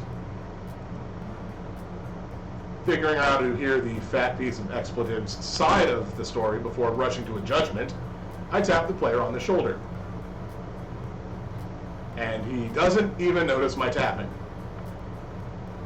Huh. Nice little shirt. So I tap again. Twice. Sir, there are other players waiting to give Mr. Moopy's magic maze a spin. Curiously, the player looks up at the game's marquee, thank you, Naomi, which simply reads Moopy. You know the game's full name? Sure, I played it a lot when I was a kid. Like, this looks like a great little maze game. It's actually called Mr. Moopy's Magic Maze, right? Wizards and pellets and monsters and stuff? That's a very long name. Yeah. A bit terse, as he's laser focused on the game, and I can see why. He's currently sitting at 714,900 points. Holy crap, that's a heck of a high score. Or as this other guy would have put it, holy expletive, that's a expletive of a high score.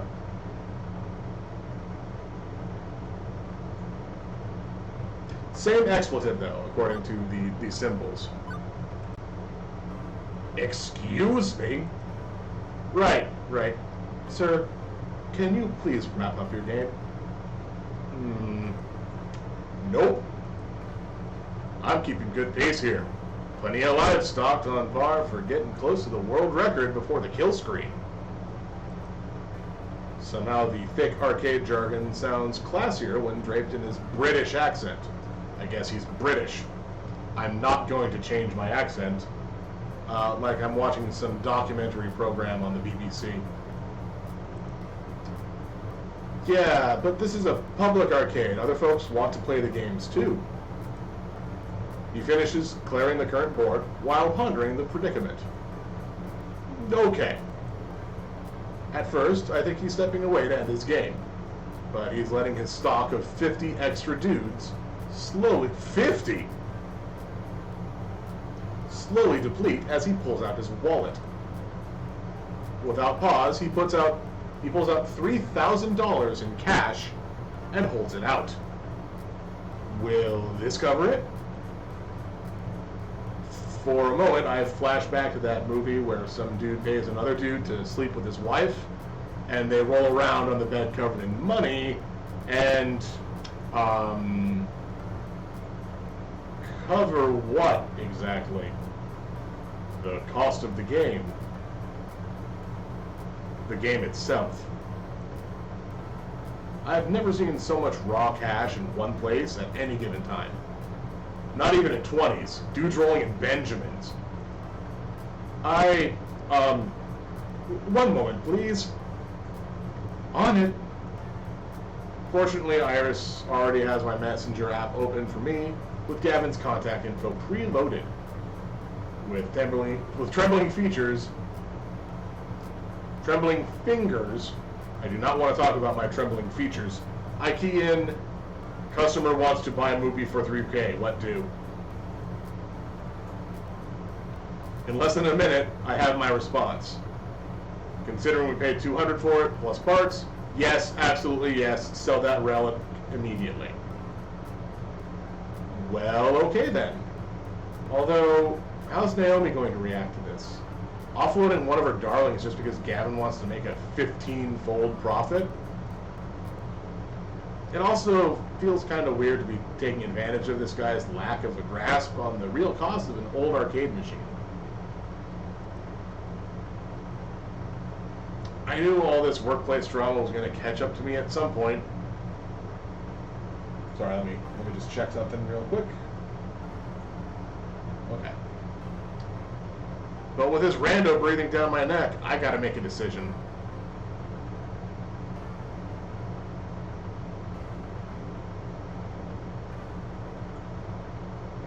Ooh.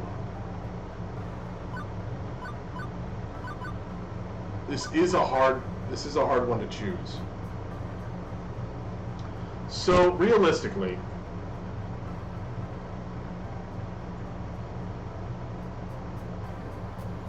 as much as I want to say,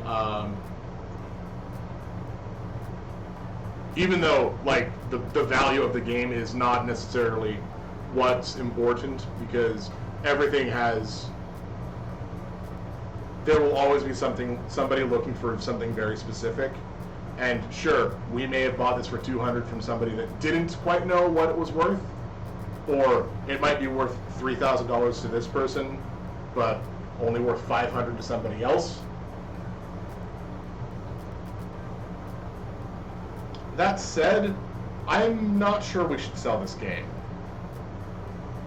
I'm absolutely willing to tell the man what we paid for it, but I'm not sure we should sell.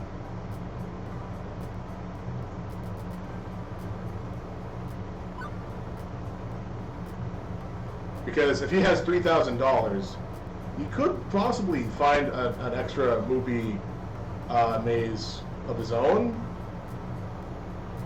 But I get the feeling he wants to be here. So the options are, I'm not sure if we should sell this game, or the game was $200, but I'm not sure we should sell. I'm refusing to sell this to him. Although, 3,000 is a fair amount.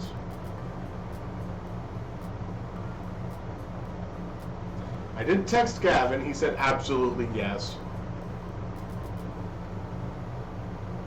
This might be one of those things where if I take a side on, because clearly Naomi likes the arcade machines. That's why she does what she does. Gavin is just the business side of it. The problem is, I also understand that if we sell this arcade machine for $3,000, we can pick up more arcade machines that would help out. Even like an additional copy of this arcade machine itself.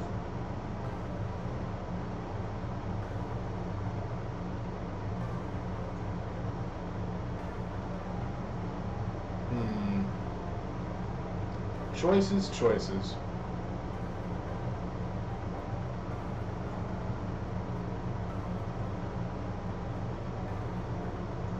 So, like I said, this is my... Well, I don't think I ever actually said this. This is my first playthrough of this game. I've not played it before. I have seen other people play it. some of it. Not all of it, but some of it. I don't think I've ever seen anybody pick the second option.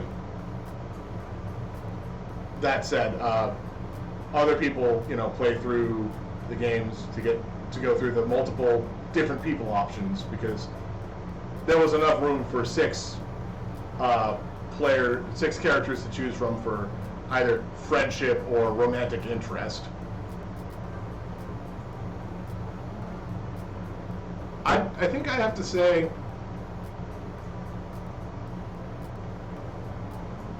as much as I want to say don't sell the game, we could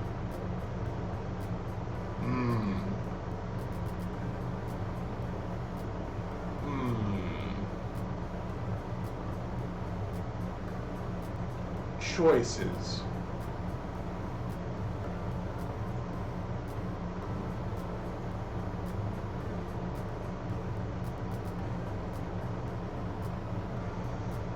The question is, how much does the game bring in? Is it actually a bad deal? Sure, we may have bought the game for $200, but if it rakes in $3,000 over the years, then we're still pretty good. And if it clearly rakes in more than that, then we're even better.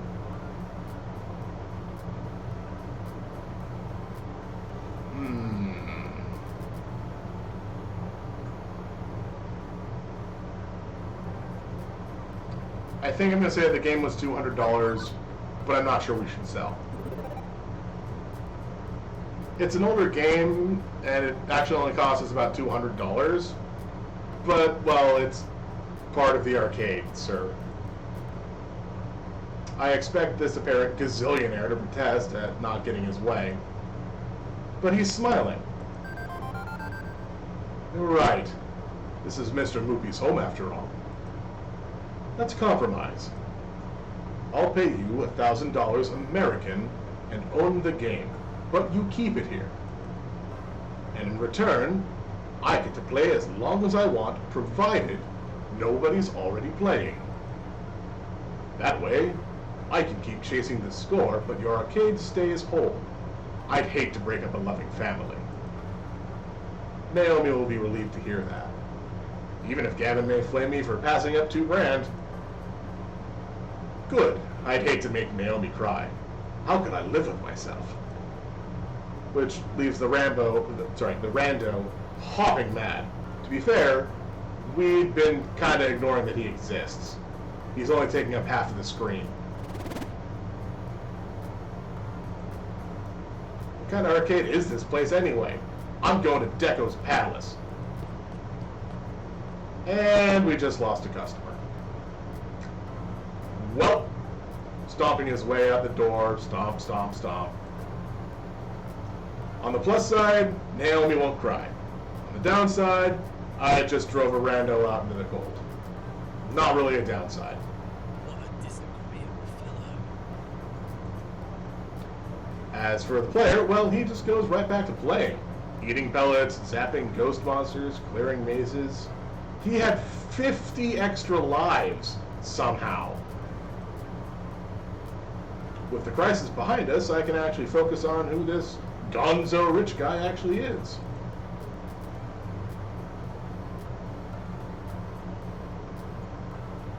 He does seem to care about more than just...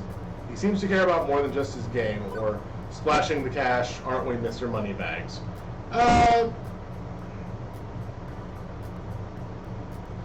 He does... It looks... Wow, that is...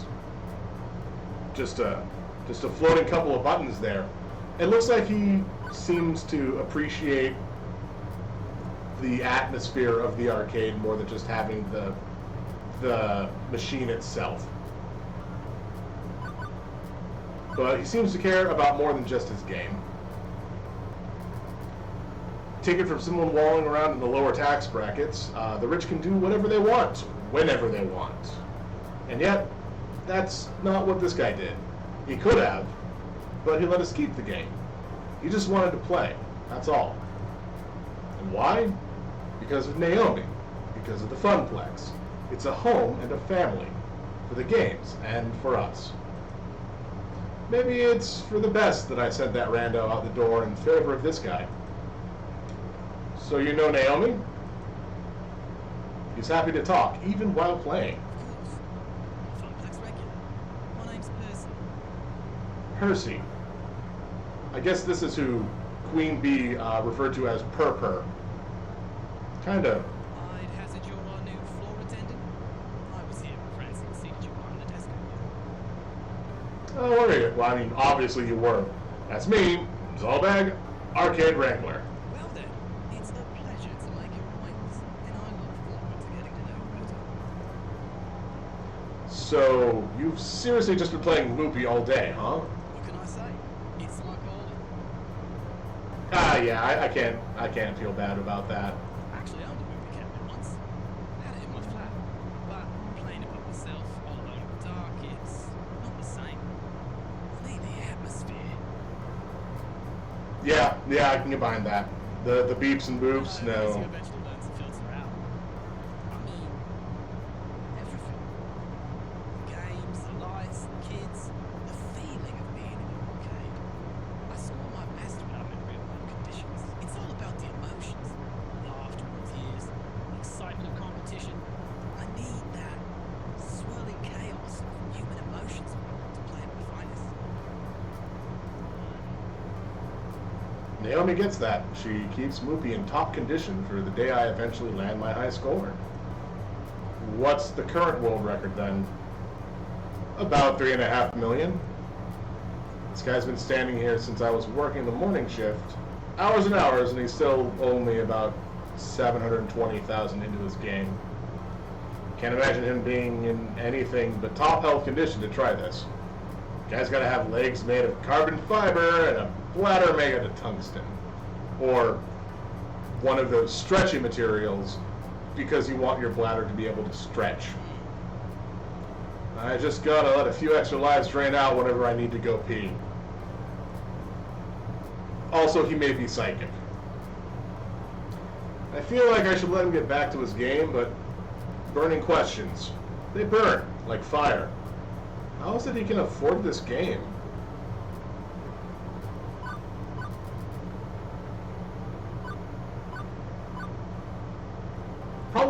Probably this one must have a solid job, good income, not so gonna get your Moopy dipped in gold. That's weird. Yeah, you must have a solid job, good income.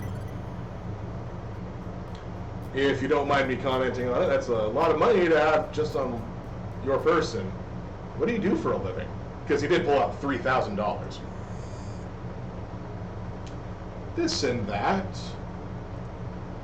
He doesn't really care to talk about his work. Not like in a guarded way, it's just less interesting than his current maze. Alright, that's fair. Maybe he's actually the head of an international diamond smuggling ring. They had the stones inside arcade games. Day trading. Like stocks? Day trading. Stocks and bonds. Anyone can do it if they have a head for numbers. It's really nothing important. Yes, anyone can do it. Anyone.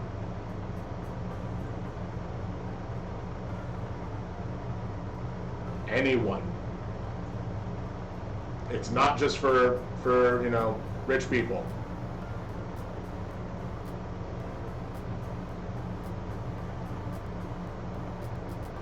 God, I just keep playing these games and they keep kind of meshing with what's still happening only because that's what's happening and it's right there in your conscience. Or maybe he's a day trader. Don't think so. I don't feel people are defined by their work. I know the arcade is home to those who made their passions into their work, but it's the passion that matters more. I've my passions, the same as anyone. I look forward to learning yours as well. When I'm not deep in the middle of a maze of a game, I mean. He's getting more and more distracted by the game. I should leave him be. I have to do a thing about a thing. Be seeing you, Mr. Bag. For the record, my parents are clearly Eustace and Muriel. I believe that's how their last name was spelled. The Bags. It might have been 2 G's. My bad. Yet another weird encounter in a string of weird encounters. By the end, he sounded more like a like the high score junkies you hear about in documentaries. Obsessed, driven, kind of strange. Ultimately not terrible, not that bad of a person.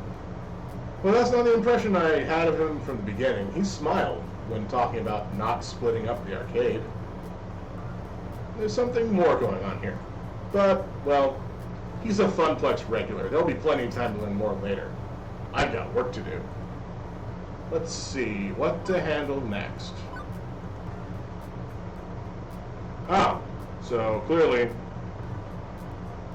I didn't give any answers that Queen Bee wanted, and I gave like half the answers that he did.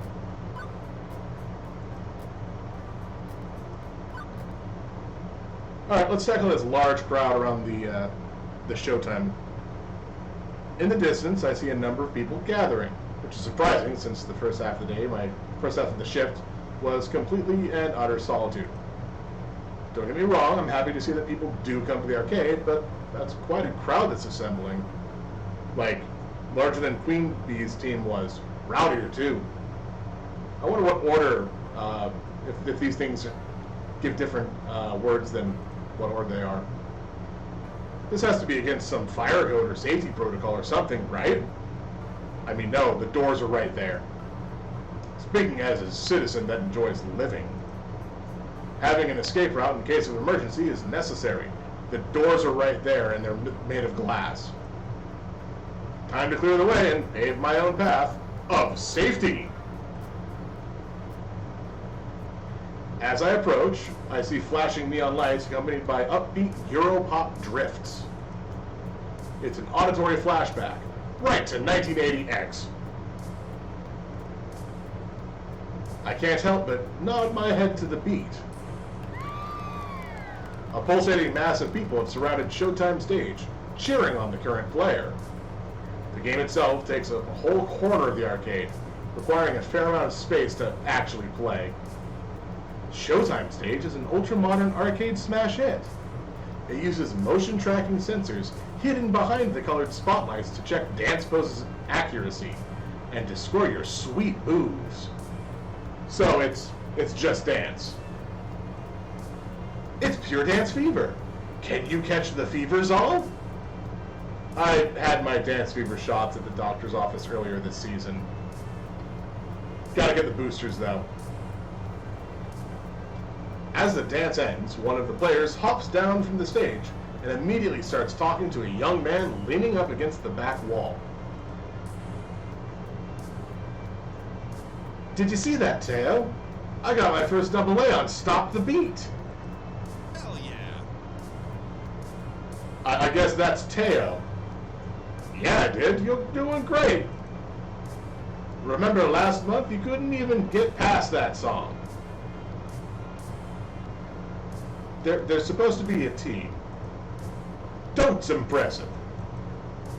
I'm gonna keep practicing, and one day, maybe even surpass you. Hey, I hope you do. Alright, yeah, no. And when you do, you can be the one who brings in new dancers and teaches them how to play. As the next song starts, my eyes shift from their conversation to observe the gyrations and intricate limb movements coming from Showtime stage. I feel my head bobbing and my foot tapping. Hey, it's a really catchy song. Can you blame me? I'm getting really into it when I feel a hand on my shoulder. Care to dance? Hello.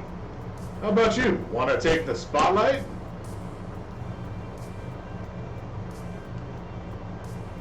Sure, I can learn as I go. Let's dance. What, in public? I think not. No, yeah, let's dance. What's the harm? Back when I was stomping around on dance mat games as a kid, they had arrows. I'm not sure I'd even know how to play on this one, but it has caught my curiosity. From the previous observed conversation, this guy seems to know the ins and outs of this weird dancing game, and is keen to teach. Before I commit to getting down with my bad self, I think I should know a little more exactly what that entails.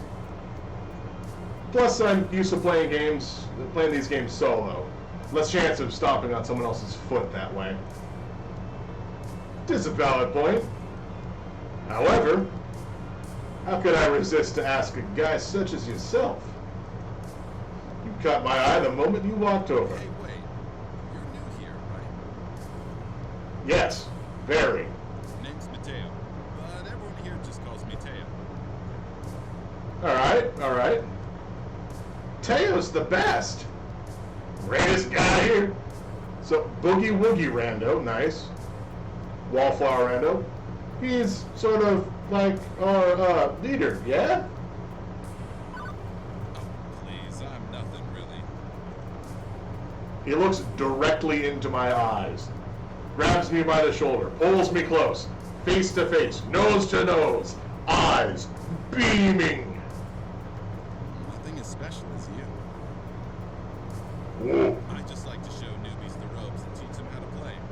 Our community is small, but we're all super close. I think you'd be a perfect addition to our gang. Well, fortunately I work here now, What so... do you say? Play our silly dancing game. Teo outstretches his arm to me, waiting for my hand to grab his, like Aladdin would. Go for it, politely decline, shake it. No, we're going for this. I am actively going to do this. I couldn't care less that I'm supposed to be working. As a kid, I remember stomping around we already said the Dance Mounts one. Why not try out 20XDX's hottest dance game? Even if I technically don't know how to play it yet. Without thought, I take his hand. This is an important learning lesson, because you need to know how to play your games. If somebody has an issue, you need to be able to help them. Let's do this. As I'm about to step up to the stage, an ominous shiver crawls down my spine. I glance over and spot Ashley standing behind the ticket counter. I know I can't see her face behind the mask, but I can totally sense she's glaring daggers my way. It's creeping me out. On second thought, I'm actually supposed to be working right now. I'm the new floor attendant, Zal. Really? But I haven't seen you around here at all. What happened to the other guy? He was actually pretty good at Showtime stage, now that I think about it. He's out, I'm in. It's currently year 0 of the floor attendant Zal regime. Hello there. Hello there. Well, it's an honor to meet you, Zal. I hope we get to know each other well. Indeed. For someone that loves Showtime stage as much as you do, I haven't actually seen you play yet. True, most of the time during these meetups, I tend to let everyone else play.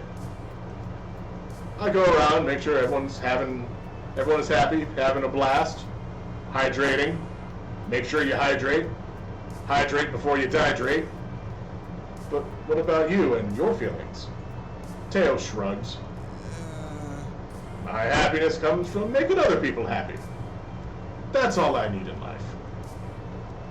Which is all well and good, but I still need to deal with this crowd. How best to handle it?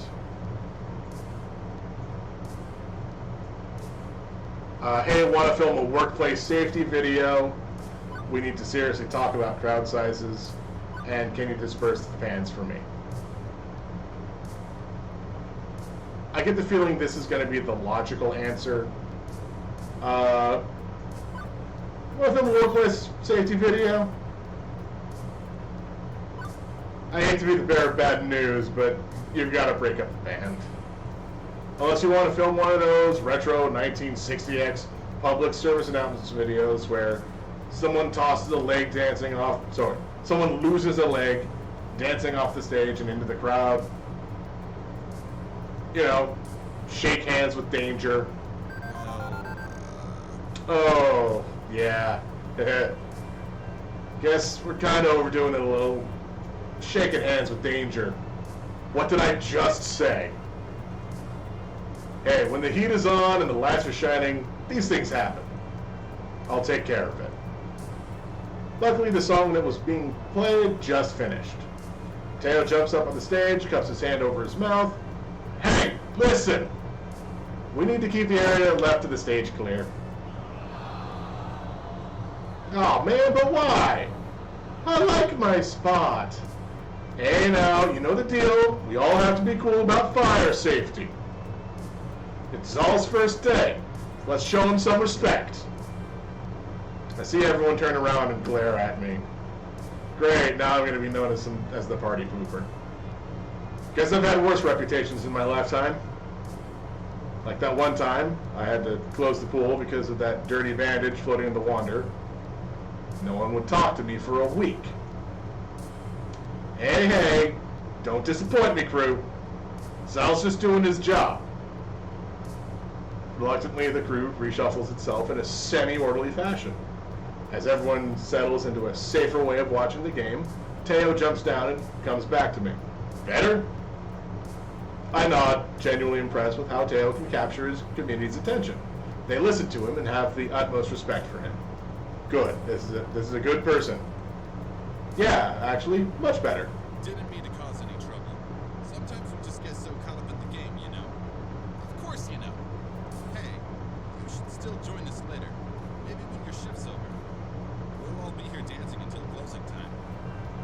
Yeah, I as long as that dancing is within the law, carry on. Officer Zal has spoken. I start to walk away, ready for my next venture, when I remember something I should do. I turn back to Teo. Hey, thanks. No problem. Well, I feel nice and accomplished. I was able to uphold the safety of the arcade and make a new friend. I'd say it's pretty good for my first day. Even Gavin's got to be impressed, right? Let's see how the score's going. So apparently I did pretty well with Teo. Percy, half right, half wrong, and I have no connection right now with Queen Bee. And I am going to save.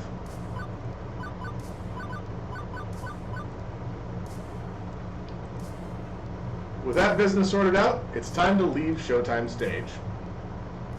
The arcade is now at peace. My work here is done.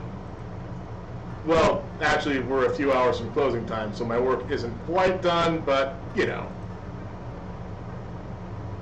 I'm so at peace, in fact, that I didn't even notice the underboss of the arcade sliding up behind me. Good day. Not bad first day so far. I've been keeping tabs on you. Well, others have been, and they've been texting me. You know, you should consider getting a proper group chat app going. I've got a crappy phone plan. My texts aren't free. A valid point. I'll look into that. Impressive. I'm impressed with how you handled yourself. I think you're going to work out just fine. Anyway, I've prepared your paperwork if you'd like to go sign it and make this working relationship a bit more above board. Yeah. So you're staying? Please tell me you're staying. I mean, I fed you and everything. Francine hasn't fired him yet, right? Well, an adorable nightmare joins the impromptu staff gathering. Sal's off to a great start. Here's to your first day, followed by many more. There's clearly space right here for one more person to stand. I think Francine's gonna pop in. Don't you two have jobs to attend to? Just ordered a replacement power supply for Robotron. Nothing left to do for the day. Not many kids around for me to entertain. Finally, a quiet moment. My dream job has been going a mile a minute since I got here. Is it my dream job? Well, the Funplex is definitely a plex of fun. I told Francine I used to love going to arcades. Maybe I'm starting to feel that all over again. My coworkers are a fun-loving bunch, too. I mean, presumably Gavin finds spreadsheets fun and loves them, so he counts, too. Dream job? I don't know. Maybe, but it's an absolute blast, definitely. We've got only a few hours till closing, and it's nice and quiet. How about we game for a bit? Speak for yourself. I've still got paperwork to handle. Oh, come on. Don't act like you don't game. Irrelevant. I know your dirty little secret. What? Naomi, you sneak in early each morning to play pinball. You're a pinball wizard. There has to be a twist. Ah, well, what of it? I bring order to chaos. Pinball is the very expression of that art form. You know what we should do? Impromptu pinball tourney. The girls are giggling, and I'm finding myself smiling right alongside them. All in all, not a bad way to end my first day.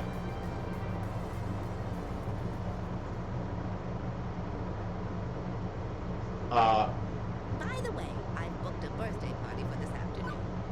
Wait, what?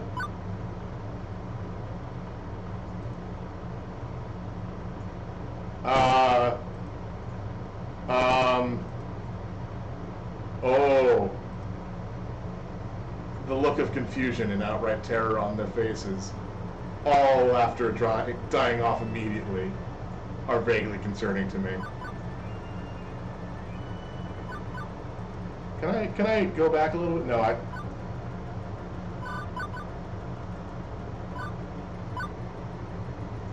I feel like I should have.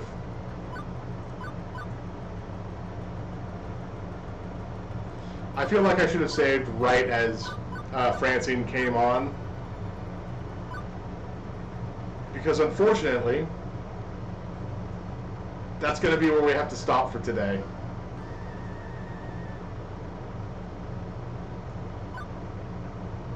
So I did save just now. All right, that went dark a lot faster than it should have. So we're gonna go back to here. All right, show this again. So that's probably just about the end of the first chapter of Arcade Spirits. I don't know how long the chapters are, but I didn't want to rush this next bit, apparently. The plan is to keep coming back to this game every Wednesday. Like, we're not gonna play this tomorrow. Tomorrow, I think, is gonna be Final Fantasy?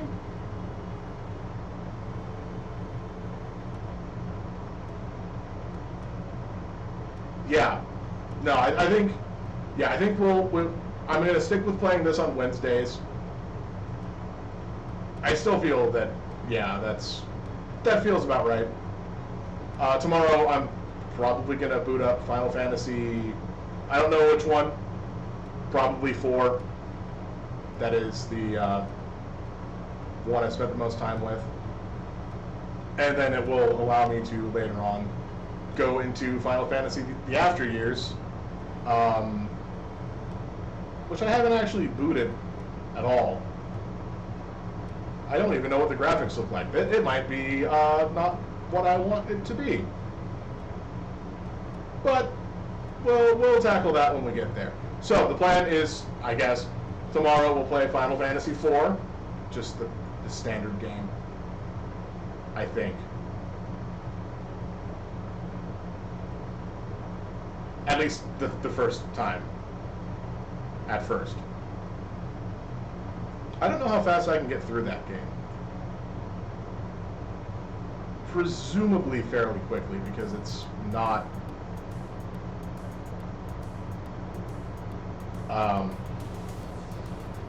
it's not overly difficult. It's just time consuming at the start. Okay. I guess that'll be it for today. So thank you for showing up, for watching. I hope you enjoyed it. I hope I didn't. I know I spent a fair amount of time today just talking tangentially with what was going on with the game. Probably could have if I hadn't done that. Could have done the birthday sequence, but here we are. So next week, we'll come back next Wednesday and play more Arcade Spirits. I will adjust the schedule on wherever the schedule is located at this point to reflect that. So thank you for being here. Thank you for hanging out. Thank you for listening and putting up with me. As always, if you have any suggestions, feel free to send me a message, drop me an email, send a tweet at me, leave a comment on the YouTube uploads, send a message on the YouTube uploads. What I'm saying is there is the YouTube uploads as well, but those happen a week after we finish. I guess the next thing to do is the farewell. So be good to yourself, be good to other people. Take care. I'll see you tomorrow. Goodbye.